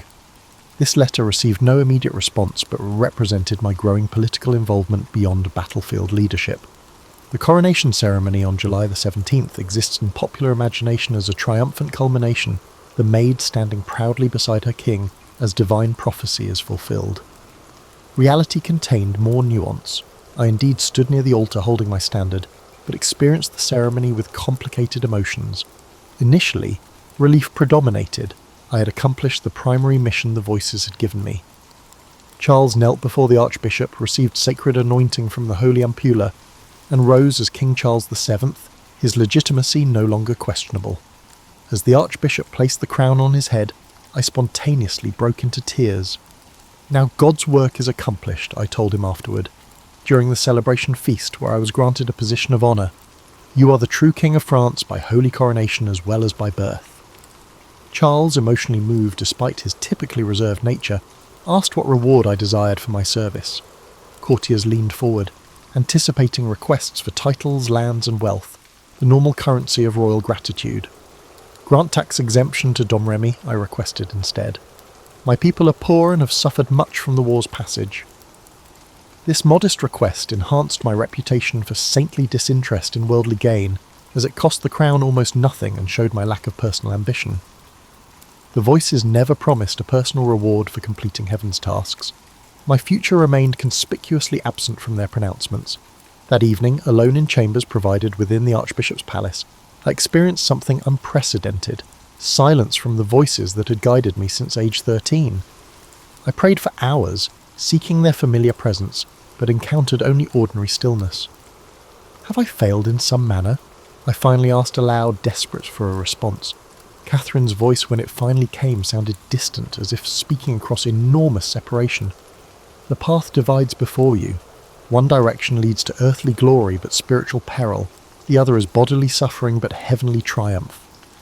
Which should I choose? I begged, but received no answer. The voice's diminishing clarity troubled me deeply as we departed Reims on July 20th. For years they had provided unmistakable direction. Now, at the moment of greatest public acclaim, their guidance grew ambiguous precisely when political complexity demanded the clearest understanding. Charles and his advisers favoured consolidating recent gains, negotiating with Burgundy and avoiding confrontation with primary English forces. I advocated for an immediate advance on Paris, aiming to strike while our momentum remained strong and English authority appeared weakest. These divergent strategies reflected fundamental differences in perspective. Charles thinking in political terms of alliances and sustainable power, and me still operating from a divine mandate to drive foreign forces from France entirely. God did not deliver victory at Orléans so you could stop halfway to complete liberation, I argued during councils. Paris is the kingdom's heart, reclaim it and the English position collapses. What I couldn't share was my growing fear that time was running out, and that the fading of the voices signalled an impending end to divine favour. This created urgency I couldn't fully explain to military commanders accustomed to deliberate campaigns. As we travelled through recently liberated territories, common people flocked to see me, reaching to touch my armour, begging blessings for children, and offering tokens of appreciation. Women wept openly, seeing in me something that transcended conventional limitations placed on our gender. Men removed caps respectfully, as if in the presence of something holy. This veneration discomforted me increasingly. I am not a saint, I told Charlotte d'Albret, a noblewoman who had joined our travelling court and attempted to collect my discarded garments as relics. I am only God's messenger, nothing in myself. Yet God chose you, she countered. That distinction itself makes you extraordinary. This growing cult of personality served immediate political purposes, rallying support for Charles, demonstrating divine favour for his rule, but created complications I was ill-equipped to navigate. Each miraculous attribution, each story embellished in retelling, placed me further from the simple girl who had left Domremy, believing heaven's instructions were straightforward. By late July, Charles had begun secret negotiations with Burgundy, seeking diplomatic resolution while publicly maintaining military pressure. This strategy made political sense, but contradicted the voice's increasingly sporadic instructions for complete liberation through direct action. The resulting tension manifested in council debates, where my previously decisive guidance now competed with experienced political advisers offering conventional alternatives. "You were not sent to negotiate half measures," Michael told me during rare communication. "We must fully cleanse France of foreign presence." Yet when I repeated such sentiments to Charles and his councillors, they increasingly regarded them as militarily unrealistic and politically naive. The maid had served her purpose in delivering coronation. Now practical governance required compromises heaven seemed unwilling to acknowledge. This divergence would soon lead to Paris, and decisions that would alter my path irrevocably. August found us advancing incrementally toward Paris while Charles simultaneously pursued negotiations with Burgundy. This contradictory approach, military pressure paired up with diplomatic outreach, created strategic confusion. Were we truly attempting to recapture Paris, or merely demonstrating military capability to strengthen Charles's negotiating position? The Duke of Bedford, English regent for their child King Henry VI, recognised our momentum and retreated from direct confrontation, reinforcing Paris while yielding smaller surrounding territories. On August 14th, Charles signed a 15-day truce with Burgundy, supposedly creating space for peace negotiations, while actually providing English forces critical time to strengthen Paris's defences. I opposed this truce vehemently, sensing opportunities slipping away. "While you exchange pleasant messages, our enemies rebuild walls and restore courage," I warned Charles. "The moment for decisive action passes with each day of delay." The voices, though less frequent, reinforced this urgency. "Paris must not remain in enemy hands," Margaret insisted during prayer. "The city's liberation will break English resolve completely." Charles wavered between my continued insistence on divine mandate and his counsellor's emphasis on political reality. The compromise that emerged satisfied no one. Our forces would advance to Paris's outskirts but avoid full assault while negotiations continued. By late August we established positions at Saint-Denis, within sight of Paris's northern walls. The city's proximity affected me strangely. After months of campaigning focused on this objective, actually seeing its towers and spires created an almost physical yearning to complete what the voices had promised. Daily, I rode reconnaissance along positions facing the city, studying defences, planning approaches, and praying for clear instruction that came with decreasing reliability. The truce with Burgundy expired without meaningful agreement. On September 8th, I convinced our commanders to attempt an assault against Paris's defences near the Saint-Honoré Gate, despite Charles withholding full support for the operation. This partial commitment meant attacking with insufficient forces against prepared positions, a military mistake justified only by my increasingly desperate insistence that heaven would provide necessary advantage. God will blind their gunners, I promised troops assembled for the assault. Divine protection covers us as we reclaim the kingdom's heart. The attack commenced at noon. Initial progress seemed to confirm divine favour. We reached the outer moat with minimal casualties and established positions within bow range of the walls. I led a contingent testing depth at the inner moat, seeking crossing points while carrying my standard forward as visible inspiration. Then reality asserted itself brutally. Paris's defenders had prepared thoroughly during the negotiation delays. Cannon and crossbow fire rained down upon exposed positions. The moat proved deeper than expected, its bottom studded with sharpened stakes invisible beneath muddy water. Men died attempting crossings that proved impossible without proper equipment we lacked. Near dusk, a crossbow bolt struck my thigh, penetrating deeply. Unlike the Orleans injury, this wound immediately incapacitated me. I continued shouting encouragement from where I fell, insisting the attack continue despite my condition. But commanders ordered retreat upon seeing the standard-bearer down. Soldiers carried me from the battlefield as darkness fell, our forces withdrawing in frustration rather than defeat. We had never established positions from which victory was possible. The wound itself, while painful, would heal cleanly. The spiritual injury proved more significant. For the first time I had promised divine intervention that failed to materialize. "Why?" I whispered that night while surgeons extracted the bolt using methodical cruelty necessary to prevent festering. Why was Paris denied to us when Orleans was granted? The voices remained silent through hours of pain. Their absence felt more painful than physical harm. Had they abandoned me due to some failure? Had I misunderstood heaven's intent all along? Charles, receiving news of the failed assault, ordered immediate withdrawal from Paris's vicinity. In my view, this sensible military decision represented a personal betrayal as it abandoned divine purpose in favour of political convenience.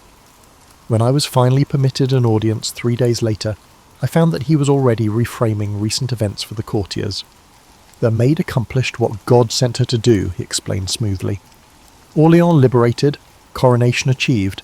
Perhaps heaven never intended Paris's immediate recovery." "You speak for heaven now," I challenged him, struggling to stand straight despite the pain in my bandaged leg. "The mission remains incomplete while Englishmen occupy French soil." Charles regarded me with a complex emotion, gratitude for past service tempered by growing political inconvenience of my unyielding position. "France's restoration will require years, not months," he said gently. "Even heaven must recognise earthly limitations." This exchange marked a fundamental shift in our relationship. Where Charles had once needed my perceived divine sanction to legitimise his rule, successful coronation now provided independent authority. The maid remained useful symbolically, but increasingly problematic practically, as military campaigns transitioned toward diplomatic solutions requiring compromise and voices prohibited. Through autumn, I accompanied the royal court as it withdrew to safer territories along the Loire. My wound healed gradually while my position diminished subtly, still honoured ceremonially, but increasingly excluded from meaningful councils. Charles granted me noble status in December, providing arms depicting a sword supporting the crown beneath a fleur-de-lis, recognition that pacified my supporters while effectively sidelining me from direct military command. This period marked my most difficult spiritual challenge. The voices returned intermittently, but spoke with disturbing inconsistency. Michael demanded continued aggressive action, while Catherine counselled patience. Margaret sometimes suggested accepting a ceremonial role within Charles's court, but she also insisted that my work remained unfinished. These contradictions created profound doubt I had never experienced during the clarity of earlier missions. Had some of the voices I heard been false all along? Was I now mishearing divine instruction? Or was heaven itself divided on France's proper path forward? Christmas 1429 found me in ceremonial attendance at court celebrations, outwardly honoured but inwardly conflicted. I watched elaborate pageantry commemorating Charles's coronation, performances that already incorporated stylized depictions of the Maid as a semi-mythical figure guiding France's resurgence. The actual Johanne, still bandaged, increasingly isolated, observed her transformation into a symbol with growing discomfort. That night, kneeling alone in the castle chapel long after formal services concluded, I experienced the voices with unusual clarity after months of ambiguity. "Your time grows short," Michael stated without preamble. "You must continue the fight while freedom remains yours." "The king no longer heeds my counsel," I protested. "Commanders follow his direction, not mine." "Then you must act independently, Viro," came the reply. "Better capture by enemies than surrender to comfortable irrelevance." Although troubling, this guidance offered direction that I had been lacking for months. As 1429 ended, I resolved to escape the increasingly gilded constraints of court life and return to direct action, even without royal sanction. This decision, tactically questionable, politically naive, would determine my fate in ways the voices never clearly revealed.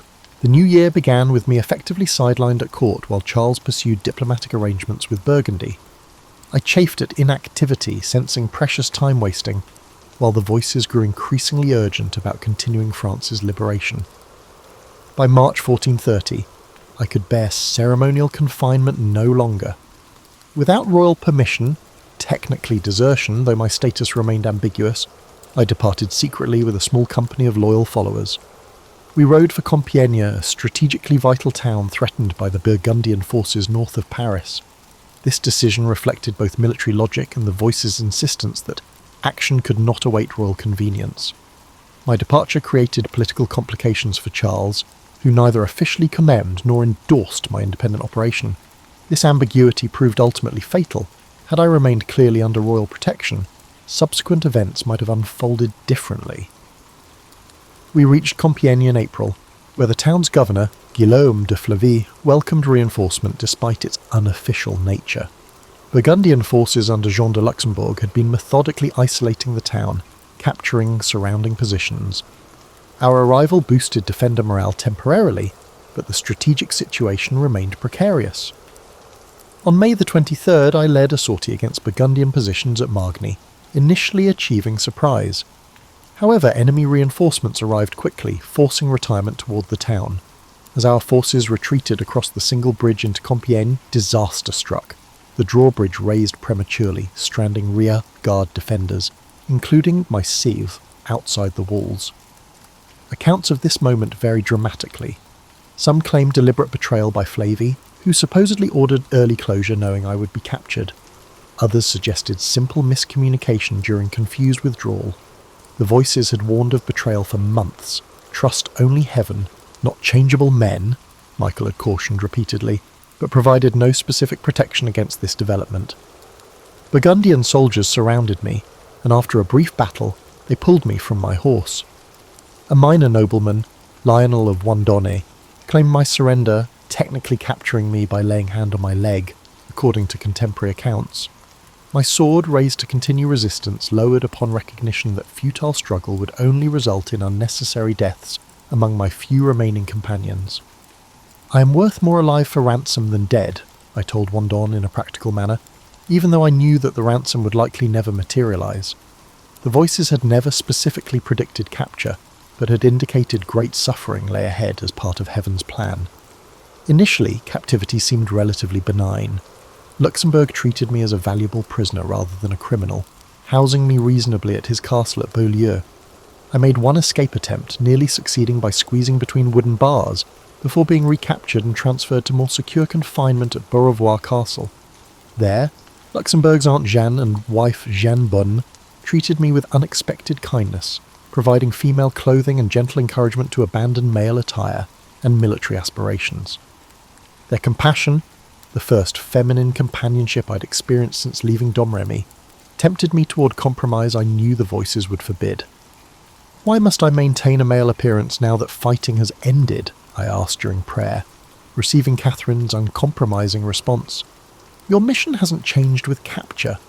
Male attire remains both practical protection and a visible sign of a divine exception to worldly constraints. News reached me at Beaurevoir that Compiègne's situation worsened daily. In desperation, I attempted a second escape in October, this time jumping from the tower window approximately 70 feet above ground. The fall should have proved fatal. That I survived with only bruising and temporary unconsciousness was later presented as either a miracle or evidence of demonic protection, depending on the interpreter. By November, political machinations surrounding my captivity clarified horribly. The English, recognising my symbolic value, arranged a purchase from Luxembourg for 10,000 livres, a substantial sum indicating my importance to their strategy. Charles made no counteroffer, effectively abandoning me to the enemy's judgment. The English faced a dilemma regarding my disposition. Simple execution of a captured enemy combatant would risk martyrdom, potentially strengthening French resistance rather than weakening it. A more complex strategy emerged: systematic destruction of my divine claims through ecclesiastical condemnation for heresy. This approach would not only eliminate me physically, but, more importantly, delegitimize everything I represented: divine sanction for Charles's rule and heaven's support for French resurgence against English occupation. In December 1430, they transferred me to Rouen, firmly within English-controlled territory. Conditions deteriorated immediately. I was placed in secular prison rather than ecclesiastical custody, normally accorded those facing religious charges, confined in iron shackles and guarded continuously by common soldiers whose behaviour ranged from verbal abuse to attempted assault. Why does heaven permit such treatment? I asked during increasingly desperate prayers. What purpose does this suffering serve? Remember Christ before Pilate, Margaret answered. Truth remains truth, even when power condemns it. The trial officially began February 21st, 1431, under Bishop Pierre Cauchon, whose appointment revealed the proceedings' predetermined nature. He was a known English sympathiser with personal animosity toward me. Assessors and judges were carefully selected to ensure the desired outcome. Although it was technically an ecclesiastical court, the proceedings were entirely controlled by English authorities. Looking back now across time's distance, I see legal complexities I couldn't recognise then. My request for balanced representation from both English and French clerics was denied. My appeal to the Pope, technically my right under church law, was ignored. Most cruelly, highly educated theologians denied me counsel, twisting simple statements into heretical formulations. Do you believe yourself to be in God's grace? Cauchon asked early in the proceedings, a theological trap. Answering yes would imply a presumption that is condemned by church doctrine, while answering no would indicate an admission of guilt. If I am not, may God put me there, I replied, after a moment's thought. If I am, may God keep me there. This answer frustrated the interrogators, but I simply expressed my actual understanding, showing unexpected theological sophistication. Grace remained God's province, not mine to claim absolutely. For 5 months, interrogation continued, sometimes publicly before a full tribunal, sometimes in private prison questioning. My male attire became the central focus, providing tangible evidence of defiance against natural order. Voices were dissected endlessly. Were they angels or demons? Why did they speak to an uneducated girl rather than through the established church hierarchy? I recorded and examined each of my answers for inconsistencies and potential heresies. What records don't capture the physical deterioration during this period? Prison conditions, continuous shackling, poor nutrition, sleep interrupted by guards' harassment, gradually weakened a body already compromised by previous wounds and hardship. By May, I suffered recurring fevers, dramatic weight loss, and periods of confusion during longer interrogations. The voices remained present but changed character. Less commanding, more comforting. They spoke increasingly of heavenly reward rather than earthly victory, preparing me for an outcome that seemed increasingly inevitable. Will I burn? I asked directly during one night's prayer. The body is temporary, Catherine answered gently. What matters is truth maintained until the end. On May the 24th, I was taken to the Rouen cemetery, where scaffolds had been erected, one holding officials who would witness my anticipated recantation, another displaying instruments of execution should I refuse. Exhausted physically and isolated completely, I briefly wavered when presented with a document I was told contained a simple abjuration of male clothing and independent interpretation of voices. What I was unaware of was that the actual document contained a comprehensive admission of fraud, demonic influence, and heretical intent, completely repudiating everything I had experienced and represented. Unable to read, I trusted partial translations provided by clerics, whose deceptions served their predetermined purpose. I signed with a simple crossmark, unaware that I was giving my enemies exactly what they needed, an apparent admission that everything I had claimed about divine guidance was false. This temporary weakness, a product of extreme duress rather than a genuine change of heart, provided legal justification for what followed. Returned to prison rather than transferred to ecclesiastical custody as promised, I found myself still surrounded by hostile guards, still denied female companionship that would have made feminine clothing practically sustainable. When my clothes were taken while I slept and only male attire was left available, I faced an impossible choice: remain naked among male guards or don forbidden garments. The voices spoke with unusual clarity that morning. Better modest impropriety than immodest vulnerability. I dressed in male clothing, knowing this relapse provided the final justification enemies sought. When judges returned to document this transgression, I formally recanted my previous abjuration, stating clearly that voices were indeed divine, that the mission had been heaven-sent, and that temporary weakness had betrayed truth. I would rather do penance once, with death, than bear imprisonment suffering continuously, I told them with renewed clarity, despite knowing the consequence. On May the 30th, 1431, the final sentence was announced. Declared a relapsed heretic, I would face public execution by burning, the most painful death authorities could legally impose, deliberately chosen to create maximum suffering they hoped would produce a final public confession.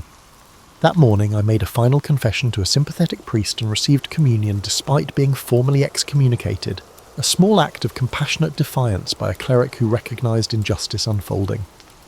Wearing the traditional long white garment for heresy executions, a cart transported me through Rouen streets toward the old marketplace, where execution awaited. The crowd's mood surprised me, not triumphant but sombre, many openly weeping. These were not my French compatriots, but Norman subjects under English rule, yet something about my situation transcended political loyalty. Later accounts would claim English authorities grew concerned that sympathy might transform into riots, and that martyrdom was being created despite their careful legal manoeuvring. At the execution ground, officials had me a final opportunity to recant before tying me to a tall stake erected atop a substantial pyre. The method was deliberate. Slow death by suffocation and burning rather than quicker execution methods available. Jesus! I called repeatedly as flames were lit, no longer concerned with appearing strong before enemies, simply seeking comfort in the name that had guided my journey from its beginning. The voices spoke one final time as smoke began rising. Your suffering ends today. Your vindication begins. The physical agony that followed transcends description. Historical accounts claim my heart remained intact among ashes afterward, a symbolic detail probably invented by later chroniclers seeking miraculous elements for potential canonization. What mattered wasn't physical preservation, but the truth maintained until the end, that simple faith could withstand elaborate machinations of power, and that divine purpose worked through unlikely instruments. 25 years later, Charles VII, firmly established as France's legitimate king, would order an investigation that formally nullified my conviction, declaring the trial prejudiced and illegitimate. In 1456, a rehabilitation trial formally cleared my name of heresy charges, yet full vindication waited nearly 5 centuries, until May 16, 1920, when the Catholic Church declared me a saint. Official recognition that voices condemned as demonic had indeed been divine. History remembers outcomes: Orléans relieved, Charles crowned, France eventually liberated from the English occupation. These visible victories obscure the internal journey that began with a garden whisper and ended in marketplace flames. The voices never promised earthly reward or personal glory. They offered only purpose, direction, and the chance to serve as an instrument for something larger than myself. They called me Maid of Orléans, dubbed me a miracle worker, labelled me a witch and a heretic, and eventually recognised me as a saint. Yet through all the transformations, I remained Johanne from Domremy, a simple girl who answered when voices called, who held to truth heard within more firmly than to comfort offered without. Perhaps that represents the most enduring legacy, that extraordinary purpose may inhabit ordinary lives, that divine participation in human history rarely follows expected channels, but instead works through unlikely vessels willing to say simply, "Here am I, send me."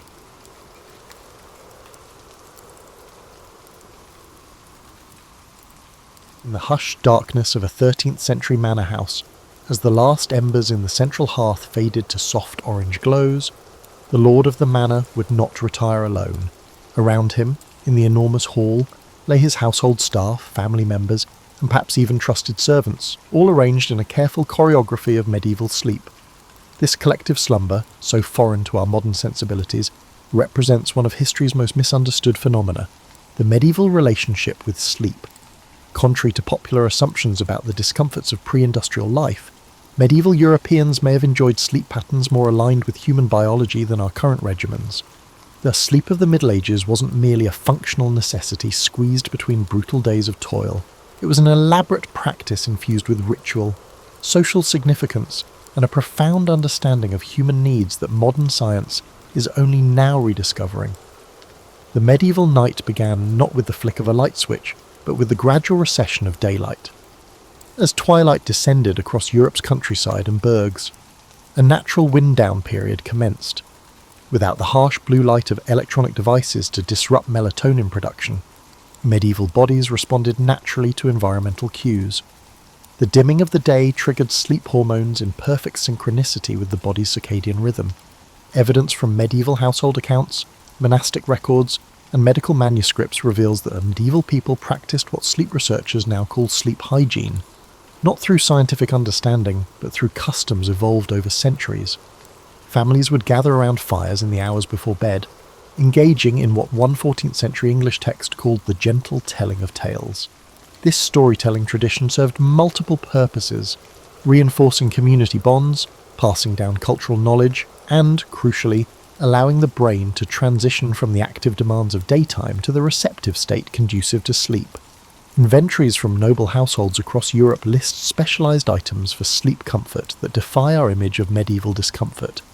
While commoners might sleep on straw-filled mattresses, regularly refreshed with aromatic herbs like lavender and chamomile, natural sleep aids, the wealthy invested heavily in sleep quality. Featherbeds, documented in the 1380s household accounts of John of Gaunt, could contain up to 60 pounds of down. These were topped with linen sheets, woolen blankets in winter, and lightweight coverlets in summer, seasonal adaptations showing a sophisticated understanding of sleep temperature regulation. The medieval bed itself evolved into an architectural feature in its own right. Far from a simple platform, the bed became what historian Sasha Handley calls a micro-environment for sleep. High bedsteads kept sleepers above drafts, while bed curtains created microclimates that preserved body heat. Particularly in northern regions, these enclosed bed spaces maintained optimal sleeping temperatures through bitter winters without central heating. Perhaps most notably, medieval people organised their sleep around natural human ultradian rhythms. Medical texts from Salerno's famed medical school advise sleeping with the head slightly elevated, and on the right side initially, for proper digestion. Then turning to the left side in deep sleep advice that echoes modern recommendations for optimizing airway positioning during sleep. Despite the absence of memory foam or adjustable bases, medieval sleepers customized their experience through ingenious means.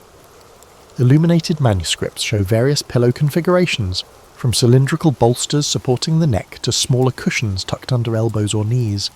Personalized comfort adaptations we've rediscovered through ergonomic design. Archaeological findings from cesspits in London and York have revealed remains of medicinal herbs commonly used for sleep, including valerian root and passion flower, showing sophisticated pharmacological approaches to sleep management. The physical arrangements for sleep extended beyond beds. Manor houses and even modest dwellings were designed with sleeping areas positioned to maximize morning light exposure. An architectural feature that modern chronobiologists recognize for its importance in maintaining healthy circadian rhythms. East-facing bedchambers allowed sleepers to wake naturally with the sunrise, reinforcing their internal body clocks in ways that modern blackout curtains and alarm clocks disrupt. What truly distinguished medieval sleep, however, was its social nature. Unlike our privatised, individualised approach to sleep, medieval slumber was communal. This behaviour wasn't merely for practical reasons like shared warmth or protection, although these benefits were real, but reflected a fundamentally different conception of sleep as a vulnerable yet shared human experience. Even kings were rarely alone while sleeping, attended by trusted chamberlains who slept at the foot of the royal bed, creating a sleep culture where the boundaries between private and public were permeable in ways we might find uncomfortable, but that provided unique psychological benefits. People didn't expect to sleep all night in medieval Europe when darkness fell. The idea that people should sleep 8 hours is post-industrial. Medieval medical records, diaries, household histories, and literary sources show a quite distinct pattern. First sleep and second sleep separated by a nighttime wakeful quiet. This biphasic sleep pattern was common throughout social strata. After going to bed at nightfall, medieval people had a 4-hour first sleep or dead sleep. After waking up naturally for 1 to 2 hours, they went back to second sleep until daybreak. Medieval folks used this midnight awakening as a natural window of consciousness, not sleeplessness. European monastery church records provide some of the best evidence of this interval. The monastic rule of St. Benedict scheduled midnight prayers, matins, during the wakeful hour to accommodate this natural sleep divide. Instead of fighting their biology to stay awake for devotions, monks synchronized their spiritual practices with human sleep architecture. The significance of midnight awakening goes beyond religion. Medical manuscripts from Salerno and Montpellier, Europe's top medical schools, show that doctors believed midnight waking was crucial for health. The 13th century physician Aldebrandon of Siena said that this wakeful period allowed the vapours of food to be properly distributed through the body, a pre-scientific knowledge of how sleep stages affect digestion and metabolism. This nightly waking gave regular households an unusual opportunity. It was common for homeowners to check on their property, bank fires for the second sleep, and examine their security. The 14th century guide for parish priests recommends middle night marital intercourse because the body is rested but the mind clear. The recommendation implies a profound awareness of how restful sleep influences mood and physical receptivity. Interestingly, this wakeful interlude produced various types of consciousness that current neuroscience has only recently learned to detect. Neurologists call the state between first and second sleep hypnopompic consciousness, which boosts creativity, imagery, and emotional processing. Medieval folks innately understood and practiced this distinct mental condition. Court records and diaries show how midnight wakers considered legal issues. A 15th century Ghent judge said he made his toughest decisions after consulting his thoughts in the watch between sleeps, believing it provided deeper moral insight than daylight deliberation. Craftspeople conceived new designs, farmers planned seasonal rotations, and merchants planned business initiatives during this contemplative period. Wakefulness had emotional and social benefits. Larger medieval households described night talking, intimate chats during midnight waking. These nighttime conversations allowed for exceptional emotional honesty, unlike daytime contacts confined by societal hierarchy and public presentation. A 14th century English noblewoman's diary says she learned her husband's innermost worries only in the watch between sleeps, when souls speak more truly. This split sleep pattern boosted creativity. Chaucer writes poetry during his watching times, and illuminated manuscripts often state they were written in the midnight thinking time. Medieval dream interpretation guides distinguished between dreams during first sleep, processing daily events, and those during second sleep, prophetic or insight-bearing, due to the quality of thoughts during this period. Archaeology confirms this practice's prevalence. Medieval home excavations sometimes reveal little oil lamps for nighttime activities. In household inventories across social classes, night tables with writing tools, miniature prayer books, and meditation tools are common. When modern researchers removed artificial light from test subject settings for several weeks, they automatically reverted to biphasic sleep. Strong proof that segmented sleep is our biological rhythm. Medieval people honoured this cycle rather than pushing continuous sleep, aligning with their evolved sleep architecture in ways modern civilization rarely allows. Psychological benefits make segmented sleep valuable. The midnight wake-up allowed memory consolidation and emotional processing. Modern sleep science shows that disrupted sleep can improve memory formation.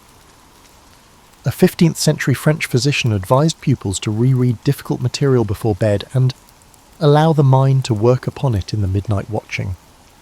Medieval folks knew the value of this processing time. Medieval sleep environments were more complex and deliberate than popular belief. Medieval sleeping arrangements were frequently utilitarian marvels that represented considerable household investments and years of comfort technology, unlike the crude, unpleasant platforms depicted in modern media. Archaeology from intact medieval households shows that sleep quality was important. Excavated 13th century merchant homes in London showed specialised floor designs with insulating materials packed beneath sleeping areas, including wool, straw, and even feathers in wealthier homes, to block the cold from stone or packed earth floors. This intelligent underfloor insulation shows heat transmission concepts that affect sleep quality. Medieval sleep revolved around the bed, which evolved quickly. Bed technology improved by the 13th century from simple raised platforms. Estate inventories from around Europe reveal more sophisticated bed designs with specialised comfort components. The bed's hardwood frame, termed the bedstock, has mortise and tenon joints allowing minor flexibility without squeaking, which 14th century Florence Carpenter Guild laws required for undisturbed rest. Medieval mattress technology improved constantly. Peasant homes still used straw-filled beds, although they were more advanced. Traditional European farming groups using medieval methods used straw beds, not loose straw piled into sacks. Specially selected straw, oat straw, was recommended for its softness. Completely dried to prevent mould and broken to provide a springier texture was used. Most homes emptied and refilled these beds seasonally. For the wealthy, mattress technology evolved. By the 14th century, merchants and artists used wool-filled mattresses, while feather beds were the height of medieval sleep luxury. These were constructed sleep surfaces, not feather sacks. Guild regulations from 14th century Paris required feather beds to be built with particular weights of different feather varieties piled for compression and rebound. The most sumptuous examples had goose down on top and stiffer feathers underneath for stability. Similar to modern high-end mattresses, medieval pillows are often forgotten sleep technologies. Modern pillows are uniform, whereas medieval pillows were individualized. Archaeological evidence and household inventories show at least 4 pillow types: neck bolsters for spinal alignment, softer head pillows for comfort, wedge pillows for medical conditions, particularly respiratory issues, and smaller support pillows for positioning. Salerno medical writings advise lifting the head for digestion disorders and supporting the legs for back pain. Bed sheets were also designed for sleep comfort. Linen sheets were valued for their breathability and moisture-wicking capacity. Even small houses had many sets of linens and regular laundry records. In winter, woolen blankets provided insulation, while silk or light wool coverlets gave summer warmth. Seasonal bedding rotation shows a profound awareness of how ambient temperature influences sleep quality. Equally inventive was sleeping room climate control. Bed curtains were attractive and microclimatic. Fully enclosed bed curtains conserved body heat in winter. Large medieval houses recorded various curtain weights for different seasons, with summer curtains blocking insects, allowing airflow. This seasonal sleep environment adaptation shows a comprehensive awareness of how ambient variables affect rest quality. Medieval dwellings also showed excellent sleep management. Sound-dampening interior shutters were common in metropolitan bedrooms. In intact York and Bruges homes, archaeologists found woven rush mats put on walls near public streets as early sound insulation. Medieval folks recognized noise pollution as a sleep disruptor and addressed it with intentional design. Medieval sleep was influenced by aromatherapy. Domestic and archaeological records show aromatic herbs in bedding. These were lavender and chamomile for relaxation, mint and rosemary for insect repellent, and dried rose petals for fragrance. For decades, home manuals have recommended inserting little herb-filled sachets into pillowcases to improve sleep. Researchers even reviewed illumination for its impact on sleep quality. Medieval dwellings used candles or rushlights in bedrooms for specific purposes. When affordable, beeswax candles were recommended near beds because they smoke less than tallow. Rushlights, manufactured by immersing river rushes in fat, burned longer and dimmed to help people fall asleep. These thoughtful evening light selections follow recent advice to avoid bright light before bed. Medieval sleep environments were sophisticated enough to regulate nighttime temperature. Bed warming technologies improved in Northern Europe. Early medieval hot stones evolved into warming pans equipped with adjustable handles and ventilated lids, which diffused heat evenly without causing burns. These gadgets were used in houses of all social strata, demonstrating the importance of ideal sleeping temperatures. Medieval Europe saw a number of systematic sleep hygiene activities when the sun set. These were centuries-old practices that prepared body and mind for repose. The intricacy of these pre-sleep practices undermines the idea that scientific sleep optimization is new. The transition to night began with day-shutting rituals that separated waking and sleeping. Closing shutters or drawing curtains were symbolic thresholds. Even humble 14th century French households had practices for closing the day, typically with brief spoken phrases or prayers to signal that labour was over and rest could begin. Medieval Europeans intuitively knew the necessity of light reduction before sleep, according to archaeology. Medieval dwelling excavations reveal clever shutter designs that blocked light more completely. Rich urban homes had exterior shutters for security and inside fabric hangings to exclude remaining light by the 15th century. These dark generation investments showed how much society valued sleep. Staged light reduction was notable in medieval times. As darkness approached, homes switched from brilliant central fireplaces to dim lights. Church and monastic records show that different candle types were used for different evening activities, leading to rush dips at bedtime. Our modern abrupt shifts from brightness to darkness impede melatonin production, but this progressive dimming naturally signalled sleep. Evening meals were part of sleep preparation. Despite expectations about primitive medieval diets, household records and medical writings show sophisticated sleep nutrition. Evening meals were eaten at least 2 hours before bed to allow for partial digestion. In the evening, Salerno medical books advise lighter diets like lettuce, almonds, and warm dairy liquids mixed with mildly sedative spices to promote sleep. Physical sleep preparation was also deliberate. Cleaning before bed highlighted psychological shifts as well as cleanliness. Even in simple families without bathing facilities, people washed their hands, face, and feet before bed and for its relaxing benefits, according to housekeeping manuals. Some 15th century manor buildings had evening bathing chambers next to bedrooms for more extensive pre-sleep bathing procedures. Medieval sleep habits for stress reduction and brain clearing were unique. Monastic and household texts suggested evening reflection and concern control that mirrors modern mindfulness. 14th century merchant advice advocated examining the day's transactions and resolving mental issues before bed, since unresolved matters will otherwise disturb rest. The early observation that cognitive stimulation reduces sleep quality is extraordinary psychological insight. Bedtime prayer sequences were both spiritual practice and sleep induction. These were systematic mental activities that diverted attention from daily worries, not just religious observances. Popular nighttime prayers alternated between simple, repetitive elements, relaxing, and brief narrative segments, focusing the attention. This advanced structure naturally induced tiredness from active thought. Even bed-making was ritualized, according to household sources. Medieval folks of all classes made beds each night. It was common to shake and turn mattresses to rejuvenate their loft, arrange bedding for best warmth distribution, and sweep the area around the bed to remove dirt and symbolically clear the space for rest. Social interactions were manipulated to aid sleep transitions. Manorial records required quiet time in the evening. Sleep preparation began with specific phrases or little customs in some households. For quieter, more introspective conversation, a 15th century housekeeping manual encouraged the head of the home to say, "The day is now put away." Most notably, medieval sleep rituals addressed sleep onset insomnia. Medical manuscripts provide advanced sleep treatments.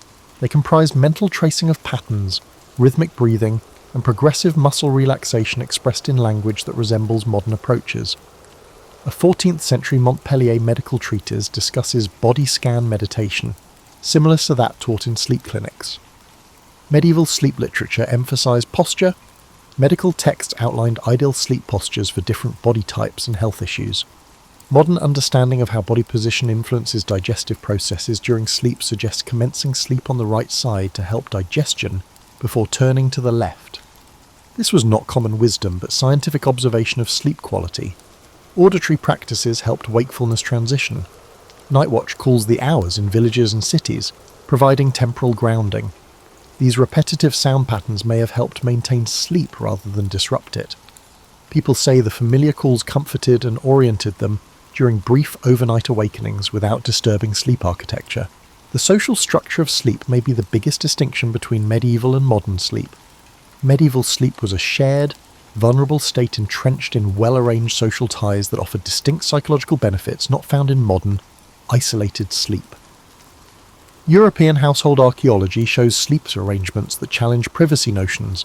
From humble farmhouses to royal palaces, medieval sleeping places were shared. This sharing wasn't just for economic reasons, it represented attitudes about sleep vulnerability and communal protection. It started in childhood. Medieval children slept with family, unlike modern Westerners. Household inventories and architectural evidence demonstrate that wealthy people rarely had separate nurseries until the late medieval period. Young children usually slept on communal beds near parents or caregivers. This arrangement provided physical warmth and safety as well as auditory and olfactory cues from trusted people to promote sleep. Children continued to sleep together as they grew. Household and guild records show service children, apprentices, and biological children sleeping together by age. Young people slept 2 or 3 to a bed, clustered by gender and age, establishing sleep communities, groups that share sleep vulnerability and build sleep standards. The psychological benefits of these arrangements were significant. Medieval medical literature says youngsters who sleep together have fewer night terrors and sleep disturbance. Medieval folks intuitively knew that trusted persons' sensory awareness triggers parasympathetic nerve system reactions that deepen sleep. Modern sleep science has just lately recognized this. Adults slept together beyond family. Medieval residences had a central hall where servants, apprentices, and extended family slept. This setup gave psychological security rather than disrupting sleep. Household accounts provide methods for grouping sleepers to accommodate individual needs and relationships. Even the rich, who could afford separate sleeping chambers by the later medieval period, rarely slept alone. Noble household chamber accounts show that servants lay on pallets at the foot of the bed with their masters. Medieval nobility preferred reliable companions during vulnerable sleep phases over loneliness. This communal sleep design had several psychological benefits that modern sleep experts are now recognizing. Shared sleep rooms corrected sleep patterns, reducing anxiety over perceived sleep anomalies. When brief nightly awakenings occurred, the noises and presence of other sleepers reassured and reduced anxiety-induced sleeplessness. Medieval travel tales show how rooted these communal sleep obligations were. One 15th century merchant called private sleeping unnatural and disquieting to the mind. Inn regulations across Europe required tourists to share beds with strangers of the same gender until the early modern period, demonstrating how common shared sleep vulnerability was deemed. The intimacy of communal sleep areas encouraged unusual social bonds. Medieval stories emphasize pre-sleep discussions for resolving conflicts and improving relationships. Before bed, a 14th century family manual encourages settling disputes because harmony before rest brings better health to all. This incorporation of dispute resolution into sleep habits provided regular relationship healing that standalone sleep arrangements rarely do. Medieval sleep's communality improved safety. Before modern locks and security measures, numerous sleepers were protected by collective vigilance. Medieval households generally placed younger, lighter sleepers, usually apprentices or younger servants, near doorways, establishing a natural surveillance system. Household accounts recommend having different grades of sleepers with different awakening thresholds across the sleeping area. Social levelling was also achieved through sleep vulnerability. Daytime activities were hierarchical, but sleep momentarily lowered status. Snoring, shifting postures, and the universal weakness of unconsciousness made even high-status people seem more real to their subordinates, according to historical reports. This periodic reminder of shared humanity softened medieval social hierarchies. The communal sleep environment helped vulnerable populations more than our private sleep arrangements. Shared sleeping arrangements helped new mothers care for their babies at night. Village records and household narratives show that nursing mothers slept near other women who could help with evening feedings and child calming. Instead of being separated, older people were included in home sleeping arrangements, allowing the collective to adapt their natural sleep habits. Community sleep normalized nightly distress, which was important for psychological wellness. Nightmares and anxiousness were immediately relieved. Medical writings from the time prescribe a trusted sleeping companion's voice to comfort people awakening from terrible dreams, which is easier in shared sleep places than in our secluded bedrooms. Sleep historians now recognise the shift from communal to privatised sleeping, which began among the wealthy in the late medieval period, but didn't reach most communities until much later. This shift had mixed effects on human psychology. While privatising sleep increased individual control, it eliminated many of the security and social benefits of communal sleep. Medieval understanding of dreams and nighttime consciousness was highly developed, predicting modern findings concerning dreams' effects on emotion, creativity, and problem-solving. Medieval civilization developed intricate frameworks for identifying dream varieties and promoting positive dream experiences. Medieval dream theory classified dreams by psychological cause and meaning. Medical books from Salerno and Montpellier distinguished digestive dreams, those influenced by nutrition and physical conditions, from spirit dreams, those originating from deeper psychic processes. This distinction acknowledges dreams' psychological purposes and modern awareness of how physical variables affect dream content. Medieval understanding of how sleep absorbed everyday events was sophisticated. The 13th century encyclopedist Bartholomeus Anglicus observed that the mind sorts through the day's events while the body rests, foreshadowing REM sleep memory consolidation research. Household instructions advise quickly revisiting important daily events before bed to aid this processing function, which sleep researchers now know improves memory integration. Medieval dream notebooks show that people actively engaged with their dreams. Several preserved monastic and noble household dream diaries document dream content with attention to repeating themes and emotional patterns. A 14th century Florentine merchant kept a thorough book about how he tracked dream symbols, linking them to his waking concerns and using dreams to make commercial decisions. Medieval dream practice used complex dream incubation techniques to actively influence dream material to answer specific inquiries or difficulties. The monastic records describe focusing on certain questions before sleep and utilizing visualization to bring them into dream consciousness. This goal was practical cognitive training, not just spiritual. Multiple craft guild records mention masters telling trainees to consult their dreams when designing. Archaeology supports medieval dream practice. Excavations found dream-related objects near beds. These include modest religious artifacts, symbolic emblems, and written queries or issues under pillows, physical expressions of medieval belief that sleep consciousness might address waking difficulties. Medieval nightmare treatment was centuries ahead of modern methods. Medieval dream guides advised dealing with nightmares rather than suppressing them.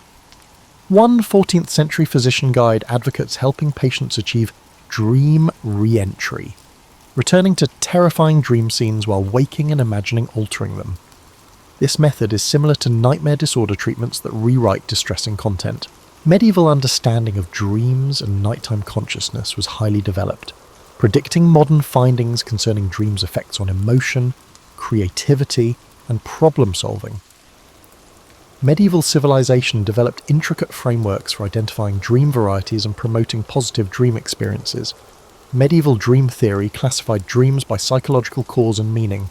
Medical books from Salerno and Montpellier distinguished digestive dreams, those influenced by nutrition and physical conditions, from spirit dreams, those originating from deeper psychic processes.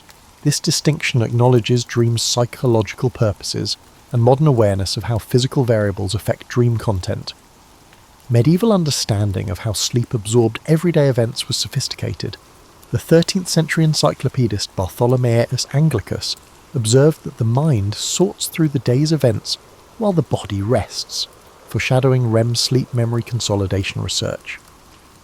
Household instructions advise quickly revisiting important daily events before bed to aid this processing function, which sleep researchers now know improves memory integration.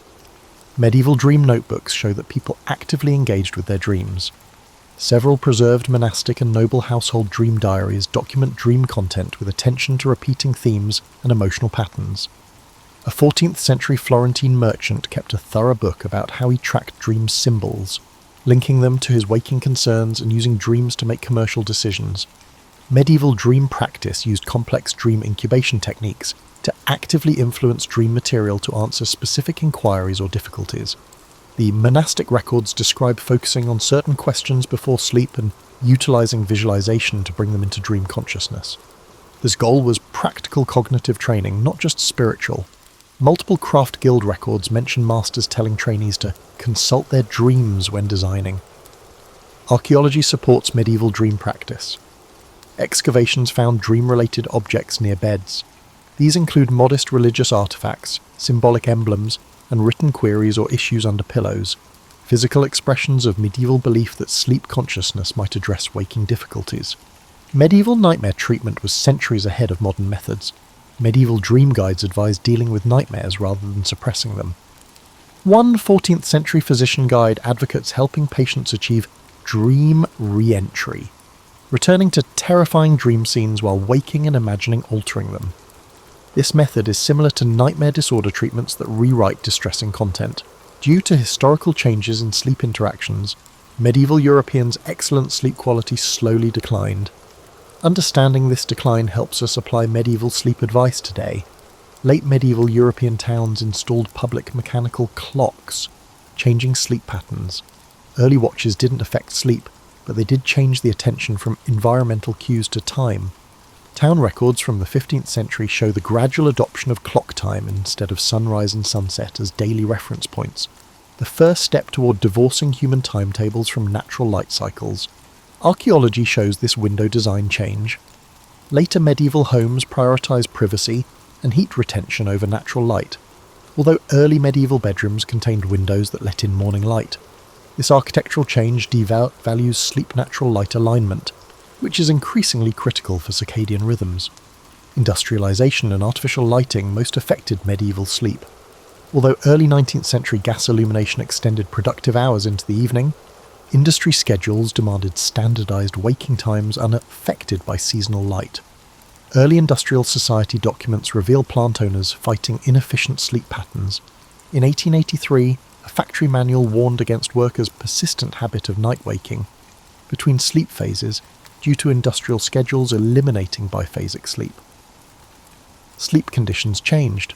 The 18th and 19th centuries saw single-family residences and individual beds replace medieval communal slumber. The architectural change increased solitude but removed shared sleep's social security and closeness. Medical records from this transitional era show rising claims of sleep difficulties due to unusual solitude at night from the new sleeping arrangements. Changes in labour habits eroded medieval notions of sleep as a transition. Natural cycles and moderate activity shifts characterised pre-industrial work. Industrial time discipline destroyed the natural wind-down time of medieval sleep patterns. Industrial and office timetables created guillotine waking, sharp alarm-driven transitions. Many found sleep uncomfortable during this change. Early mass production homogenised sleeping surfaces without regard for comfort. Yet medieval people of all classes had devised sophisticated bedding systems that met bodily demands. Historical records indicate that workshop dwellings had crude beds, unlike medieval peasants. Over centuries, sleep comfort technologies would improve. These changes lead to consolidated sleep culture, the idea that normal sleep is a single, unbroken period rather than the centuries-old biphasic pattern. Medical texts of the late 19th century pathologized nocturnal waking as a disorder. This medical reinterpretation replaced medieval sleep wisdom with modern norms. This historical transformation goes beyond discomfort. Medieval sleep practice was physically and psychologically advantageous, according to modern studies. With unprecedented rates of insomnia, sleep-disordered breathing, and circadian rhythm issues, sleep professionals call the global sleep crisis caused by suppression of natural sleep patterns. The loss of medieval sleep's midnight waking period is notable. A normal sleep break was essential biologically and psychologically. Neurological research found this interval had brainwave patterns that supported creativity and emotional processing. Industrial and post-industrial sleep practices eliminated this cognitive state by requiring continuous sleep. Medieval slumber societies offered psychological stability that modern ones lack. Modern sleep experts have established that trusted people reduce sleep delay and stress hormones. Modern sleep arrangements eliminate these benefits, creating anxiety-related sleep disruptions. Even in medieval times, seasonal sleep duration fluctuations were biologically good. Pre-industrial civilizations and historical sources show that medieval people slept longer in winter due to natural melatonin synthesis. Modern sleep schedules ignore seasonal changes, creating winter circadian misalignment. Medieval and pre-industrial sleep traditions are being rediscovered despite these losses. Sleep medicine now admits that medieval sleep practice was sophisticated and biologically sound, so we should revisit it. New sleep transition. Understanding is the best rehabilitation.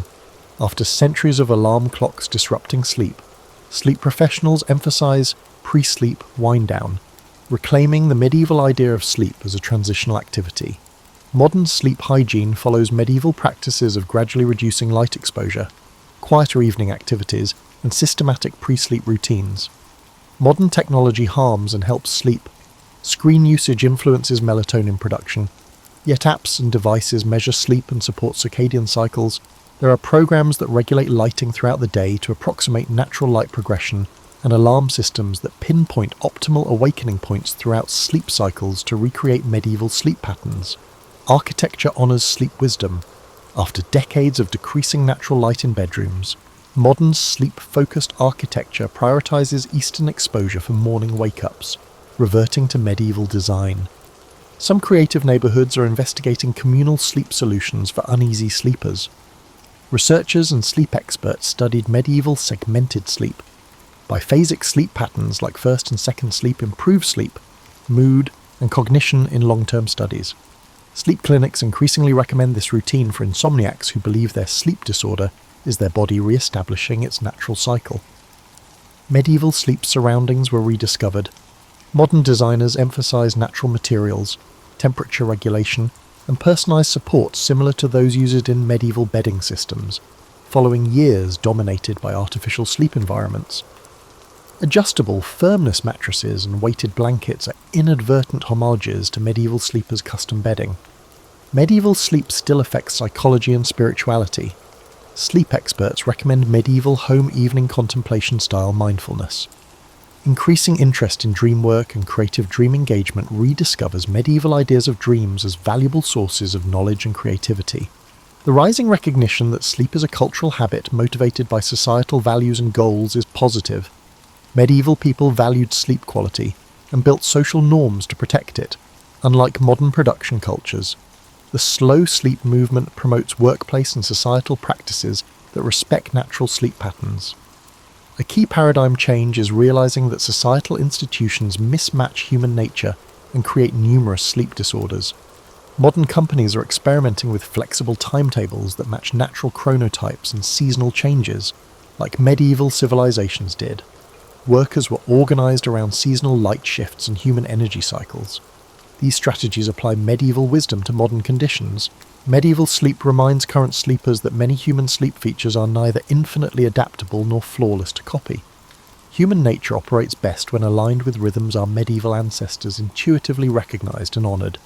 Despite great pressure to conform to industrial and post-industrial sleep demands, medieval sleep teaches us to examine whose pre-industrial sleep expertise remains physically and psychologically helpful, not to reject comfort or technical progress.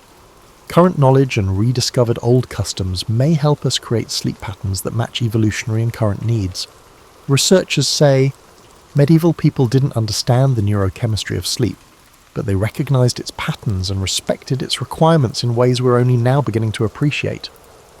That appreciation can solve our sleep crisis without drugs or technology by restoring decades of pre-industrial sleep practice. Medieval sleep advice is more than just history. It offers ways to sleep better and honour our natural heritage. As research validates medieval sleep patterns and practices, we may find that rediscovering our ancestors' centuries-old knowledge of natural sleep is the best sleep advancement.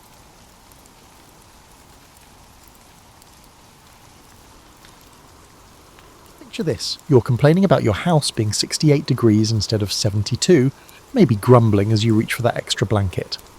Now imagine it's 1942, you're somewhere in Eastern Europe, and the thermometer has given up trying to measure temperatures that would make a penguin reconsider its life choices. Welcome to the world where winter wasn't just uncomfortable, it was actively trying to kill you. You see, when World War II rolled around, nobody really thought much about the weather. Sure, Napoleon had a minor mishap with the Russian winter in 1812, but that was long ago, right? Modern armies had modern equipment, they had plans, they had confidence. They had no idea how creative you had to be when Jack Frost joined the other team. The thing about military planning is that it's a lot like packing for a vacation. You think you know what you'll need. You make your lists, you feel prepared, and then you arrive to discover you've brought sandals to a blizzard. Except in this case, the consequences of poor packing weren't just uncomfortable, they were potentially fatal. When the first brutal winter hit the European theatre, soldiers discovered something that would make even the most seasoned outdoorsman nervous. The cold wasn't just cold, it was the kind of cold that turns your breath into icicles mid-sentence, that makes metal so brittle it snaps like a pretzel, and that transforms simple tasks like loading a rifle into a finger-numbing exercise in futility. But here's where the story gets intriguing and where you start to see the remarkable ingenuity of people who refuse to let Mother Nature have the last word. When confronted with temperatures so low as to freeze antifreeze, individuals not only endure, but also innovate. You master improvisation, acquire a PhD in adaptability, and become a professor of whatever works. The first lesson these soldiers learned was that the enemy wasn't always wearing a uniform. Occasionally the enemy was invisible, creeping through tent flaps and uniform seams, turning their breath against them, and making every night a battle for survival. The cold became a third party in the conflict, impartial in its cruelty, affecting everyone equally, regardless of which side they were fighting for. Think about your worst camping experience. Maybe that time the air mattress deflated, or when you forgot to pack enough warm clothes. Imagine multiplying that discomfort by approximately 1,000, adding the constant threat of enemy action, and adding the responsibility of ensuring the functionality of your equipment and the survival of your fellow soldiers. And you'll begin to understand the situation. What's remarkable isn't just that these soldiers survived, it's how they turned survival into an art form. They became meteorologists without weather apps, engineers without blueprints, and inventors without patents. Every night became a laboratory for testing new theories about heat retention. Every morning brought lessons in what worked and what left you counting your toes to make sure they were all still there. The standard issue gear quickly proved about as useful as a screen door on a submarine, designed by people who probably tested it in climates as harsh as a suburban backyard in October. Wool uniforms that seemed adequate became insufficient. Boots designed for marching became ice buckets for feet. Tents meant to provide shelter became elaborate ways to concentrate cold air. So what do you do when your equipment fails, your supply lines are stretched thinner than your patience, and the thermometer looks like it's trying to dig to China? You get creative. You start looking at everything around you, not for what it is, but for what it could become. That mess kit isn't just for eating, it's a potential hand warmer. That extra sock isn't just spare clothing, it's insulation for your rifle. That piece of canvas isn't just material. It's the difference between sleeping and freezing. And this is where our story really begins. Not with the grand strategies or the famous battles, but with the quiet moments when ordinary people figured out extraordinary ways to stay alive in conditions that seemed designed to make that impossible. Now, you might think that socks are just socks, those things you lose in the dryer, argue about with your spouse, and occasionally use to dust furniture when nobody's looking. But in the frozen theatres of World War II, socks became currency, lifelines, and the foundation of an entire underground economy that would make Wall Street traders jealous. The first thing you need to understand about feet in sub-zero temperatures is that they're basically traitors. Your body, being the pragmatic organism it is, decides that keeping your core warm is more important than maintaining diplahebus, or in this case under the frostbite. Therefore your feet, along with your fingers, suffer the consequences of frostbite. Trenchfoot became a condition so common that it practically needed its own postal code. Imagine your feet deciding to stage a revolt, swelling up, turning fascinating colours that would make a sunset jealous, and generally make every step feel like walking on broken glass. Now imagine trying to march, run, or fight in that condition. It's like trying to dance ballet in ski boots filled with marbles. This is where the Great Sock Conspiracy began. Soldiers quickly realised that the military's approach to foot care was about as sophisticated as using a hammer to fix a watch. The standard issue socks were fine for parade grounds, but about as useful as chocolate teapots when dealing with months of wet, cold conditions. So they improvised, and their solutions would make modern outdoor gear companies weep with admiration. They learned to layer socks like lasagna, thin silk or cotton against the skin, wool for insulation, and sometimes even paper or cloth strips for extra padding. They discovered that changing socks wasn't just hygiene, it was survival. Dry socks became more valuable than cigarettes, and cigarettes were practically currency. But here's where it gets really creative. When fresh socks were in short supply, which was most of the time, soldiers became textile engineers. They learned to dry wet socks using body heat, tucking them inside their uniforms close to their chest while they slept. Imagine spooning with your laundry, but hey, when it's life or death, dignity takes a back-to-memory seat. They also figured out the ancient art of sock rotation. They would maintain a meticulous record of the socks they had worn, those that were drying and those that were clean, much like a sophisticated filing system. Some soldiers developed elaborate schedules that would make a corporate calendar look simple. Tuesday, wear the grey wool, dry the cotton blend, air out the emergency pair. The really clever ones discovered that newspapers, when available, made excellent sock insulation. They'd wrap their feet in newspaper before putting on socks, creating a makeshift vapour barrier that would make modern hiking gear designers nod with approval. Of course, this led to the amusing situation of soldiers literally having yesterday's news in their boots. But when you're avoiding frostbite, you don't complain about the reading material. Some soldiers took the sock science even further, learning to waterproof their footwear using whatever was available. Candle wax, animal fat, even soap. Anything that could create a barrier between their feet and the elements. They became chemists, testing different combinations and sharing successful formulas like state secrets. The sock trade became so sophisticated that units developed their own internal economies.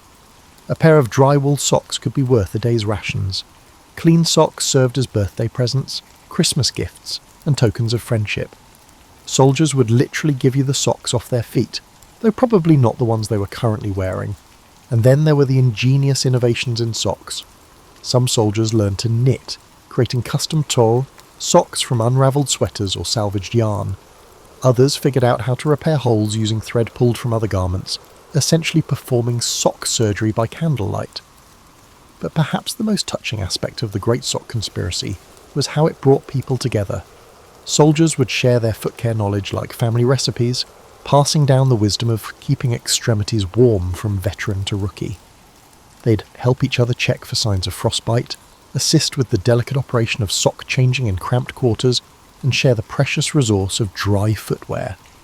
The discussion wasn't just about comfort, though comfort was certainly part of it. The debate was about maintaining the ability to fight, march, and survive. Feet were mission-critical equipment, and socks were the maintenance manual. Every dry sock was a small victory against the cold. Every successful foot care routine was a triumph of human ingenuity over hostile conditions. You know how they say 2 heads are better than 1? Well, in temperatures that could freeze your thoughts mid-think, 2 bodies were definitely better than 1. In freezing conditions, the buddy system evolved from simple military protocol to a delicate survival dance that demanded more coordination than a Broadway musical and more trust than a marriage. Imagine trying to explain to your spouse why you need to share a sleeping bag with your co-worker. Now imagine that sharing a bed isn't just a suggestion, it's the difference between waking up tomorrow and becoming a human popsicle. Welcome to the realm of tactical cuddling, where maintaining personal space has become an expensive luxury. The science behind shared body heat is actually pretty straightforward, though the execution could be hilariously awkward. Your body generates heat, about as much as a 100-watt light bulb when you're just sitting around.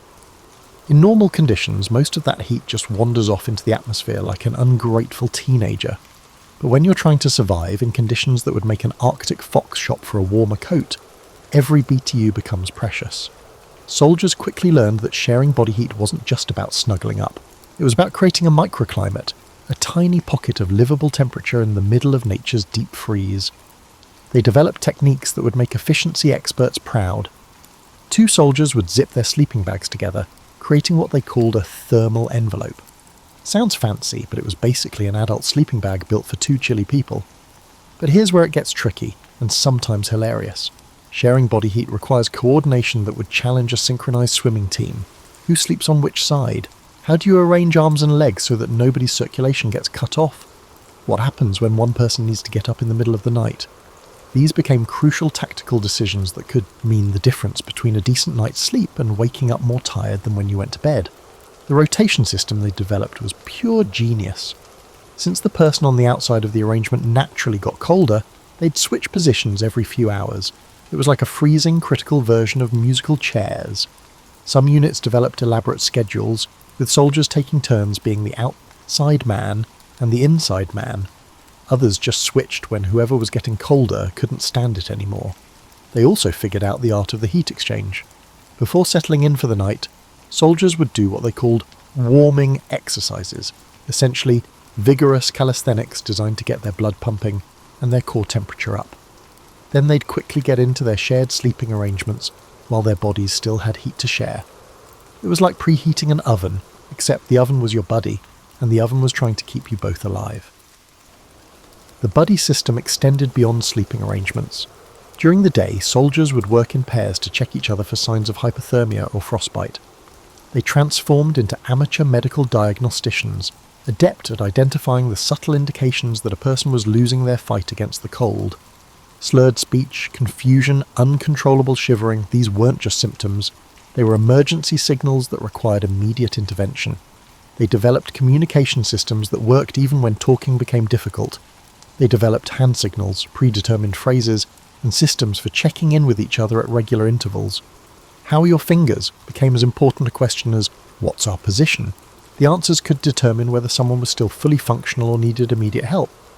Some of the buddy system innovations were surprisingly sophisticated. Soldiers learned to share not just body heat, but also the heat generated by their equipment. A small camp stove or heating device could warm two people if they positioned themselves correctly and shared the heat efficiently.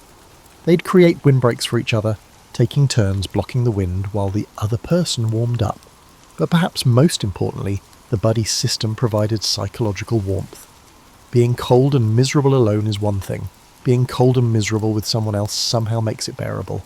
They'd tell jokes, share stories, and complain together about the conditions. Misery loves company. And in this case, companionship could literally save your life. The trust required was enormous. You had to trust your buddy to wake you up if you showed signs of hypothermia during the night.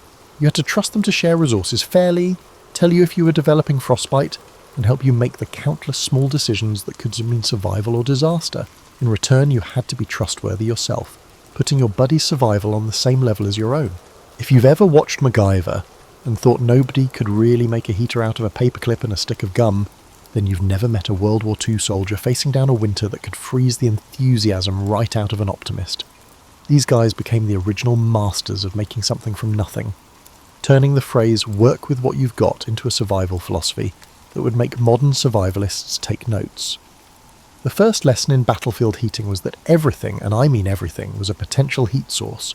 Did you ever have an empty tin can for your lunch? Congratulations, you just found yourself a hand warmer. Those candles you've been saving for special occasions? Every night trying not to become a human ice cube counts as special. The alcohol you've been hoarding for when the war ends? Well, it turns out alcohol burns, and burning things make heat. Who knew? Soldiers became amateur chemists, learning which materials burned cleanest and longest. They discovered that strips of cardboard, when rolled tightly and lit, could burn for surprisingly long periods. Paper soaked in melted candle wax became a slow-burning fuel source. They learned to make buddy burners, tin cans filled with rolled cardboard and wax that could provide heat for hours. But the real innovation came in heat distribution and conservation. While creating fire was the initial step, the real challenge was directing that heat to its most beneficial location. Soldiers learned to create heat reflectors using polished metal, mirrors, or even pieces of glass. They'd position these reflectors to bounce heat from small fires back toward themselves, essentially doubling the effectiveness of their heat sources. They also mastered the art of the heat bank. A fire could heat large stones, metal objects, or even their mess kits, which they then used as portable heaters. A hot stone wrapped in cloth could keep hands warm for hours.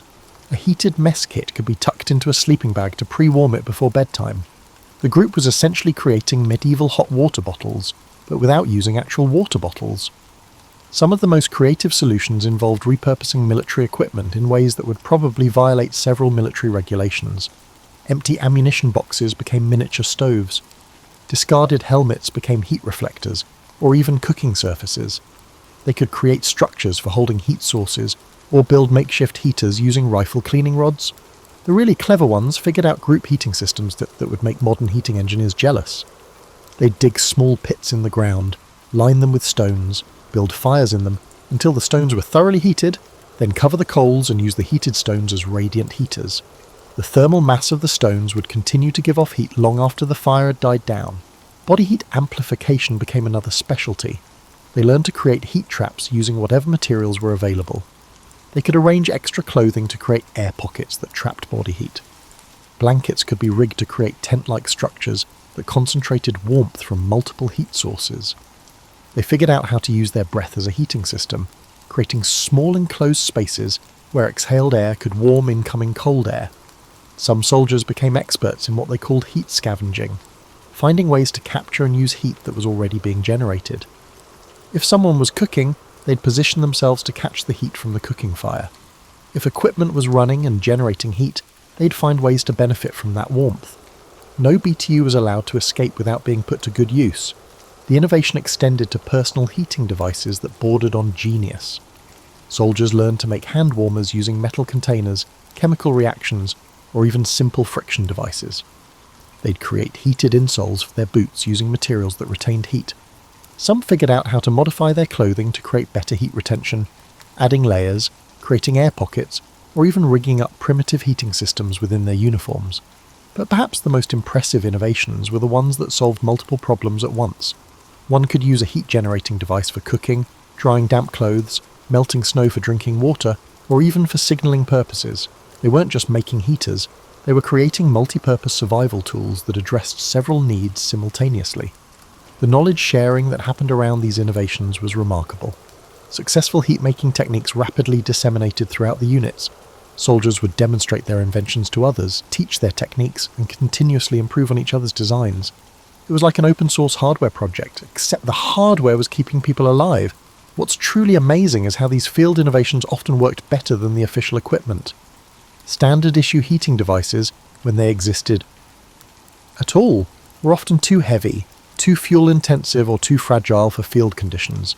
The soldier-invented alternatives were lighter, more efficient, and built to withstand the kind of abuse that comes with being carried into combat zones.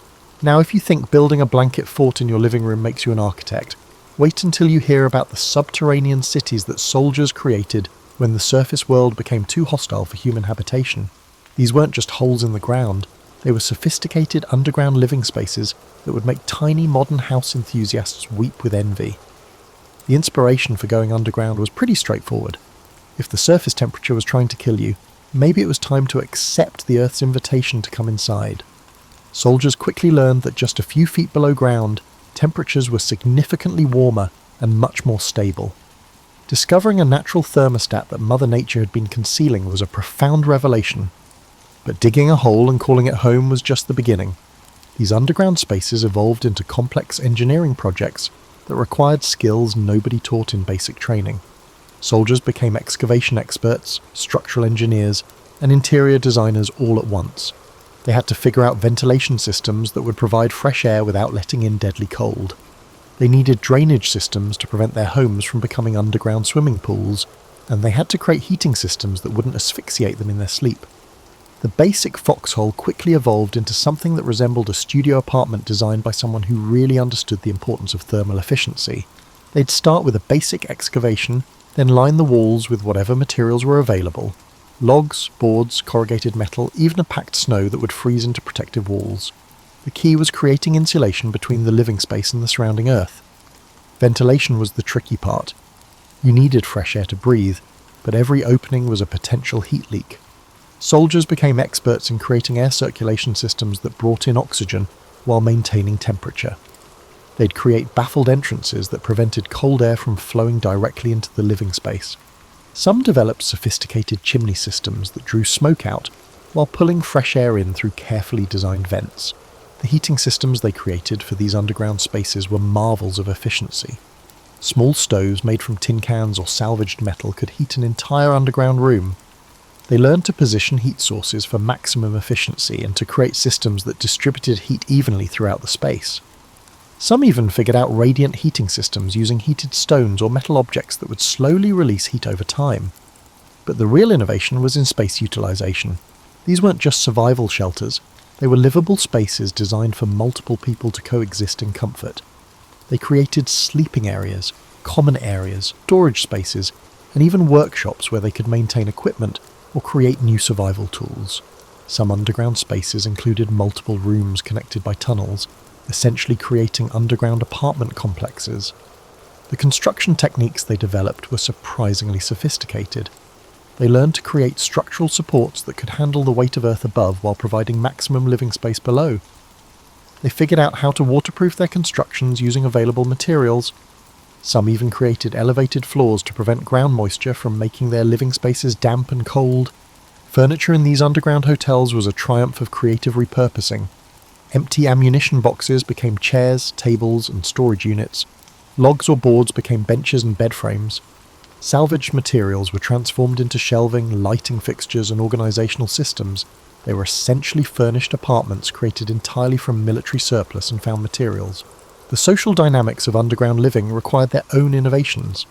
Multiple people living in small underground spaces needed systems for privacy, organisation, and conflict resolution.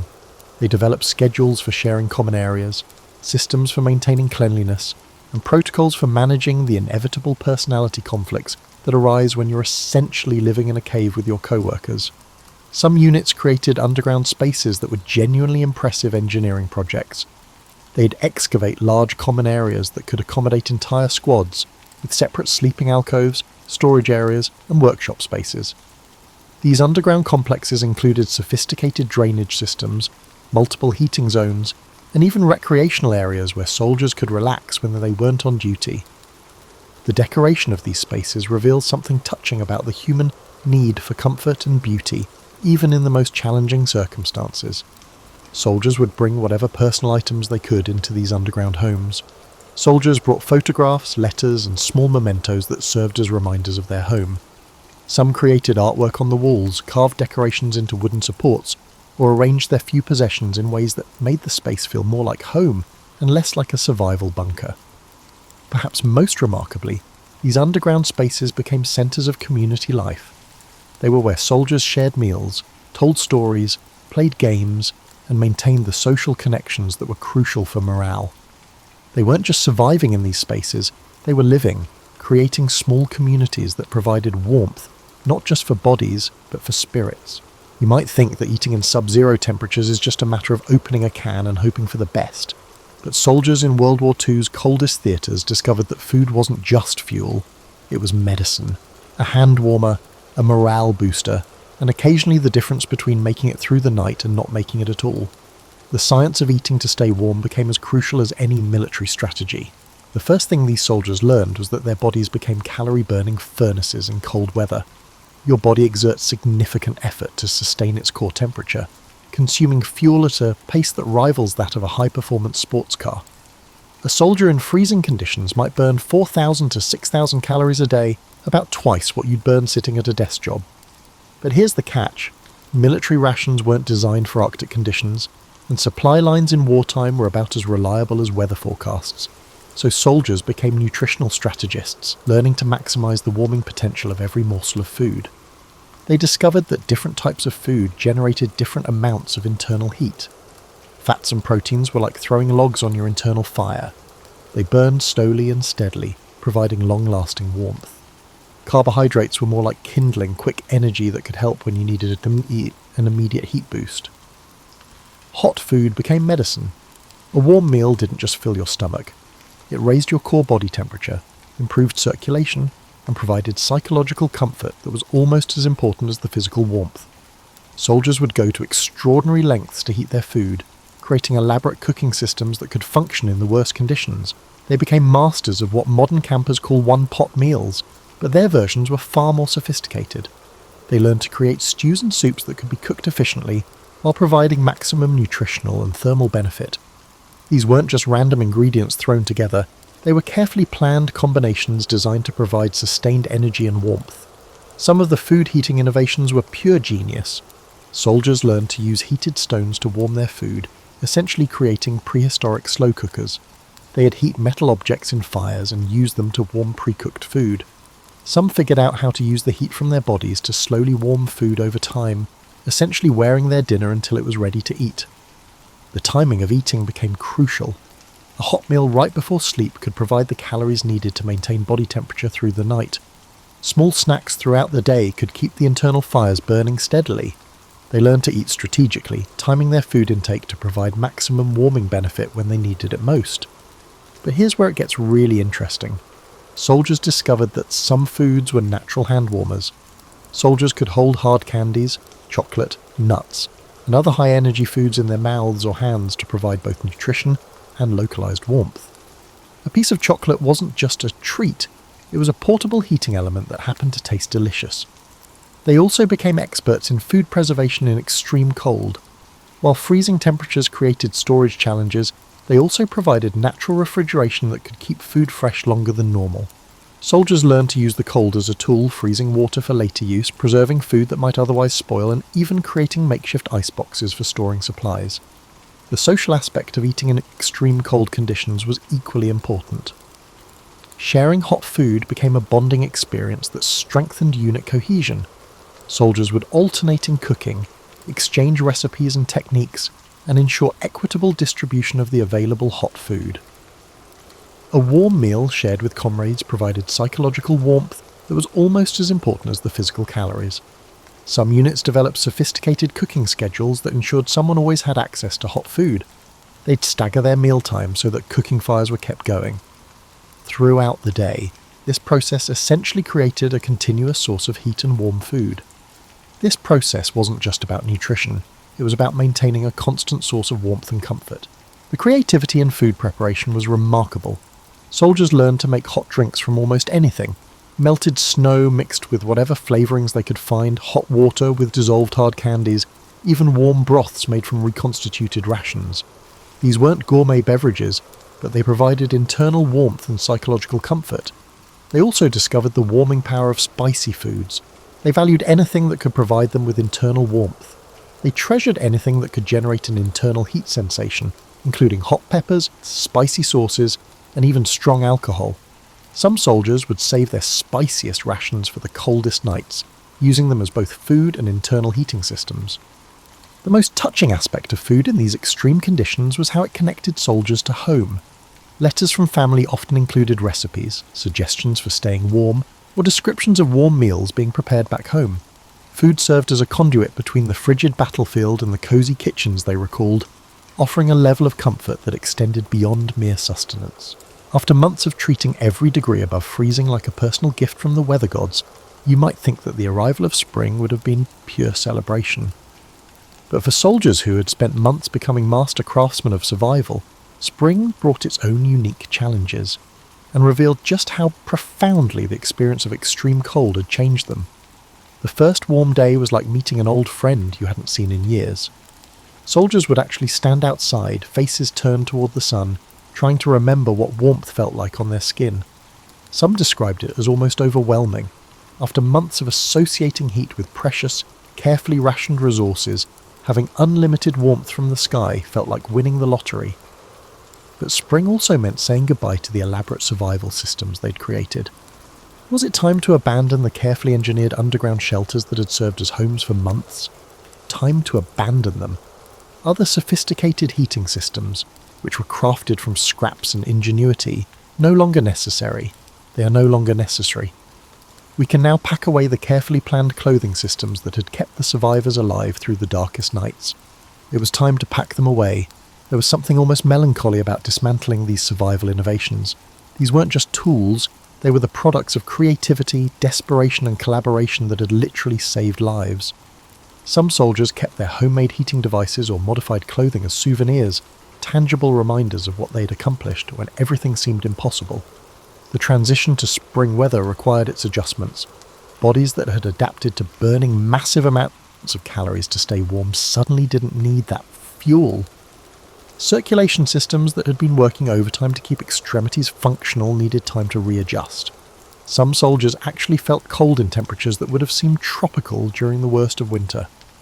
More importantly, spring revealed the psychological impact of surviving extreme conditions. These soldiers had developed a different relationship with comfort, with warmth, with the simple pleasure of not being cold.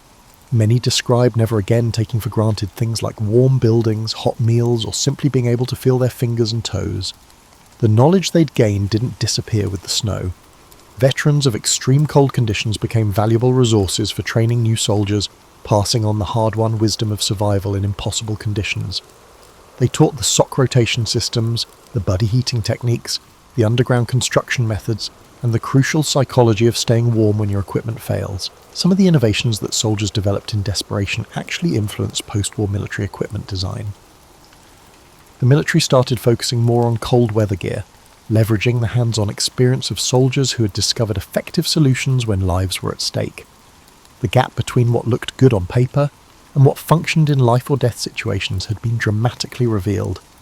But perhaps most importantly, these experiences created bonds between soldiers that lasted long after the war ended. Men who had shared body heat to survive, who had worked together to build underground shelters, who had created heating systems from scraps. These shared experiences created relationships that transcended normal military camaraderie. Years later, at unit reunions, veterans would still discuss the innovations they'd created, the close calls they'd survived, and the remarkable things they'd accomplished when circumstances forced them to become inventors, engineers, and survival experts.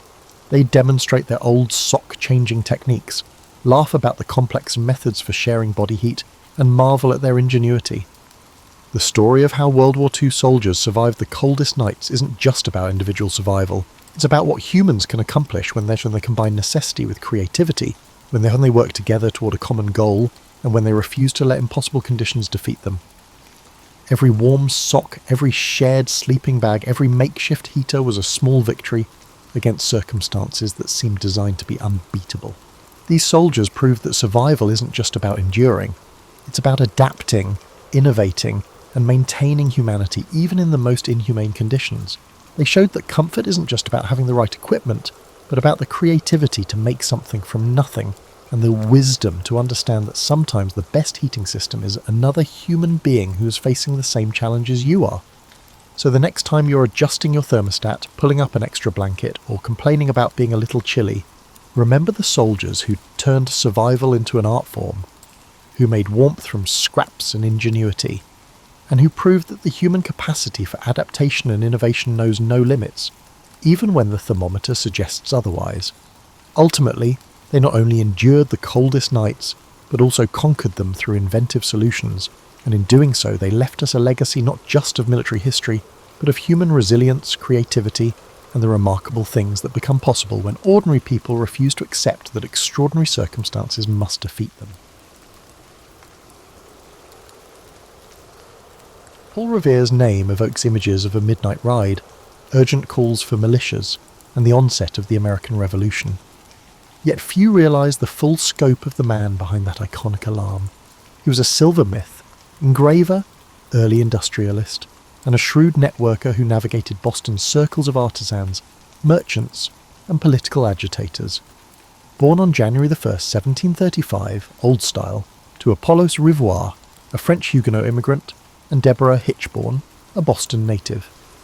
Revere was destined to bridge cultures and communities at a time when colonial society seethed with discontent under British rule.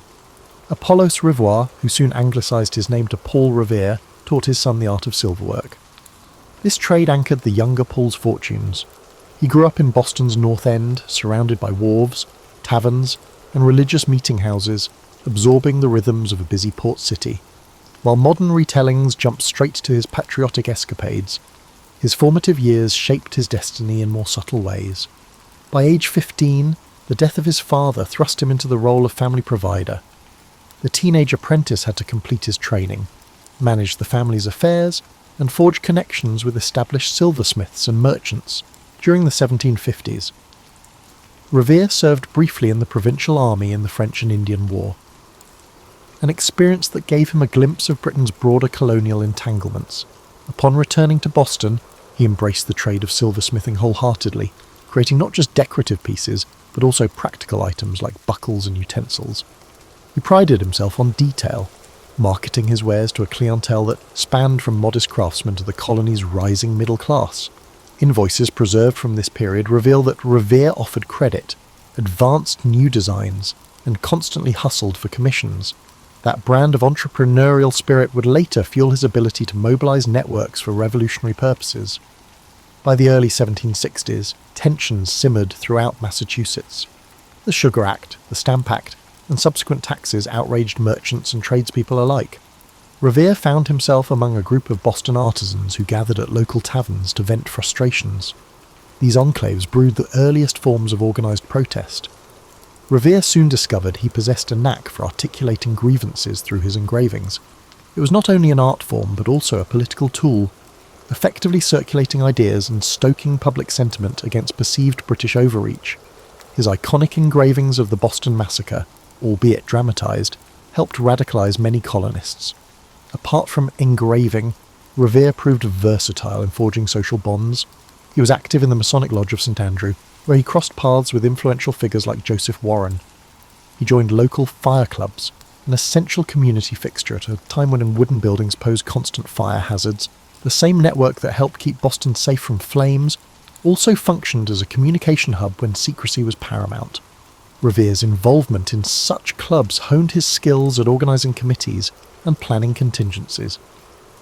Revere witnessed the growing tension between the British authorities and colonial protesters as the decade progressed. He witnessed the formation of the Sons of Liberty, a loosely knit group bent on resisting British policy through boycotts, demonstrations, and occasionally more aggressive tactics. While Samuel Adams and John Hancock garnered the spotlight, Revere operated just beneath it, linking tradesmen, printers, and mariners to the cause. He carried messages across town, utilised his network to fundraise for boycotts, and orchestrated covert gatherings. In summary, the man played a significant role in the turbulent events that preceded the revolution. His silver shop bustled by day, forging items for well-to-do patrons, while by night he frequently huddled with patriots in back rooms. This dual existence, both an honest craftsman in broad daylight and a clandestine activist in the twilight, gave Revere an uncommon vantage point. He understood the grievances of merchants taxed by Parliament and the resentments of sailors harassed by British naval patrols. He also grasped the precarious existence of apprentices who found themselves jobless whenever tensions flared. In the early 1770s, Revere faced a crucial decision. He could either maintain his status as a respected craftsman and avoid radical elements, or he could fully dedicate himself to the resistance that was forming around him. That choice would define his role in the uncertain months ahead, as Britain tightened its grip and Boston braced for confrontation. His decision to lean into activism would soon thrust him into history's pages, though he never guessed that a single midnight ride would overshadow decades of other contributions. As Britain stepped up the enforcement of colonial policies, Revere and his compatriots adapted. No single figure commanded the burgeoning movement. Instead, it operated through committees, correspondences, and loosely affiliated networks of tradesmen, small merchants, and outspoken patriots. Revere proved instrumental in bridging these circles. He was neither the wealthiest merchant nor the most fiery orator, but his profound knowledge of Boston's geography and his wide array of personal relationships made him indispensable. He played a key role in the intelligence game that developed as tensions rose. The British, suspecting the colonies of seditious intent, planted informants and seized letters. Meanwhile, Patriot leaders formed committees of correspondence in every town, forging a parallel information network that bypassed royal officials. Revere often served as a courier, riding to distant towns, Worcester, Salem, even Portsmouth, to update them on the latest developments. These journeys were not glamorous. Winter roads were treacherous, lodgings minimal. But Revere's skill at travelling incognito, changing routes unpredictably, and winning trust at local taverns kept the chain of communication robust. Beyond his courier work, he continued engraving political cartoons. His depiction of the Boston Tea Party, for instance, circulated widely, capturing the moment when patriots dumped British tea into the harbour. The incident itself was more chaotic than Revere's engraving suggested. He presented it as a unified, disciplined act, an image that bolstered the patriots' claim of moral high ground. He also contributed subtly altered prints of the governor or British officers, turning them into caricatures for distribution among sympathisers. These images, pinned up in print shops or posted in meeting halls, served as rallying symbols. One lesser-known chapter in Revere's life involved the Suffolk Resolves, drafted in 1774 by Boston leaders. These resolutions rejected the coercive acts and called for civil disobedience. Revere was entrusted with delivering a copy to the First Continental Congress in Philadelphia. The journey south exposed him to a broader colonial landscape, forging connections with delegators from other colonies. He returned more convinced than ever that Massachusetts was not alone in protesting. Meanwhile, his reliability as a messenger soared in the eyes of figures like John Adams. Yet Revere was not purely a political operative. He had a family. His first wife, Sarah Orne, had borne him several children before passing away in 1773, and he later married Rachel Walker, who also became part of the extended Revere clan. Balancing domestic life with clandestine patriot activity proved stressful. Friends recalled that Revere's silver shop sometimes functioned as an unofficial meeting site, though it remained primarily a commercial venture. He might sit at his workbench, forging spoons or teapots, while patriots gathered in a small side room to whisper about British troop movements. By 1775, British authorities began to suspect that Boston's artisans played a larger role in the unrest than previously assumed. Regular army officers roamed the city, searching for hidden arms depots. Rumours swirled of British plans to arrest key rebel leaders, particularly John Hancock and Samuel Adams, who had left Boston for the relative safety in Lexington and Concord. Meanwhile, Massachusetts patriots had stored gunpowder in Concord, a small town west of Boston, anticipating a confrontation. As both sides prepared for the potential next move, tensions escalated. During this turbulent period, the Patriot leadership developed a signal system. Should the British launch a sudden strike, watchers at the Old North Church would hang lanterns to indicate whether the troops moved by land or by boat across the Charles River. Revere was part of the group that set this plan in motion, but to reduce risk, it was a friend, Robert Newman, who would hang the lanterns. Revere himself would undertake the hazardous ride to warn Hancock and Adams and rouse the militias along the route. In the days leading to that famous night, Revere scarcely slept. He conferred with Dr. Joseph Warren, who was privy to fresh intelligence suggesting British movements were imminent. The plan was bold, the stakes enormous. If the British discovered it, Revere faced imprisonment or worse. But he recognised that a swift warning might unify thousands of militiamen before the royal troops could seize arms or arrest leaders. No single courier could accomplish the entire job alone. Others, like William Dawes, shared the load. Still, Revere's role would become legendary, overshadowing the fact that a network, not one man, fueled that night's alert. Hence, as April 1775 dawned, Revere stood on a precipice. All the clandestine work, the rides to scattered towns and the coded signals at church steeples led to this juncture. The next hours would test his resourcefulness, bravery, and knack for quiet coordination, traits honed over years, now culminating in a midnight dash that would echo through American lore. On the evening of April 18th, 1775, Paul Revere prepared to leave Boston. British officers had become conspicuous near the docks, though many Bostonians, loyalists included, believed the troops would attempt to show of force the next day. Revere, however, suspected otherwise. He navigated through dark streets to the Charles River's edge, where a small boat awaited. Two friends rowed him quietly across, muffling oarlocks with cloth to avoid drawing the attention of the British warship anchored to nearby. Revere reached the Charlestown side and found a borrowed horse waiting. Simultaneously, Robert Newman stood at the Old North Church tower, prepared to hoist 2 lanterns in the event of British troops launching from the water. Those signals would inform watchers in Charlestown, who would then spread the alarm by alternative routes. Revere's task was to ride directly to Lexington, rousing the countryside as he went. Another rider, William Dawes, would take a separate path, ensuring that if one was stopped, the other might succeed. Mounting his horse, Revere began the journey. At first, the roads lay eerily quiet, lit only by moonlight or the occasional lantern in a window. He knocked on farmhouse doors, calling to sleeping patriots, "The regulars are on the move," or words to that effect. He never actually shouted, "The British are coming," since many colonists still considered themselves British. Instead, he typically used phrases like, "The regulars are out," to alert local militias. Families woke groggily, but recognised Revere by name or from prior visits. Swiftly they dressed, collected muskets, began passing word to neighbours further inland. The ride was not free of peril. At one point, Revere spotted 2 British officers on horseback. Fearing capture, he evaded them by dashing off on a side path, relying on his memory of the terrain. The near encounter heightened his urgency. Every minute counted. If the British marched swiftly, they could seize the arms in Concord or intercept Hancock and Adams before local militias mustered. Arriving in Lexington around midnight, Revere found Hancock and Adams lodging at the home of Reverend Jonas Clark. He delivered his news. British forces would soon move to confiscate colonial weapons and possibly arrest Patriot leaders. The two men hesitated, uncertain whether the threat was immediate. Meanwhile, locals debated the best course. Having done his duty of warning them, Revere prepared to continue on to Concord to spread the alarm further. By coincidence, Dawes arrived in Lexington shortly after Revere, having navigated a separate route. They connected with another rider, Dr. Samuel Prescott, who agreed to guide them to Concord, being intimately familiar with the area.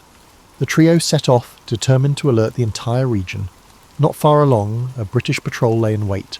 The redcoats tried to block them on a narrow road. Dawes managed to slip away, though he lost his horse soon after. Prescott, an agile rider, vaulted a fence into the woods and escaped captivity, successfully reaching Concord.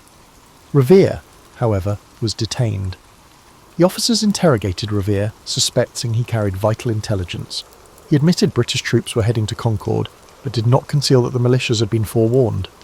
Stunned by his candour, the officers tried to hustle him along to figure out the scope of the Patriot plan. They soon heard gunfire in the distance, the sound of militiamen already mobilising. Alarmed that their mission was compromised, the officers let Revere go. He found his way back to Lexington on foot, arriving just in time to witness the earliest skirmishes on Lexington Green at dawn. Thus ended Revere's ride, and thus began open conflict in the war that would shape a nation. The militias converged as intended. Though the British pressed on to Concord, they encountered a growing throng of armed colonists. The day ended in a chaotic retreat for the Redcoats, an event that echoed far beyond Massachusetts. News of this standoff would spark the colony's transformation from scattered protests into a full-blown revolution. Paul Revere's role on that pivotal night was merely one component of a larger chain. Others, Dawes, Prescott, local watchers, played equally critical roles. Yet over time, popular mythology spotlighted Revere as the lone hero, galloping through the countryside. Decades later, Henry Wadsworth Longfellow's poem, which condensed the story into a stirring call to arms, greatly contributed to Revere's fame. In reality, Revere's ride was but one expression of a complex strategy. However, it was sufficient to permanently inscribe him in America's collective consciousness as the individual who raised the alarm, thereby altering the course of history. Once the battles at Lexington and Concord ignited warfare, Paul Revere's story did not pause. He continued serving the revolutionary cause in myriad ways, some unsung, others overshadowed by the flash of his midnight ride. In the following months, Boston became a hotbed of tension. The British held the city, while colonial forces encircled it. Revere worked on intelligence and logistical tasks, using his expertise in messaging and crowd coordination to keep patriots informed. One key project saw him turning from silver to metal of another kind. Massachusetts needed cannon, shot, and other munitions. As a skilled artisan, Revere adapted his workshop for manufacturing. Though not a large-scale operation, his foundry contributed metal fittings and small arms components. He tinkered with the ways to produce gunpowder, though that challenge required specialised mills. Meanwhile, Revere participated in local committees that governed the region in the absence of British authority, ensuring daily life continued amid chaos. Amid these labours, tragedy struck. Dr. Joseph Warren, Revere's friend and fellow patriot, was killed in June 1775 at the Battle of Bunker Hill. Warren's death hit Revere hard. The two had collaborated closely in mobilising the earliest resistance, and Warren's medical skill had saved countless lives in prior skirmishes. The heartbreak sharpened Revere's resolve. The cost of independence was high, yet men like Warren believed in it passionately. Revere channeled that sorrow into further commitments, travelling frequently between revolutionary committees in Cambridge and outlying towns. The British finally evacuated Boston in March 1776, a turning point that caused jubilation among the patriots. Revere moved back into the city, reclaiming his silver shop, but found it in disarray after months of occupation. Repairs were needed before normal business could resume. However, normal business had become a distant memory by that point. The war had shifted to other colonies, and Revere's skill set remained valuable. He volunteered for militia service and was appointed a lieutenant colonel of artillery in the Massachusetts militia. This role combined administrative oversight, ensuring troops had supplies and equipment, with strategic input, drawing on his knowledge of local fortifications. In 1778, Revere participated in the ill-fated Penobscot expedition. an attempt by the Massachusetts militia to oust British forces in present-day Maine. The expedition ended in disaster, with the colonial fleet scuttled and troops forced to retreat through the wilderness. Revere faced criticism for his actions there, especially regarding disputes over the chain of command. A court-martial ensued, questioning whether he had disobeyed orders or abandoned his post. While eventually exonerated, the incident left a sour note in his military career, contrasting sharply with the heroic aura of his earlier ride. Undeterred, he continued assisting in local defences, forging new connections with revolutionary leaders. In the final years of the war, Revere balanced militia duties with attempts to stabilise his personal livelihood. The prolonged conflict had disrupted normal commerce, and craftsmen across the colonies struggled. Revere's adaptability shone once more. He introduced new techniques, such as rolling copper sheets for naval use, precursor to his later achievements in metalworking that would flourish post-war. Throughout these years, Revere also engaged in the social fabric of the budding republic. He joined societies discussing ways to structure the new nation's governance. He was active in the movement that eventually produced the Massachusetts Constitution. Among his lesser-known efforts was involvement with the local intelligence apparatus to verify rumours of British espionage or infiltration. He was not a central spy master, but he knew the city intimately and could trace suspicious activity. The same street smarts that fueled his 1775 ride aided him once again. When the Treaty of Paris finally ended the Revolutionary War in 1783, Revere was approaching 50. He had served as craftsman, courier, militia officer, and community organiser, roles overshadowed by that single night's gallop into legend. Yet he emerged from the war with a moderate standing, his workshop battered, but not ruined. Boston's economy was in flux, but Revere saw opportunities ahead. He recognised that the new United States, short on domestic manufacturing, would need local industries to replace imports once supplied by Britain. Thus, as the guns fell silent, Revere pivoted from the chaos of war to the prospect of peace. He had learned about large-scale metalwork from wartime demands. Now he sought to parlay that knowledge into a business advantage.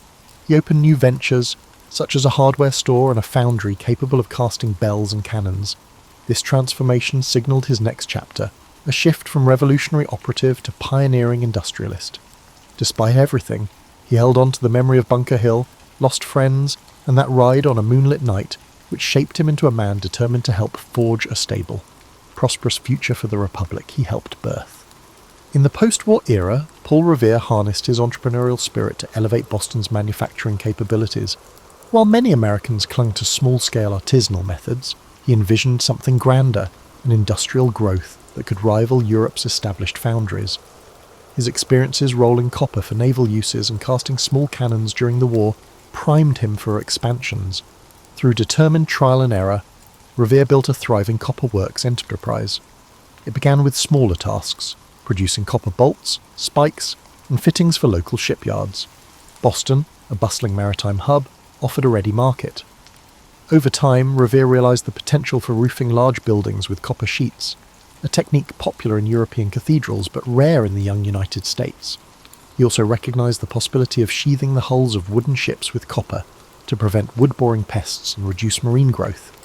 If widely adopted, copper sheathing could dramatically enhance a vessel's speed and lifespan, improving profitability for shipping companies.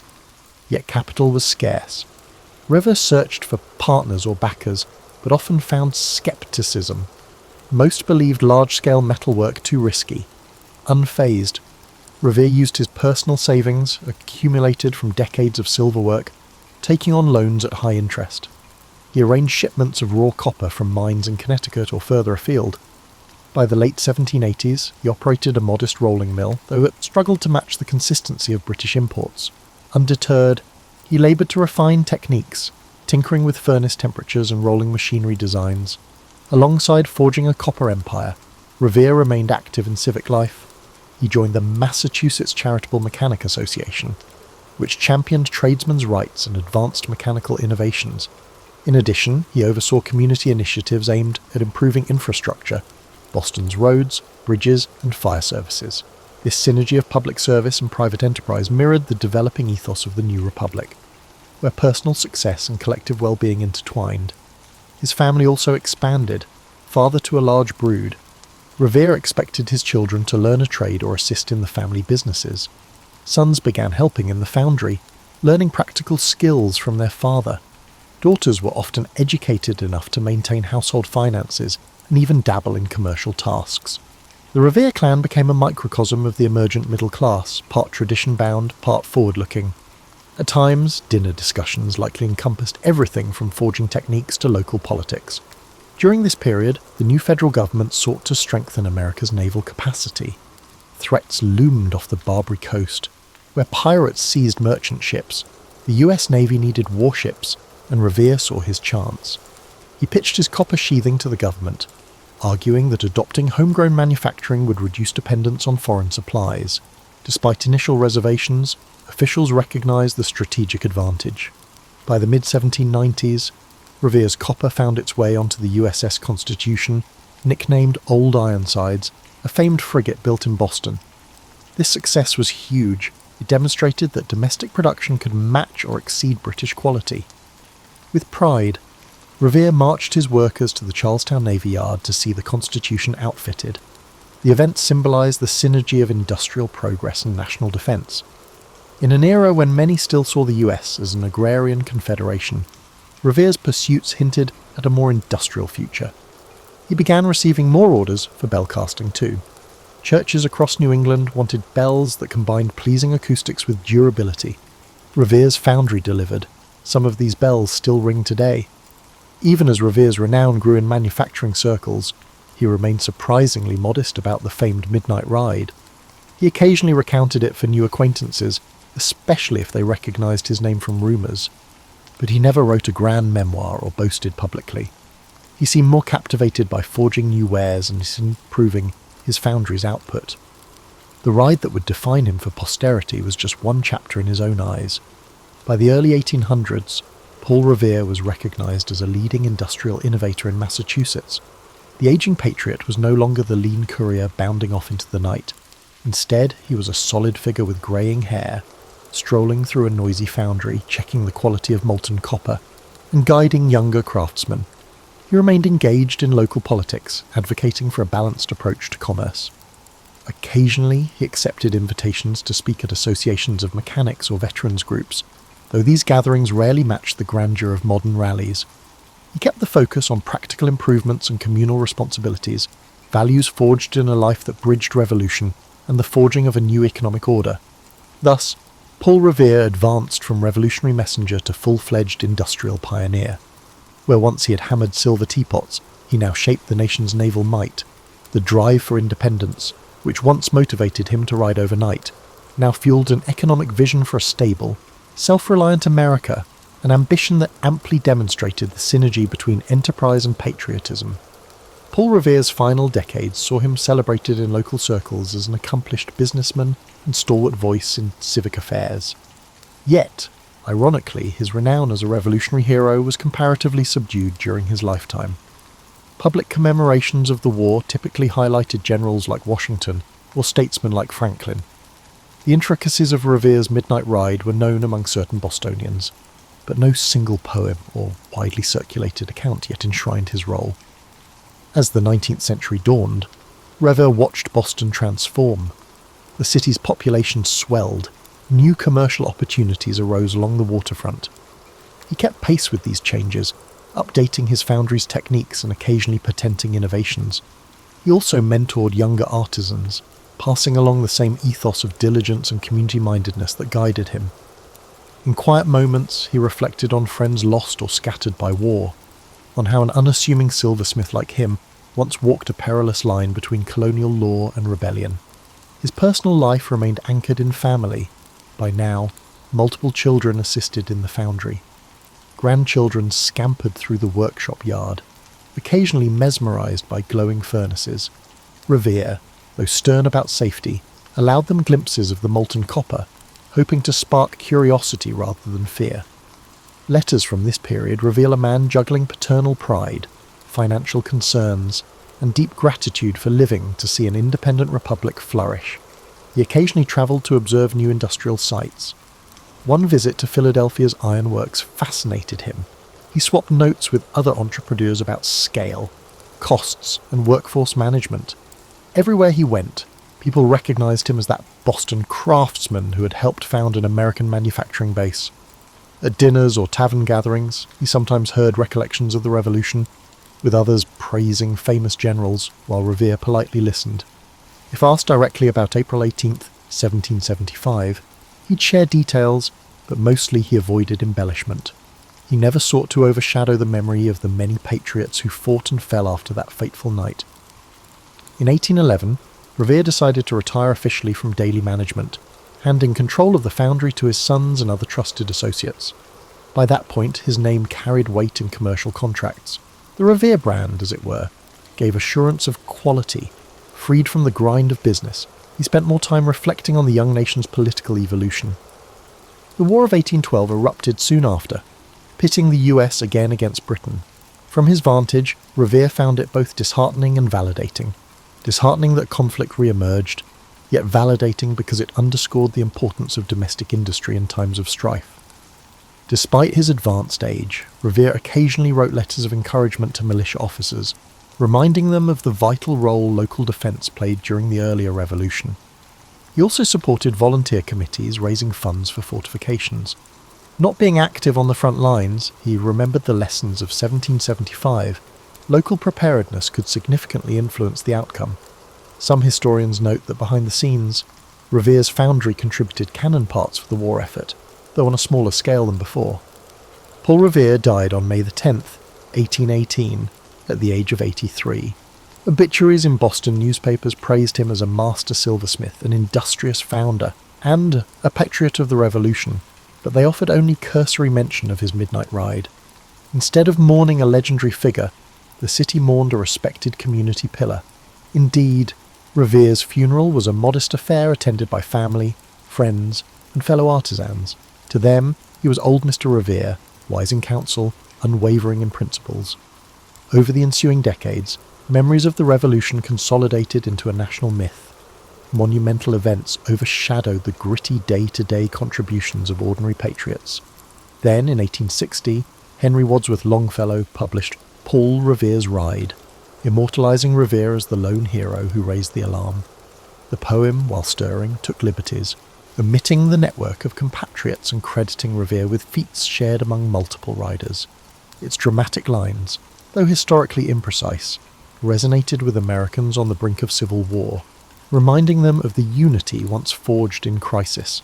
Thus, ironically, Revere's posthumous fame soared to heights he never experienced while alive. Statues rose, textbooks proclaimed him the prime instigator of the Revolution's opening salvo. The complexities of his broader life, his industrial ventures, his engravings, his lesser-known military fiascos, often faded behind the single story of a midnight dash. Yet Revere's life exemplifies more than an iconic ride. It reflects the synergy of craft, commerce, activism, and civic responsibility in shaping a fledgling nation. That synergy, perhaps, is the greatest testament to the man who ended. As an unassuming, elderly industrialist, yet endures in collective memory astride a galloping horse. Long after Paul Revere's passing, historians pieced together a fuller portrait of his life, transcending the narrow lens of that famous ride. Documents emerged, shop ledgers, personal letters, court-martial records from the Penobscot expedition, showcasing a man constantly evolving with the times. Such evidence clarified that Revere's significance lay not in one heroic night, but in a sustained commitment to building community ties, forging new industries, and championing a cause he believed just. In modern Boston, tourists throng the Freedom Trail, winding past sites like the Old North Church, where docents recount the signal lanterns. Revere's house, painstakingly preserved, stands as an example of 17th century architecture adapted by an 18th century craftsman. Visitors marvel at the cramped rooms where children must have crowded together, and at the workshop space out back where Revere chased creative ideas that shaped silver into everything from teapots to intricate buckles. In the yard, one can almost imagine him conferring with secret committees, or stepping out at dusk for a quiet conversation with a fellow Sons of Liberty member. Revere's industrial legacy also lingers. The copper-clad USS Constitution still floats in the Charlestown Navy Yard, a testament to his metallurgical foresight. Bells cast in his foundry continue to ring in churches across New England. These artefacts speak to a principle Revere championed, that self-sufficiency and local craftsmanship buttress freedom. In a young republic uncertain of its future, he demonstrated that Made in America was not a pipe dream, but a workable reality, given enough ingenuity and perseverance. Academic discourse has also refined Revere's place in revolutionary history. While Longfellow's poem romanticised a lone rider, scholarship highlights a broader network known as the intelligence and alarm system. Dozens of riders, watchers and committee members made that April 1775 night a success. Revere's role was crucial but not singular. Even so, the poem's popularity stuck, capturing the hearts of generations who found inspiration in the notion that one person, fueled by conviction, might rouse a people to defend liberty.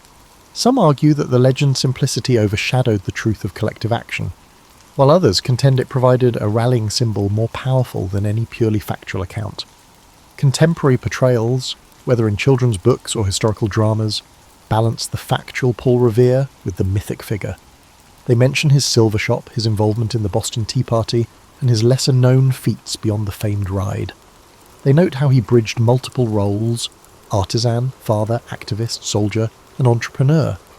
Teachers use his story to illustrate how revolutions depend on everyday citizens stepping forward, not just charismatic generals. In this sense, Revere embodies the idea that significant change is fueled by many hands, each contributing specialised talents. Revere's transformation into a national icon carries lessons about how history and memory intersect. He left behind no bombastic diaries. Rather, his records were pragmatic: receipts for silver items, letters about shipments of copper, brief notes on local militia tasks. The shift from modest business documents to mythic status suggests that once a narrative resonates with national sentiment, it acquires a life of its own. Paul Revere thus stands as both a historical figure, verifiable, multifaceted, and a cultural emblem shaped by poetry, public monuments, and retellings that emphasise drama over nuance. For people reflecting on the Revere's life today, he offers a model of adaptability. He was not locked into a single path. Facing challenges, whether paternal loss in adolescence, British crackdowns, or post-war economic chaos, he recalibrated. That adaptability underscores a universal truth. The capacity to pivot in crises fosters resilience, whether in the forging of a new nation or in personal life transitions. Ultimately, the Paul Revere story is more than an evening dash. It's a tapestry of craftsmanship, activism, community building and industrial ambition. Each thread adds depth to the revolutionary narrative. And while the phrase "one if by land, two if by sea" rings through the ages, the real Revere thrived on forging alliances and relentlessly solving problems. His memory endures in hammered silver, in the echoes of church bells, and in the forging of a collective identity that transcends any single heroic moment. In that sense, Revere's life exemplifies how a determined citizen can indeed shape history, quietly weaving purpose into every role he fills, leaving behind an imprint that resonates well beyond the midnight. We're starting off with the veteran and the sacred spring, Republic 2nd century BC. Marcus Licinius let out a pained breath as he lowered his battle-scarred body into the steaming stone basin. The midday sun filtered through olive trees around the rustic bathhouse, turning the rising vapours golden. For a man who had spent years rinsing in frigid camp rivers, this languid heat was a luxury. He closed his eyes, feeling old javelin wounds in his shoulder and thighs for the first time since the wars against Carthage. Standing nearby, the Greek physician Philon watched and smiled knowingly, ladling scented warm water over the veteran's back. "These Greek contrivances," Marcus began to grumble, but his voice softened into a sigh as warmth seeped into his bones. Bathing was a custom introduced to Italy from Greece only recently, and traditional Romans like him still met it with equal parts curiosity and scepticism. Yet pain had a way of overcoming pride. Philon recalled how Marcus had limped into the grove that morning leaning on a staff and refusing help. Now the soothing aromas of lavender and laurel in the water softened the soldier's hard expression. Philon had come to Rome as a captive Greek healer and earned his freedom through medical skill. Back home, healers understood the power of balneum, the bath, as a place of cure. He had learned illness came from imbalances within, and believed water and heat could help restore harmony. The physician gently helped Marcus lean against the pool's edge, and, with a bronze strigil, began scraping sweat and oil from the skin, removing grime as well as what he called bad humours. Marcus did not fully grasp the theory of the four humours, but he understood one thing. The ritual felt cleansing and oddly renewing. They were not alone in this modest bathhouse by the sacred spring. Nearby, a pair of villagers quietly soaked their aching limbs and inhaled herbal steam for stubborn coughs. The atmosphere was hushed and reverent. This place wasn't a grand public thermae, but a simple balneae beside an ancient spring long believed to be touched by the gods. Marcus recalled tales of miraculous waters curing the afflicted. The spring fed a small hot bath chamber and a cold pool downstream, and its reputation had spread after soldiers claimed wounds healed faster here than elsewhere. As Marcus's body grew acclimated to the heat, Philon guided him to the next step of the regimen. Now for the cold plunge, the physician said. Marcus grimaced but complied, hobbling to the frigidarium, a circular stone pool under the open sky. He braced himself and descended. The cold water gripped his skin like an icy fist drawing a sharp gasp. Every instinct screamed to leap out, but Marcus stayed, recalling Philon's counsel that the sudden change in temperature would stimulate his blood and invigorate the body. After a few breaths, the ache in his leg dulled to a manageable throb. The shock of cold following the deep warmth left him breathless yet strangely revitalized. Shivering but smiling, Marcus emerged and wrapped himself in a woolen towel offered by an attendant. He rolled his shoulder and found it looser, the usual stabbing pain notably diminished. Perhaps there is something to these baths after all, he admitted, meeting Philon's eyes. The Greek patted his arm. Not magic, friend, nature's gift. Heat and water can do more than any salve. Marcus had to agree. At the edge of the spring-fed pool stood a small altar covered in thank offerings, clay votives shaped like limbs and tablets etched with words of gratitude. Despite years of battle-hardened skepticism, Marcus felt compelled to step over. He murmured a few words to Aesculapius, the god of healing, giving quiet thanks in the old way. A breeze rustled the olive branches overhead as if in gentle approval. Marcus stood taller. The weight of his armour was gone, replaced by a lightness he hadn't felt in decades. In the silence, broken only by trickling water, a battle-weary Roman discovered a new kind of victory, the healing power of water and rest. With Philon's help, Marcus donned his tunic. The veteran's scars would remain, but he felt that a piece of the war's burden had been lifted from him, left behind in those sacred waters. As they departed the grove, Marcus glanced back at the spring one last time. In that tranquil refuge of warmth and faith, he had found hope that even the deepest wounds might one day mend. A day at Agrippa's Thermae, between 27 BC and 12 BC, early empire. Steam swirled through the cavernous caldarium as Lucius adjusted a bronze pipe, redirecting hot air beneath the marble floor. He was a servus balnearius, bath attendant, in the magnificent baths of Agrippa, starting work before dawn in the furnace room. Face flushed from stoking the wood-fired hippocaust, Lucius finally climbed out into the main halls carrying baskets of fresh olive oil and folded linens. The baths were already coming alive. Aristocrats in elegant togas, weathered legionaries, merchants from afar, and even freedmen and slaves scraped together the tiny fee for entry, all arriving in the morning light. Social distinctions melted away once inside. Senators, merchants, soldiers, and even slaves mingled freely here on common ground. By mid-morning they stationed Lucius in the apoditerium, a changing room filled with cubbyholes for clothes. A kindly senator pressed a quadrans, the customary fee, into Lucius's palm as a gratuity. Since Agrippa's death, the magnificent Thermae were left free to the people, so any payment now was a personal gift. Lucius smiled gratefully and tucked the coin away. Suddenly, a shout at the far side signalled that a bather's cloak had gone missing. Lucius's stomach dropped. Theft in the crowded baths was unfortunately common, and he knew the gods would receive another bitter prayer against a thief before nightfall. As the rush of bathers slowed, Lucius took a moment to breathe. He wandered through the tepidarium, the warm room, where clusters of men reclined on heated benches. Two scholars soaked and debated in Greek about Aristotle. Nearby, a poet declaimed new verses to an appreciative circle. He often saw philosophers and poets here, sharing wisdom with anyone who would listen. Though he dared not interject, Lucius felt proud to work in a place where knowledge flowed as freely as water. His reprieve was brief. A call from the palaestra, exercise yard, sent him running. One of the wrestling trainers needed more oil for athletes to anoint themselves. Lucius fetched a jug of scented oil and marvelled at the surroundings as he trotted through a colonnade. Agrippa's complex was not only baths and gyms, but also gardens and promenades. Through arched doorways he glimpsed manicured courtyards and colonnades, like the Greek gymnasia but even more sumptuous. Patrons strolled those paths to cool down, surrounded by statues and greenery, a carefully crafted landscape of leisure and health. Back in the main bath hall, Lucius carefully poured oil into the hands of a burly veteran, preparing for a massage. The man nodded in thanks, scars crisscrossing his back. He mentioned that his old war wounds pained him less after a hot soak. Lucius offered a polite smile and moved on, but inside he felt a spark of satisfaction. He saw daily how much relief the baths brought to weary bodies. People left these halls walking taller than when they entered. By late afternoon the crowds thinned. Lucius helped sweep the now empty frigidarium, the cold plunge room shivering a bit in the clammy air left behind.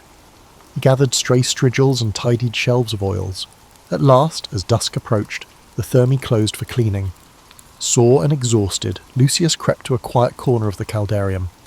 With no patrons around, he finally dared to slip into the warm bath himself. The embrace of hot water was immediate bliss to his aching muscles. Eyes closed, he floated for a minute, letting healing warmth wash over him. In that brief moment, the grand bath he served each day became his sanctuary too. Lamplight flickered in the corridors as he finished his duties. Before leaving, he paused by the small altar where patrons offered thanks to the goddess of health, Salus, and bowed his head. He had witnessed both nobles and workers find solace, cleanliness, and companionship beneath these vaulted ceilings. Lucius locked the massive bronze doors from outside. In the amber glow of sundown, the baths of Agrippa stood silent and steamy behind him, an enduring gift to Rome. Tomorrow at dawn he would return to ignite its fires anew, knowing that within those walls the aches of rich and poor alike were soothed by the same healing waters.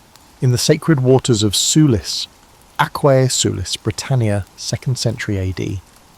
Eberacca lifted her hands above the steaming pool as dawn's first light crept through the open roof. As a priestess of Sulis Minerva, she began each day in prayer by the sacred spring. Tendrils of mist curled around her, and the lone Roman veteran who stood shivering in the cool morning air. Marcus Julius, a retired centurion, had travelled hundreds of miles to Aquae Sulis in hopes these famous thermal waters might ease the agonizing pain in his joints. He watched with cautious reverence as the priestess invoked the goddess. "Sulis Minerva, healer of ills, bless us," she intoned. Sulis was venerated as a healing divinity whose sacred hot springs could cure physical and spiritual suffering, and Eberacca felt the goddess's presence in the rising steam. At her nod, Marcus disrobed his tall, scar-scored frame and gingerly descended the stone steps into the great bath. He inhaled sharply. The water was near scalding, rich with sulphur and minerals that tinged it a translucent green. Every day Eberacca saw newcomers react the same way, a gasp at the heat, then a sigh as the warmth penetrated aching bones. Marcus settled neck deep, his muscles gradually unclenching. Eberacca took up a shallow pewter bowl, dipped it, and slowly poured the hot mineral water over the veteran's shoulders. This act was part of the healing ritual. The water trickling off his body was thought to carry the spring's healing essence into him. The centurion closed his eyes while the priestess gently poured the shimmering water again and again, murmuring prayers in both Latin and the ancient Brittonic tongue of this land. All around them the baths of Sulis were stirring awake. Fellow pilgrims and local townsfolk began to arrive, their footsteps echoing under the portico. Families with sick children and elderly farmers with crutches came seeking relief. Eberacca greeted each quietly. Though Rome governed Britannia now, in this complex the goddess welcomed all with healing waters. Within the adjacent temple, acolytes prepared offerings of food and carved plaques to present at Sulis Minerva's altar. The air smelled of moist stone, burning incense, and the metallic tang of the spring. For a moment, Eberacca glanced toward the temple's inner sanctum, where a gilded bronze statue of the goddess caught the light. She whispered a promise under her breath that Sulis's power would never be forsaken here, even as foreign customs swirled around her. Marcus roused her from her thoughts with a quiet groan.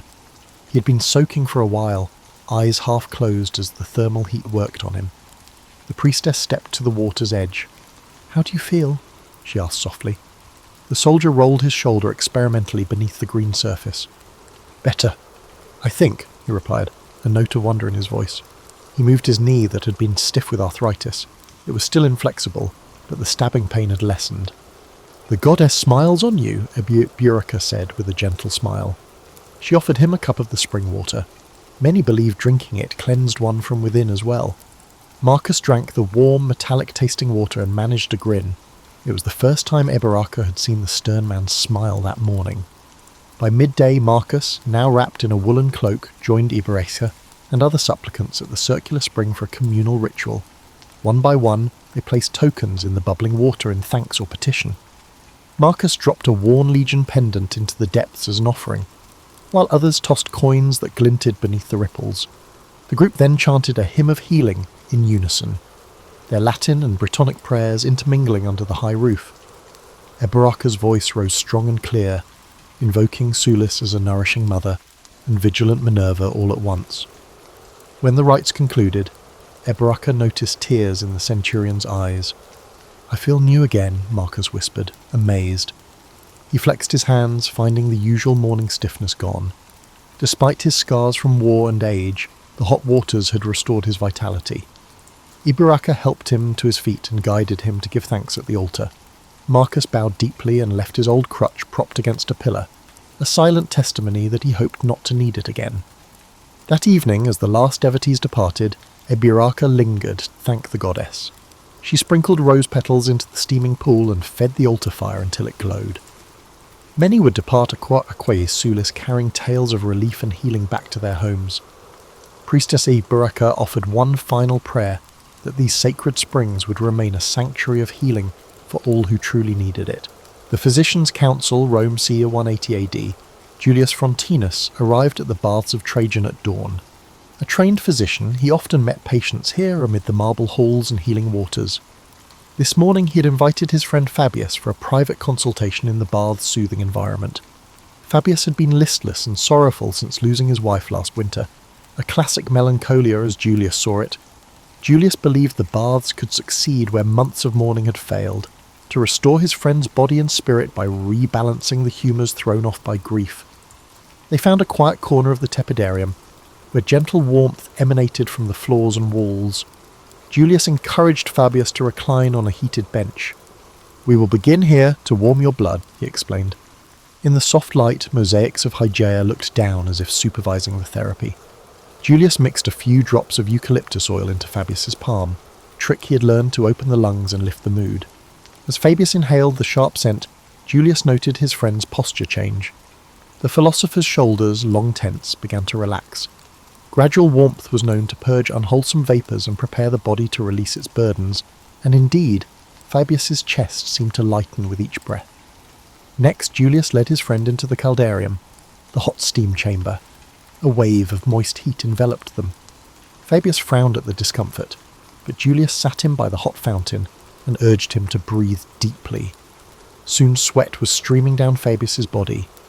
Julius gently scraped it away with a bronze strudel, as if peeling off a layer of sorrow along with the sweat. The intense heat began to loosen his stiff muscles and even ease his tight chest. Fabius's breathing, shallow at first, grew deeper and more rhythmic. After a thorough sweat, Julius guided the trembling philosopher toward the domed frigidarium.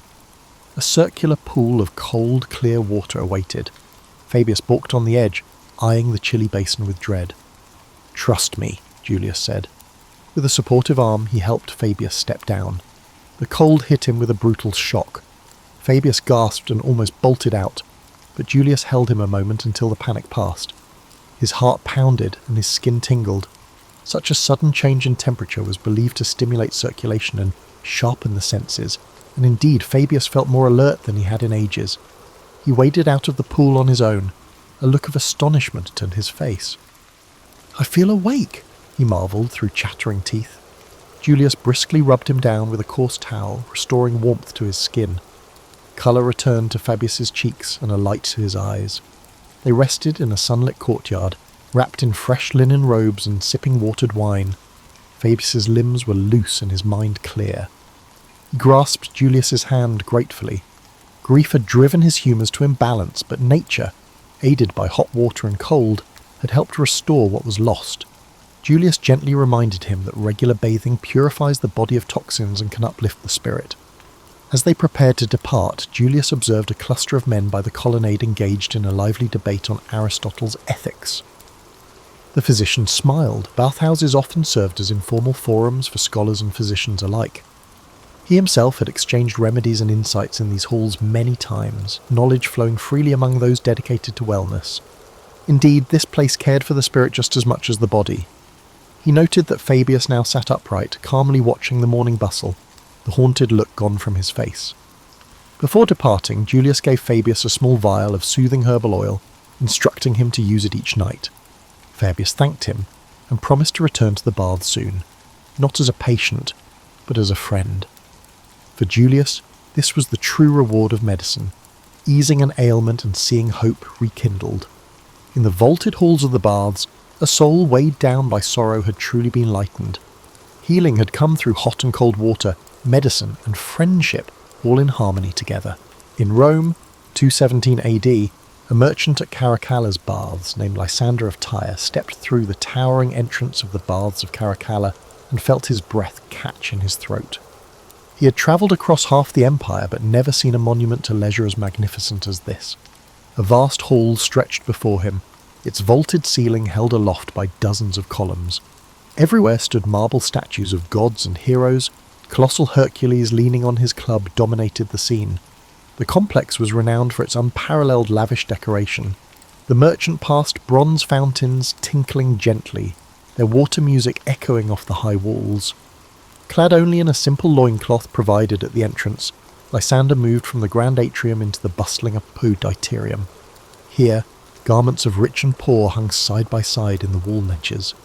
2 young bath attendants helped Lysander stow his belongings. He cast a cautious eye toward his satchel of precious spices, until an attendant assured him it would be safe. With a nod of thanks, Lysander stepped gingerly onward, the smooth marble floor warm under his bare feet thanks to the hypocaust fires below. He first entered the tepidarium, a warm chamber where an inviting heat caressed his travel-weary muscles. Golden light filtered through high windows, illuminating mosaics of sea creatures across the floor. Groups of men reclined on heated benches along the walls, chatting in a dozen tongues: Latin, Greek, Egyptian, Aramaic, and even his native Syriac.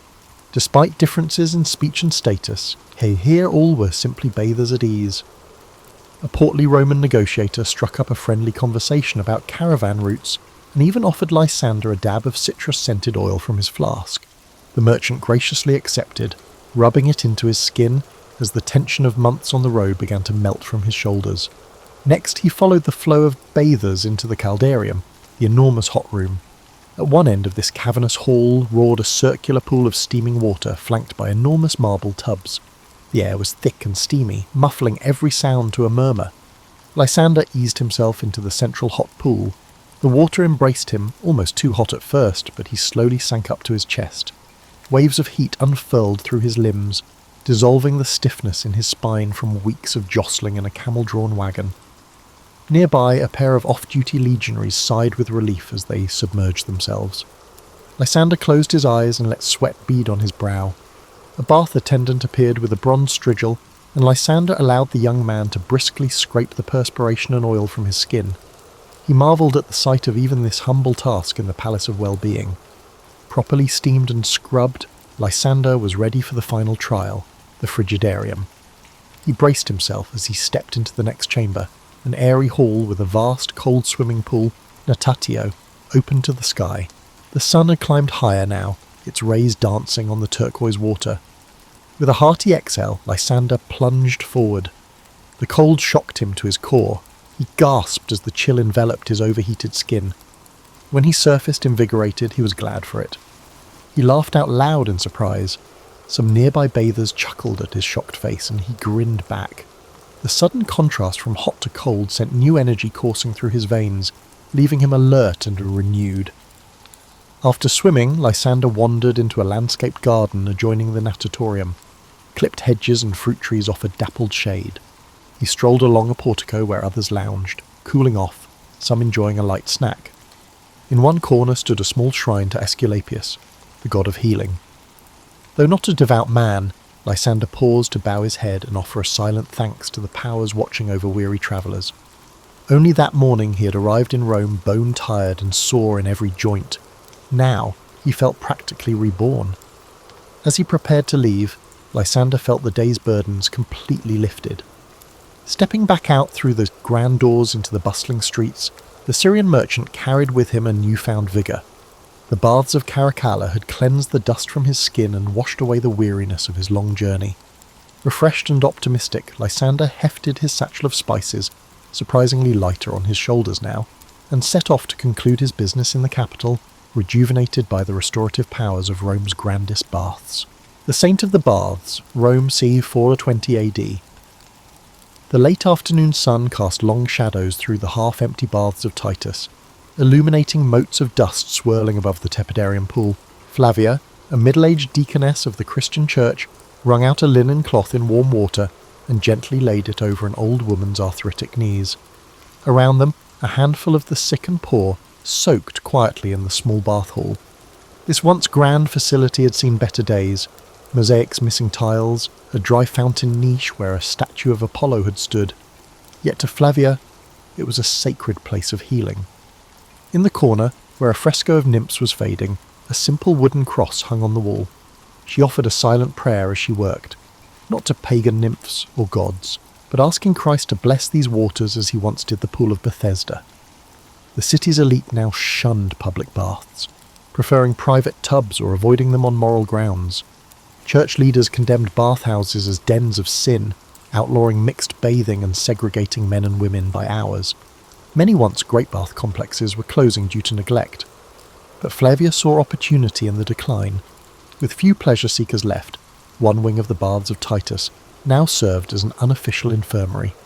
Its warm rooms and water comforted those too poor or ill to bathe at home. Her patients this day included Septimius, a feverish stonemason, Nereus, a retired legionary with a festering leg wound, and old Livia, whose knees throbbed with arthritis. One by one, Flavia guided them through a gentle bathing regimen. In the tepidarium's mild warmth, stiff joints loosened and fevers began to break. She crushed a bit of rosemary and eucalyptus into hot water, filling the air with sharp, cleansing vapours that drew a weak smile from feverish Septimius. Next, with help from a few volunteers, former bath attendants now serving as Christian helpers, Flavia brought them into the small caldarium. In the hazy steam she softly sang a hymn.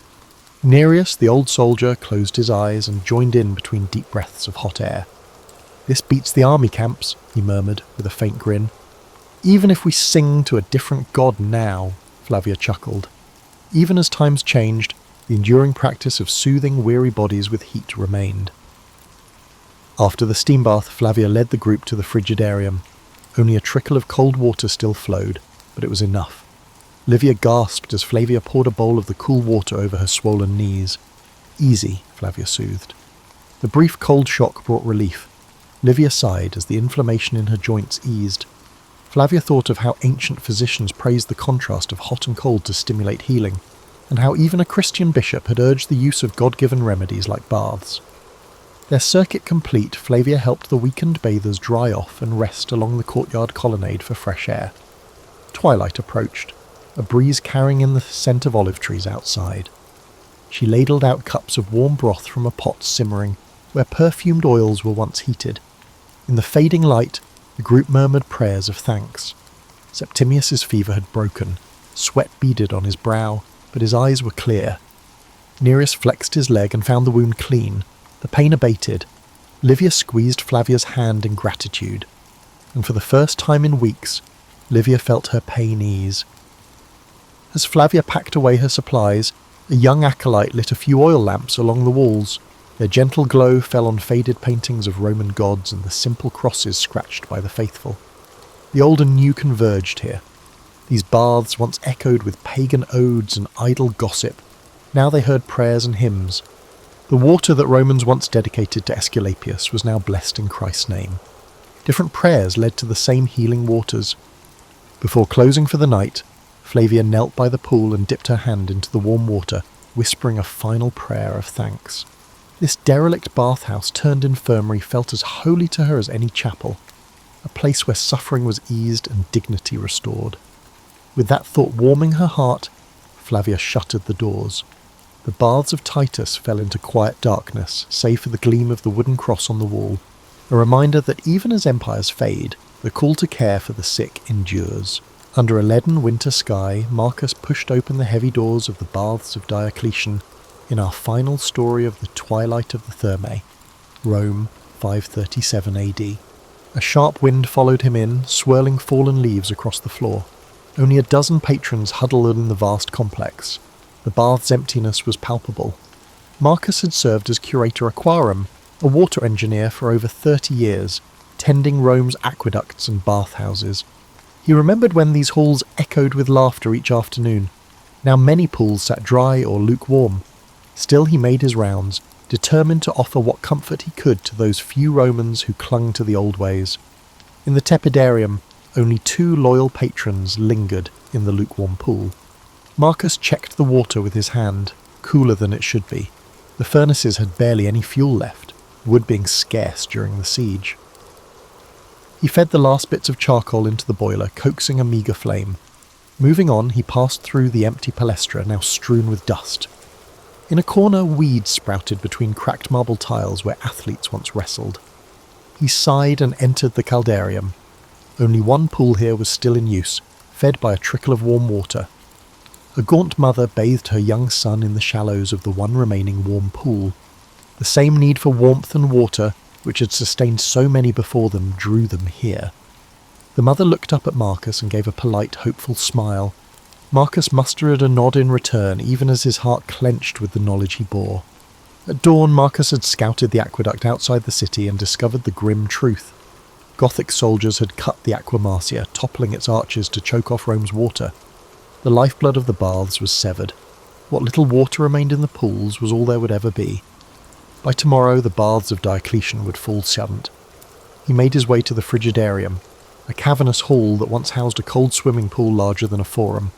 Now it was dry, the mosaic of Neptune on its floor exposed and dull. Marcus ran a hand along a cracked column.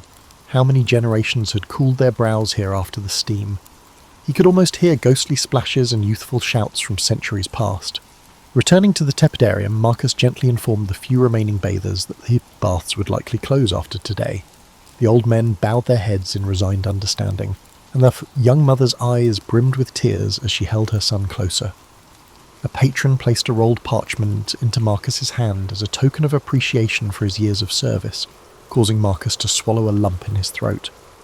He promised the mother he would direct her to a nearby church offering heated rooms for refugees, a small solace. As twilight fell and the last bathers departed, Marcus remained alone in the cooling caldarium, the hiss of water gone. He sat by an empty basin. An old saying echoed, "While the baths remain, Rome remains." But Rome had changed, its people scattered, its aqueducts broken.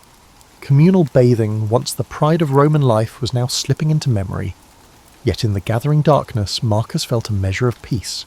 The legacy of the Thermae would not vanish. In the Eastern Empire, massive baths still thrived, and in country villages people still sought natural hot springs for relief, just as they always had. Rome had introduced the world to the benefits of bathing, and subsequent generations would continue this legacy. Perhaps future generations in better times would build new bathhouses, or find new ways to use water's healing touch. Marcus rose and made his final rounds, snuffing out lamps and securing doors. He took one last look at the silent halls. This chapter was closing, but he did not feel despair. Water's soothing power was eternal, and he believed that someday its fountains would flow again for those in need. With that hope, Marcus Valens left the baths of Diocletian and shut its doors behind him. In the fading light, the great complex stood dark and still, a sleeping giant awaiting a new dawn in some distant future.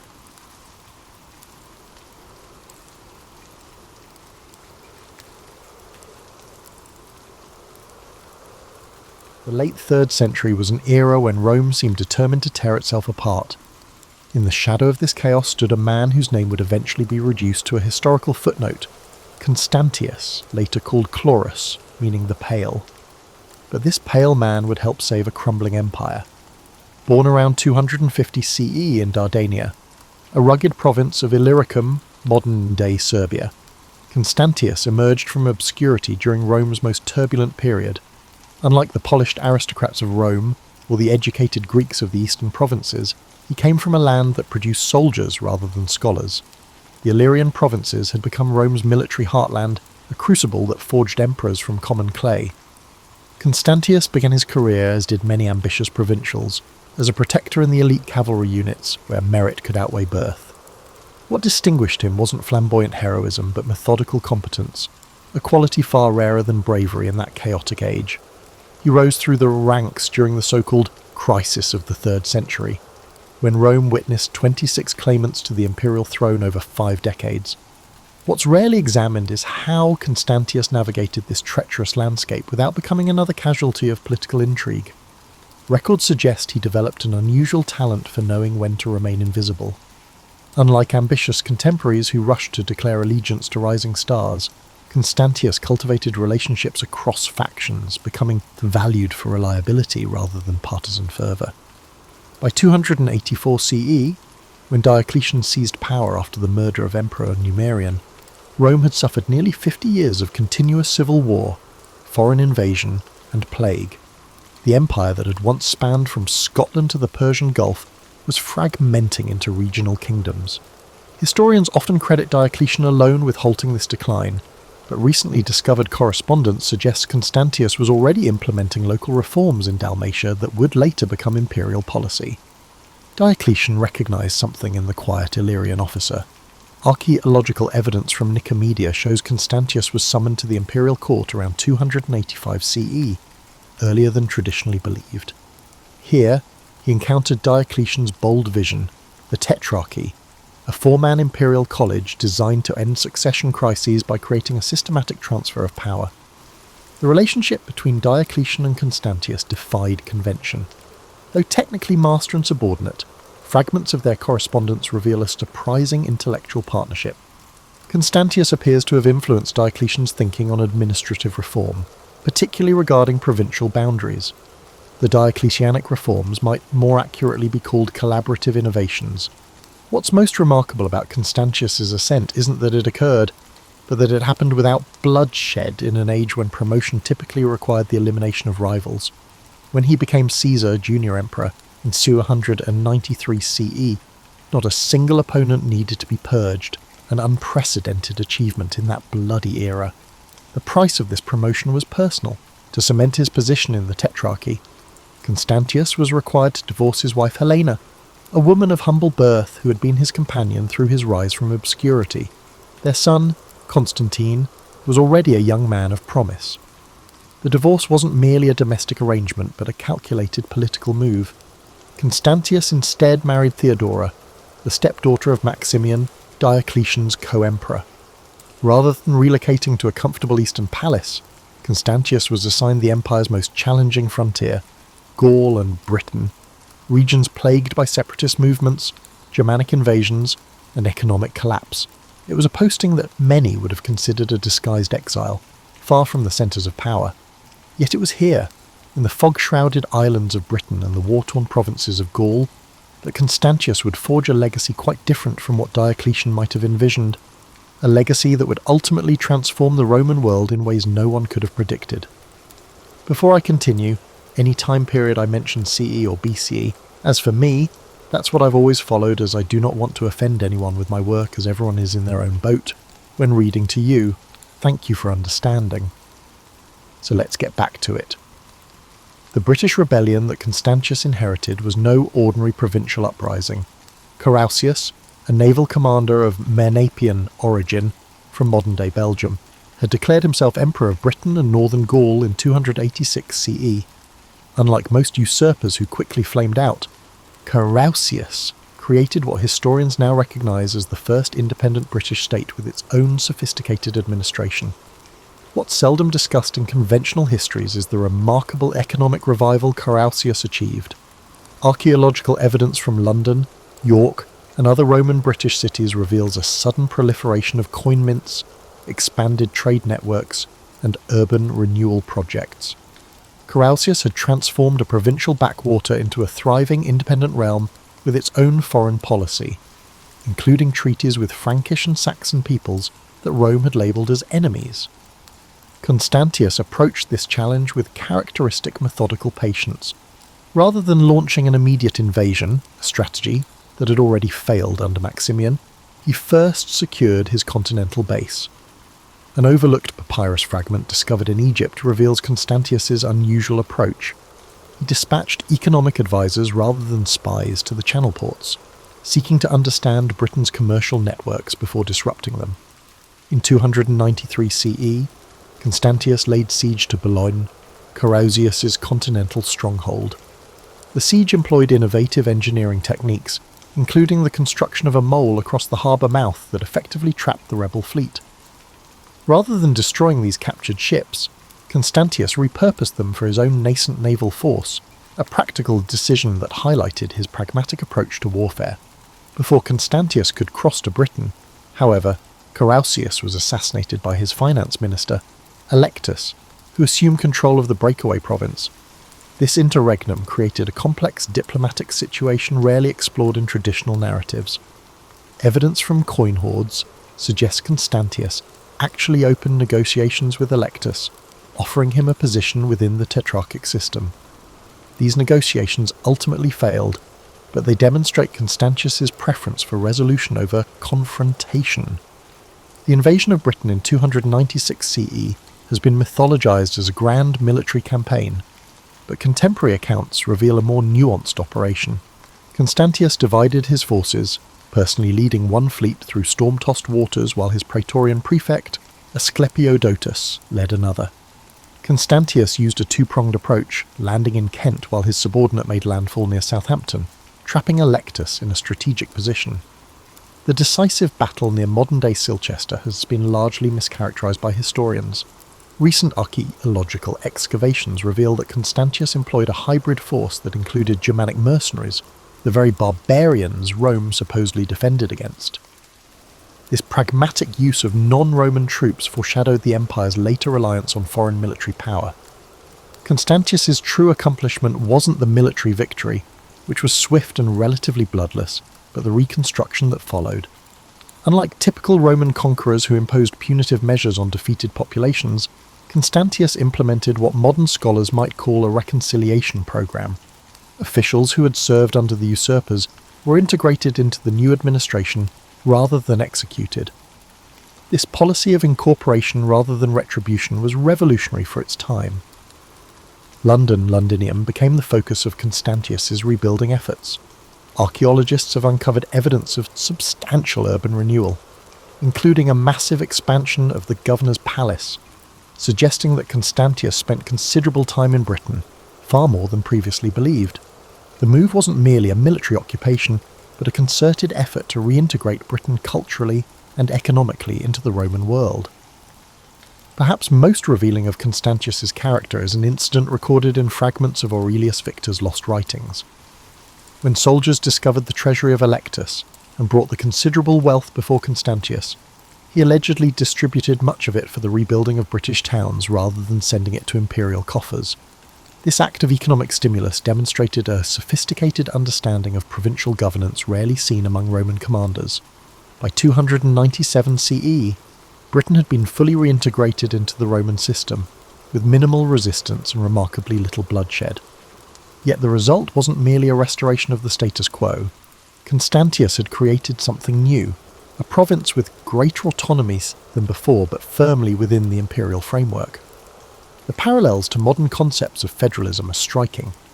Before departing Britain, Constantius engaged in a series of campaigns against the Picts beyond Hadrian's Wall. These expeditions, often reduced to footnotes in historical accounts, actually represented a fundamental shift in frontier policy. Rather than merely defending the wall, Constantius established a network of diplomatic relationships with tribal leaders, creating a buffer zone of allied peoples, a sophisticated approach to border security that would influence Roman frontier policy for generations. When Constantius returned from Britain to Gaul around 298 CE, he found a province devastated by decades of civil war, Germanic invasions, and economic collapse. The once prosperous region had seen its population decline by nearly a third. with abandoned farmlands and depopulated towns stretching from the Rhine to the Atlantic. Traditional histories often gloss over the scale of this devastation and Constantius's methodical response. Archaeological evidence reveals a coordinated rebuilding program unprecedented in scope. Rather than focusing solely on fortifications, as military men typically did, Constantius prioritized agricultural recovery. A fragmentary edict found near Trier shows he established a system of tax incentives for farmers willing to reclaim abandoned lands, essentially an ancient land grant program. The question of labour shortage was particularly acute. Constantius implemented a policy that shocked conservative Romans but demonstrated remarkable pragmatism. He settled captured Germanic peoples, particularly Franks and Alemanni, as farmer soldiers within Roman territory. These laeti, as they were known, received land in exchange for military service and agricultural production. What makes this policy extraordinary is not the settlement itself. Rome had occasionally settled barbarians before, but the scale and the legal framework Constantius established. These settlers were not slaves, but a new legal category of provisional citizens with defined rights and obligations. This reform effectively created a proto-feudal system centuries before feudalism properly emerged in the medieval period. Archaeological excavations at villa sites throughout Gaul reveal an architectural transformation during this period. Traditional Roman villas were redesigned with defensive features, agricultural storage facilities, and housing for larger extended households, evidence of adaptation to the new social reality Constantius was engineering.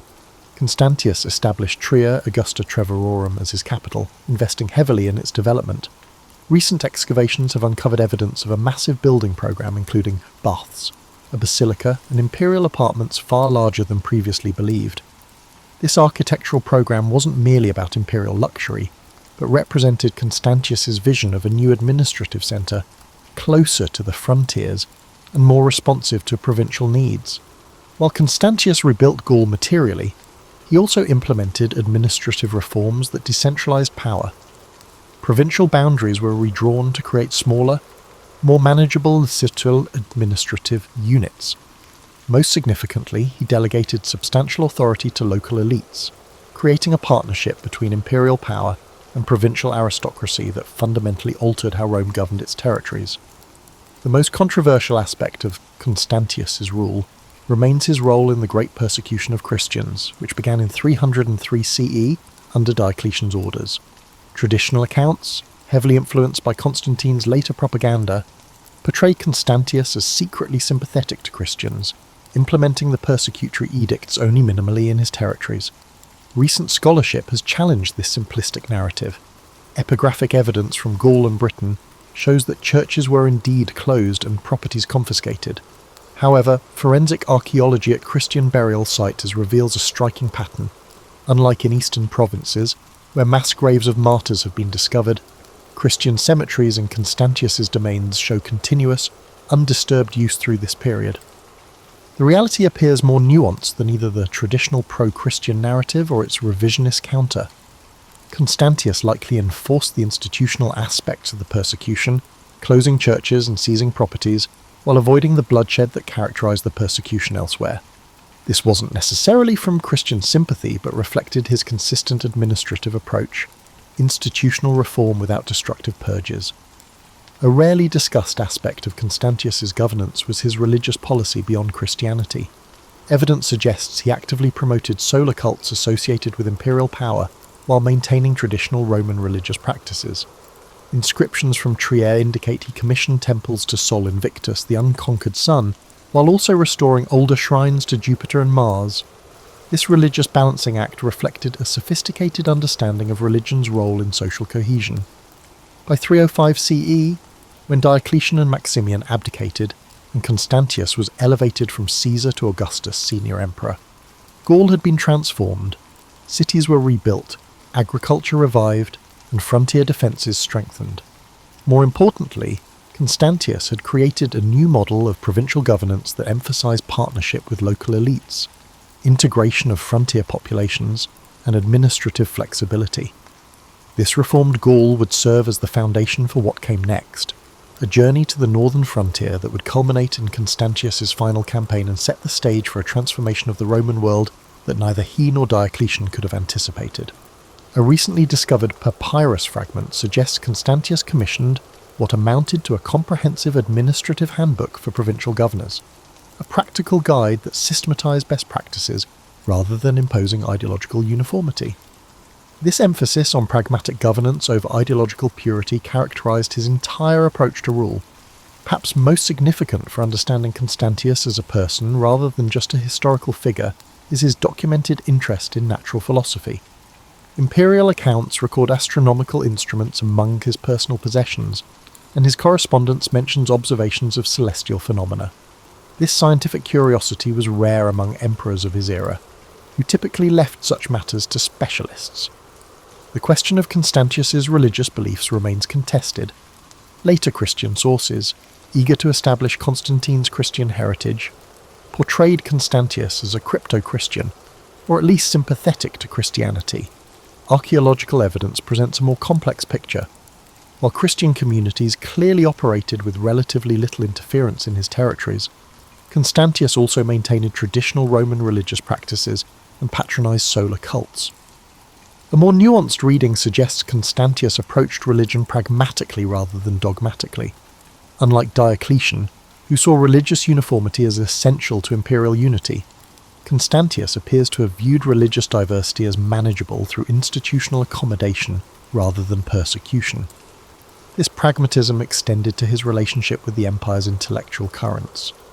While traditional narratives portray the Tetrarchy as an era of intellectual decline and militarization, manuscript evidence from Trier suggests Constantius patronized philosophical works, particularly Neoplatonic texts that explored the relationship between divine order and earthly governance.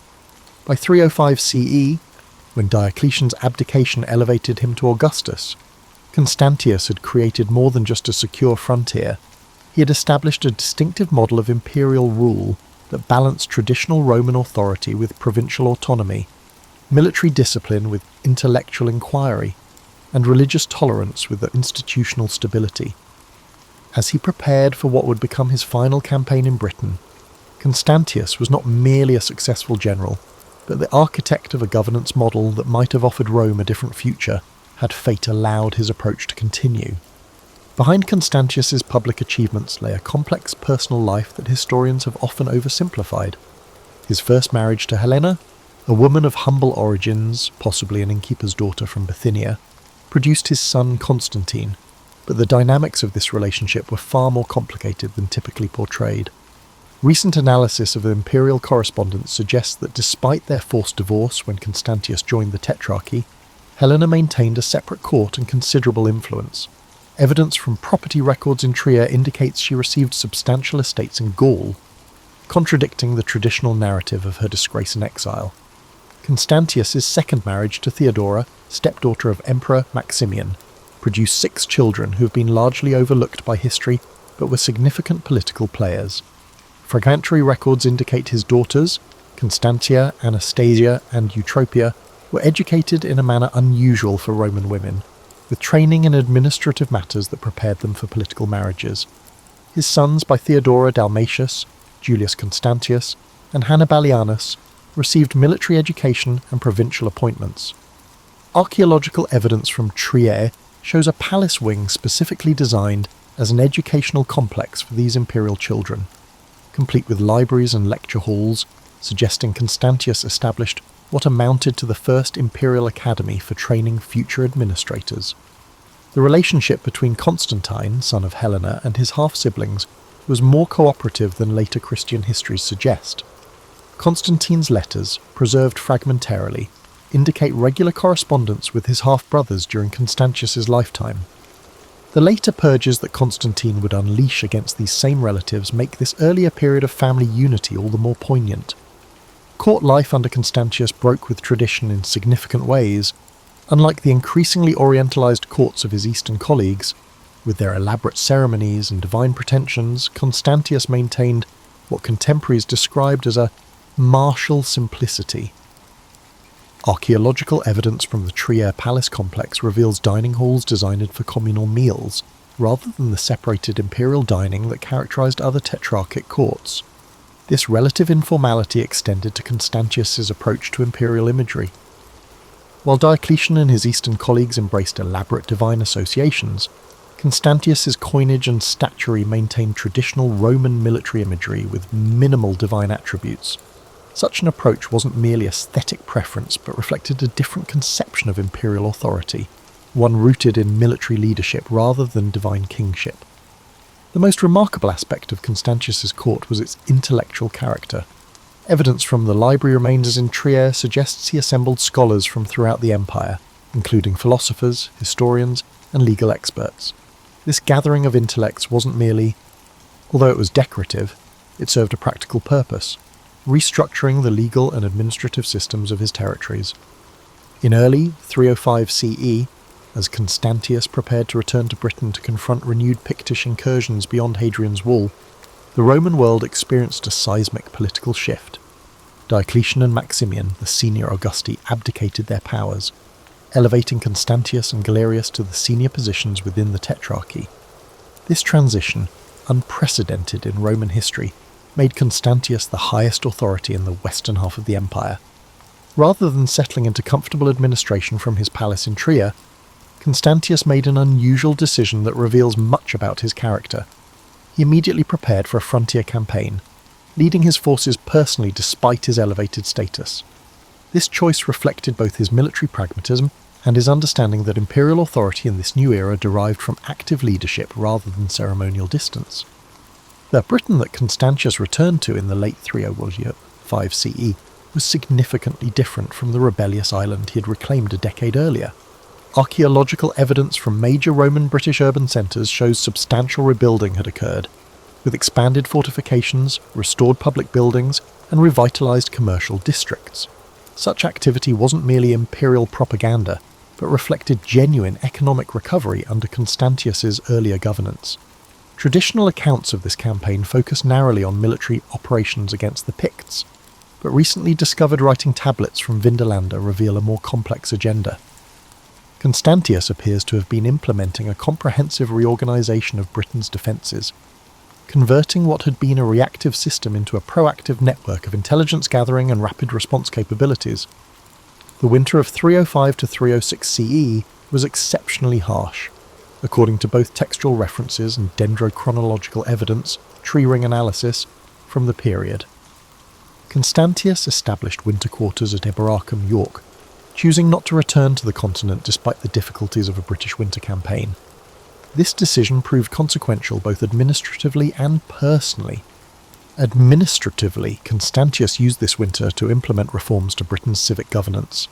Fragmentary records indicate he convened a provincial council that included not just Roman officials but representatives from British tribal aristocracy, a remarkable instance of power sharing that acknowledged local autonomy while maintaining imperial authority.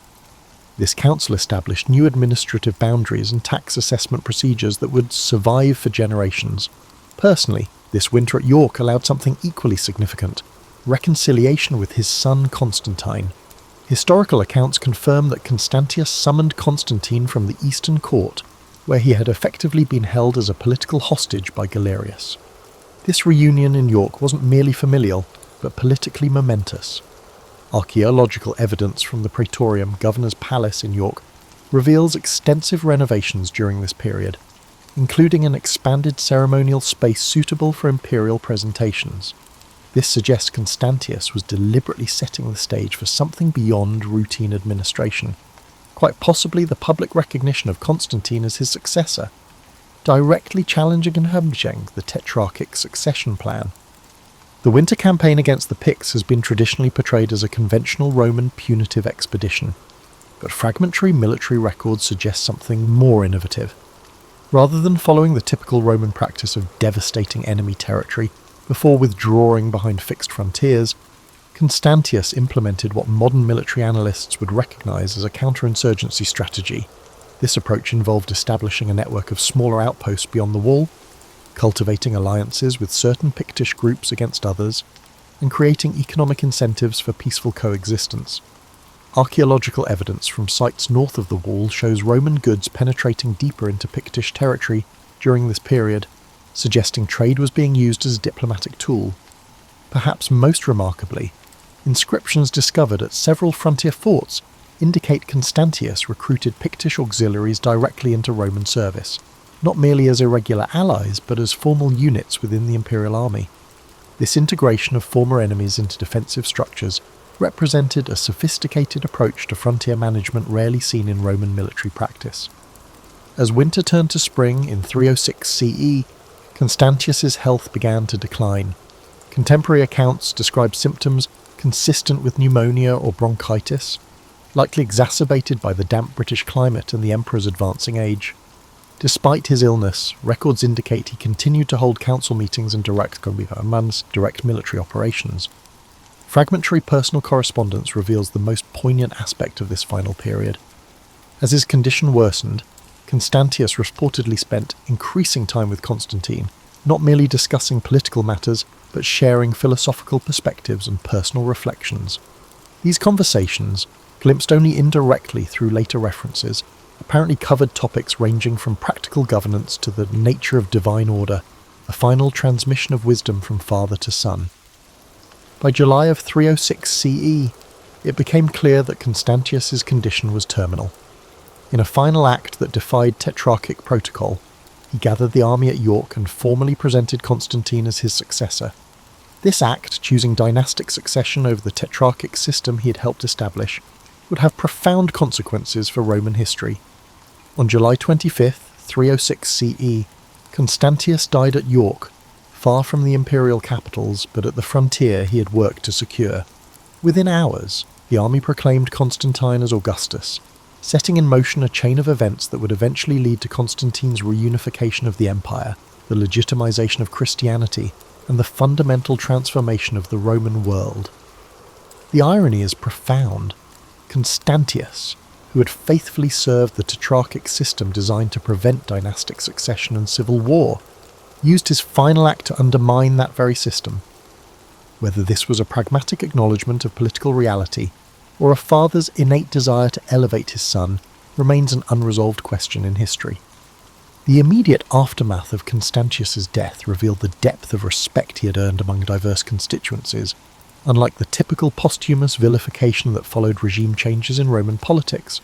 Contemporary sources from various perspectives, military, provincial and administrative, speak of Constantius with remarkable consistency as just, effective and moderate.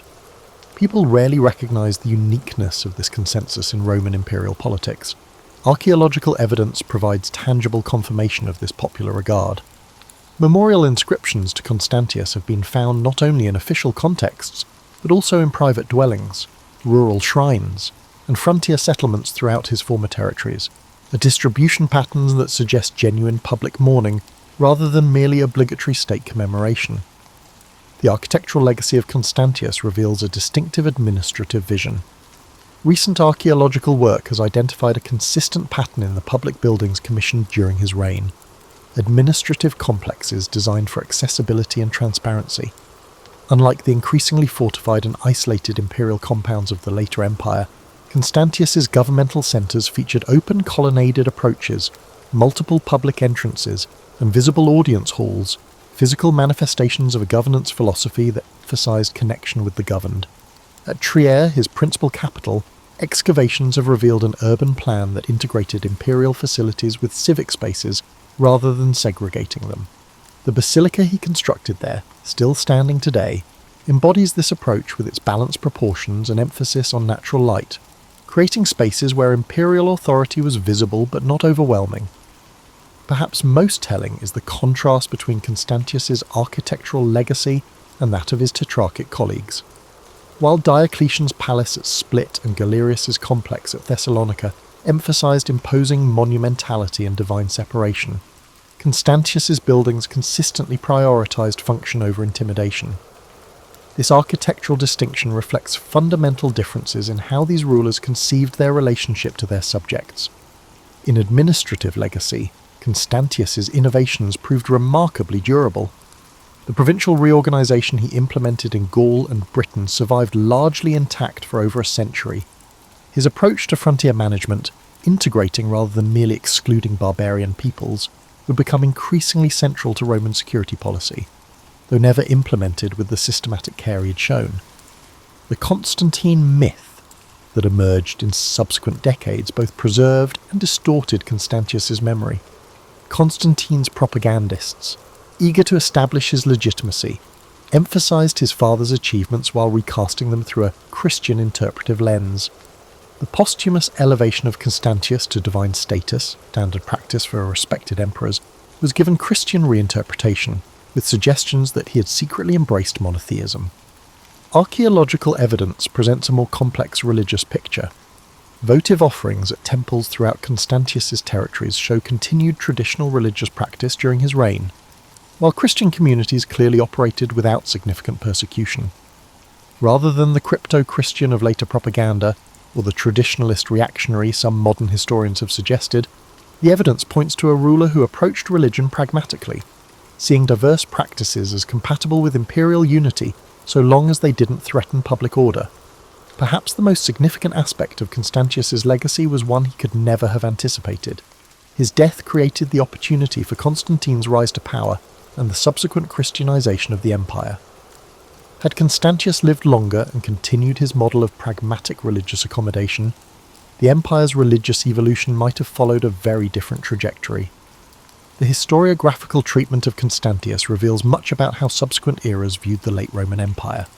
Byzantine chroniclers, writing in an explicitly Christian context, minimized his achievements while emphasizing his role as Constantine's father.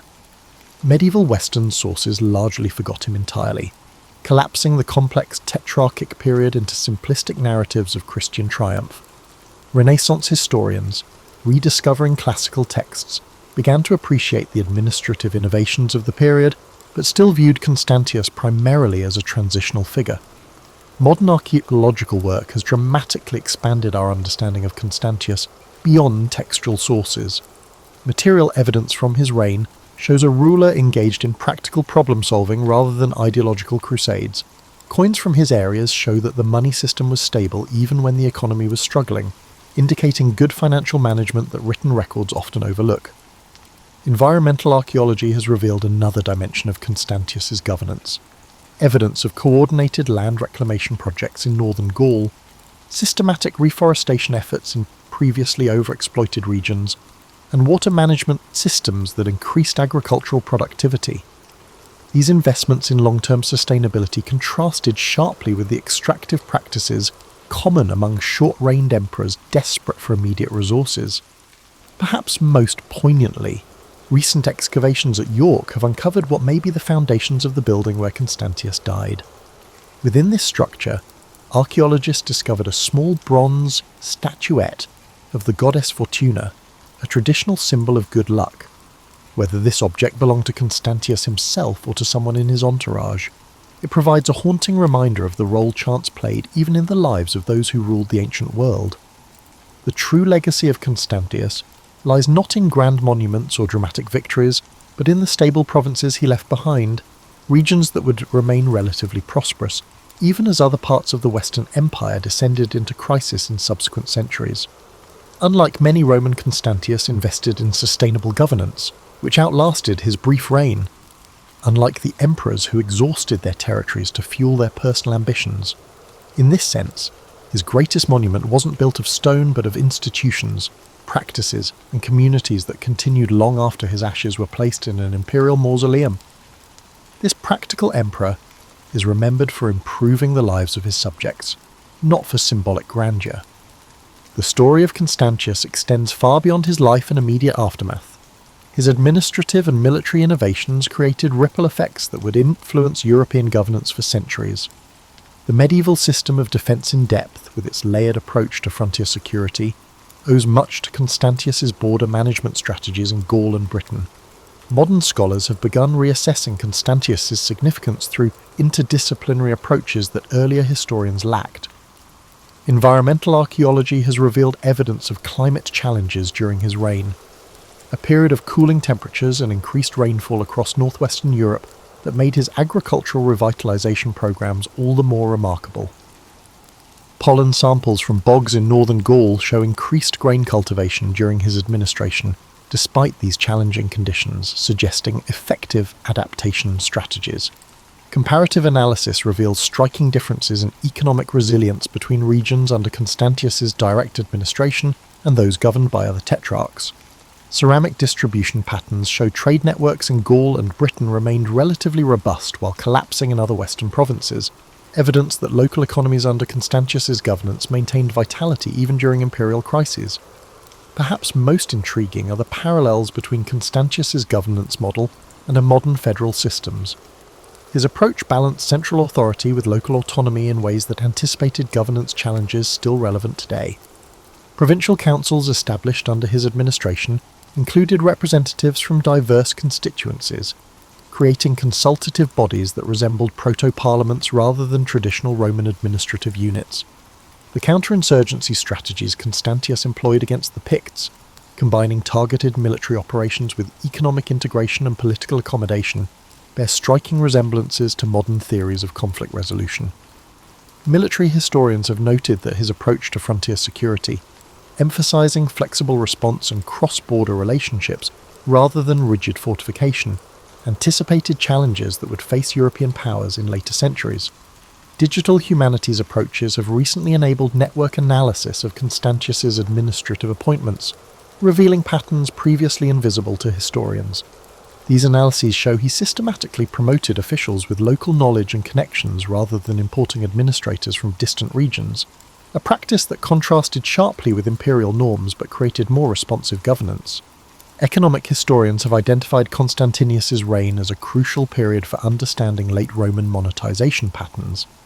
His currency reforms maintained stable silver content in provincial coinages while accommodating local exchange practices, creating a flexible monetary system that balanced imperial standards with regional economic realities.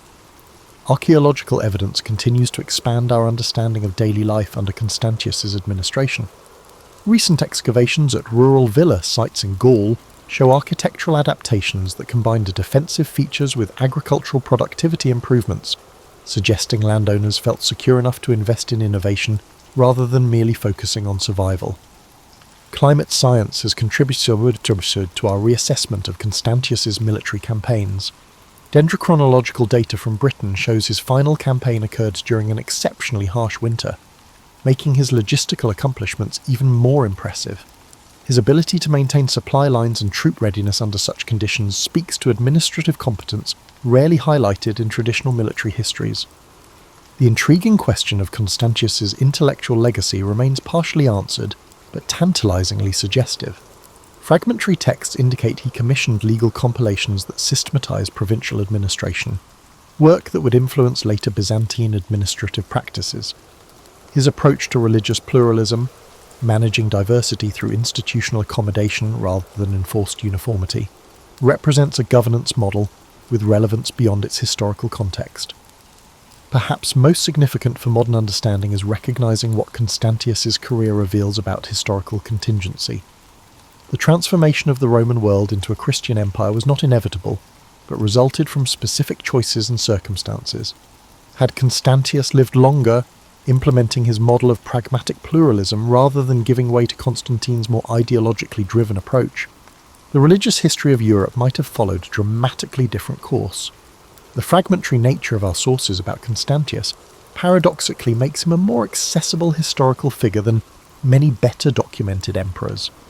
The gaps in our knowledge create space for analytical approaches that go beyond personality to examine structural factors and systemic patterns.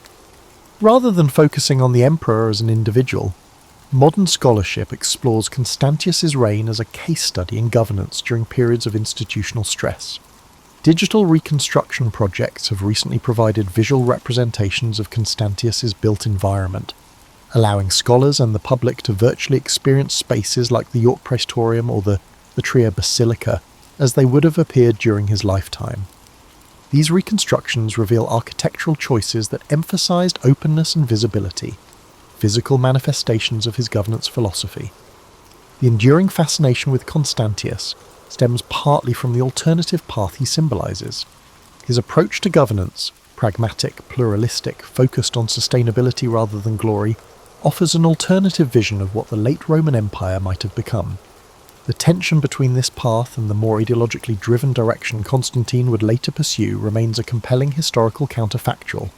For contemporary audiences, Constantius's story resonates because it demonstrates how individual leadership can make meaningful differences even within massive historical forces.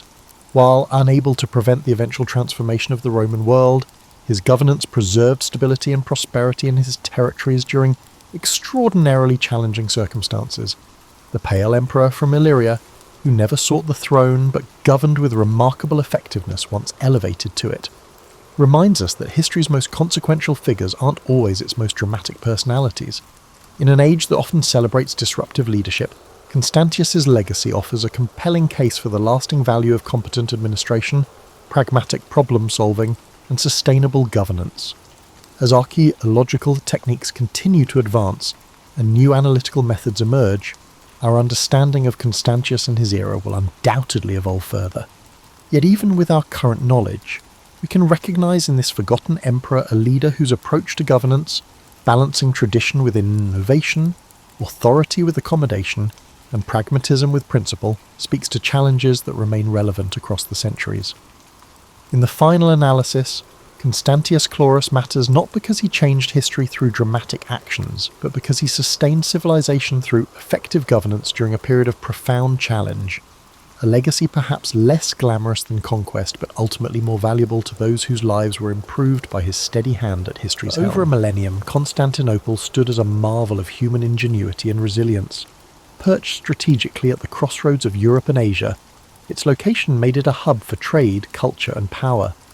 The city's imposing walls, originally constructed by Emperor Theodosius II in the 5th century, were considered nearly impregnable.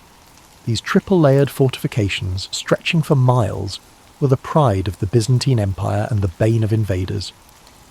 By the mid-15th century, however, the Byzantine Empire was a shadow of its former self, reduced to the city of Constantinople and a few scattered territories.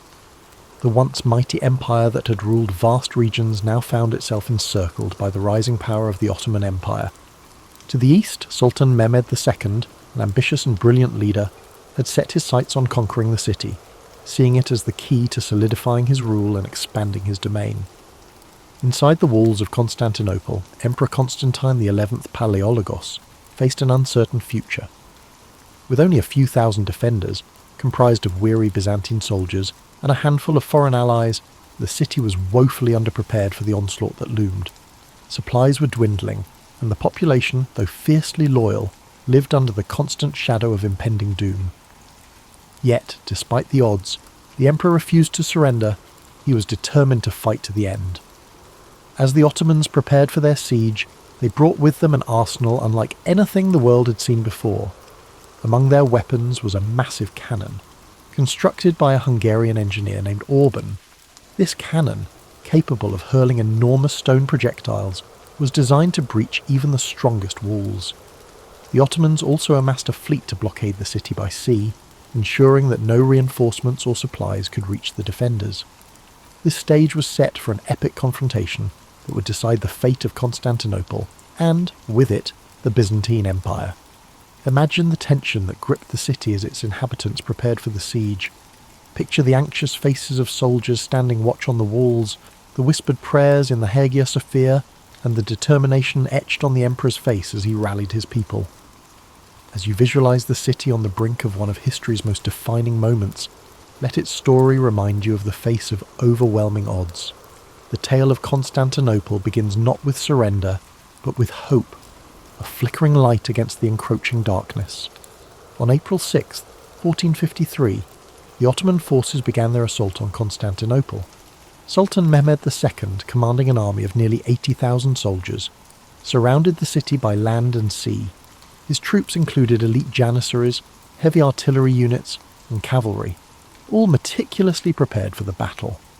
In stark contrast, the defenders of Constantinople, numbering only about 7,000, relied on the strength of their walls, their limited resources, and their unwavering determination to hold off the invaders.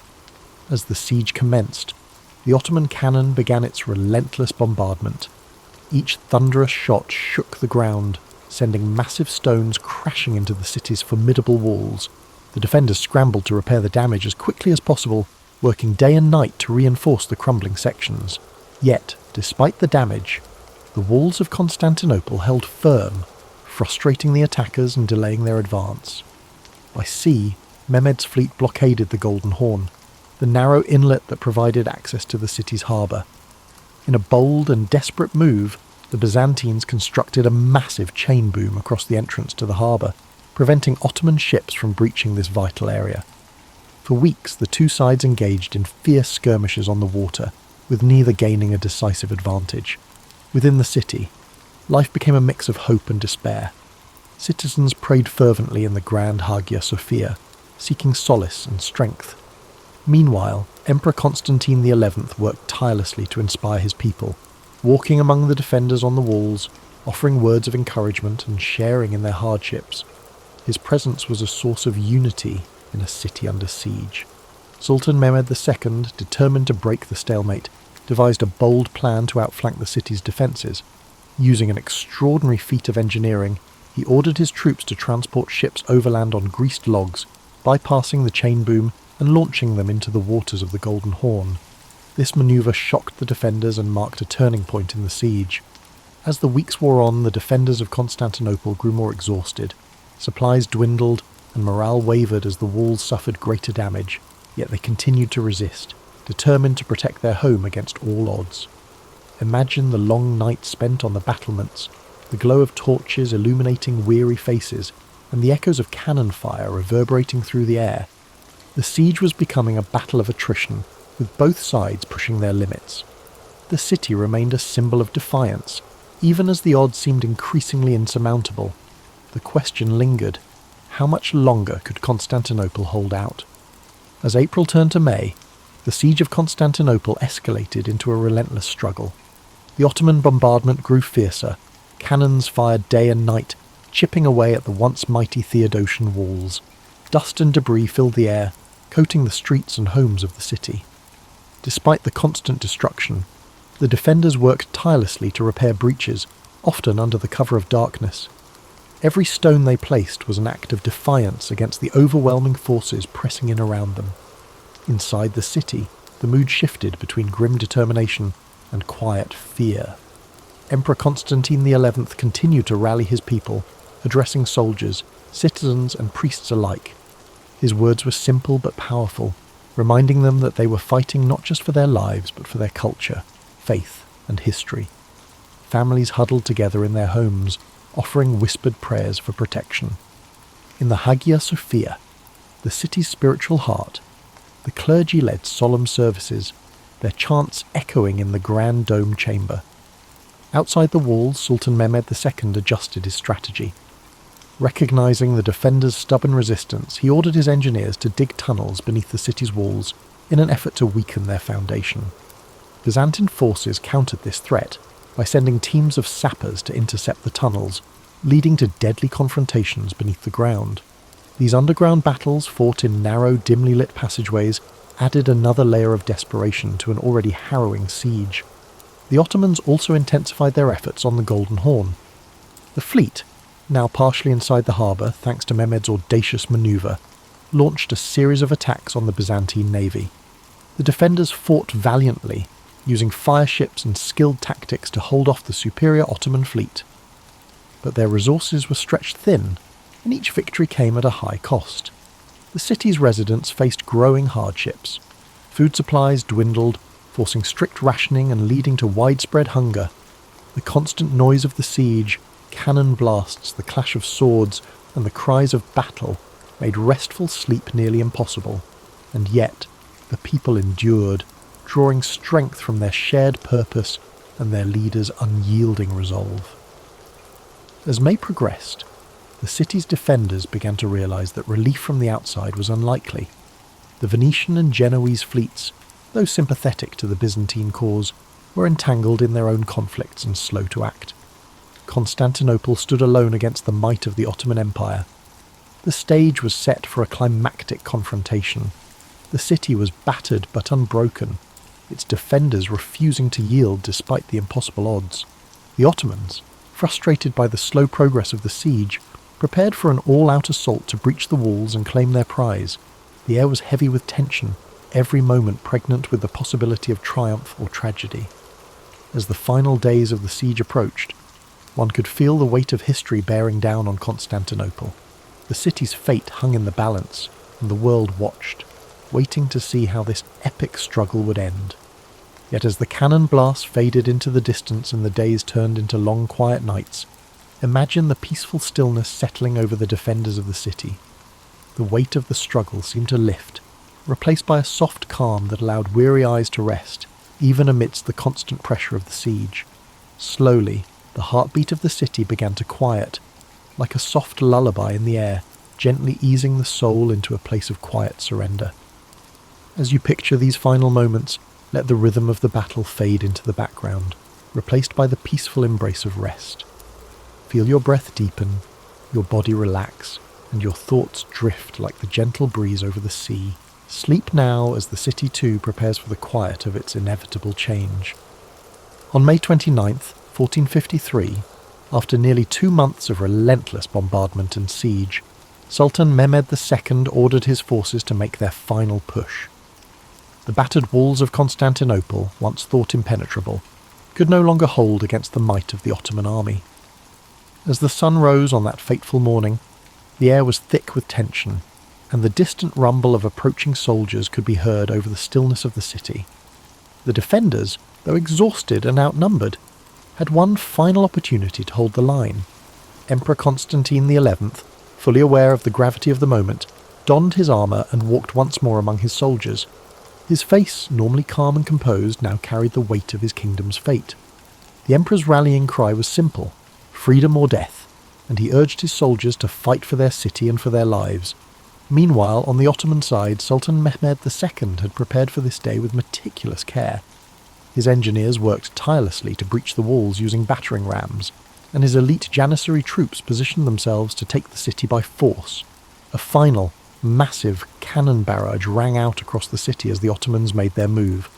With each blast, the walls of Constantinople groaned, and the defenders scrambled to repair what they could, but the damage had taken its toll.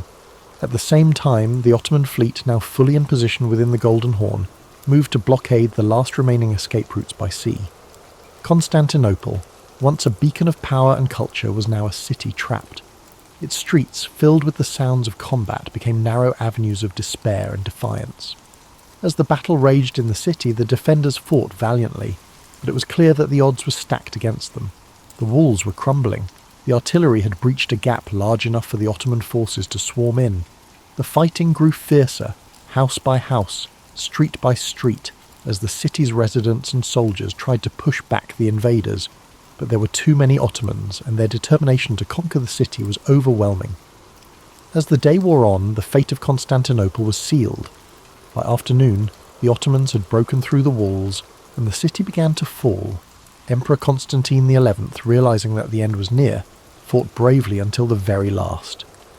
But when the Ottoman forces entered the city, they found no mercy.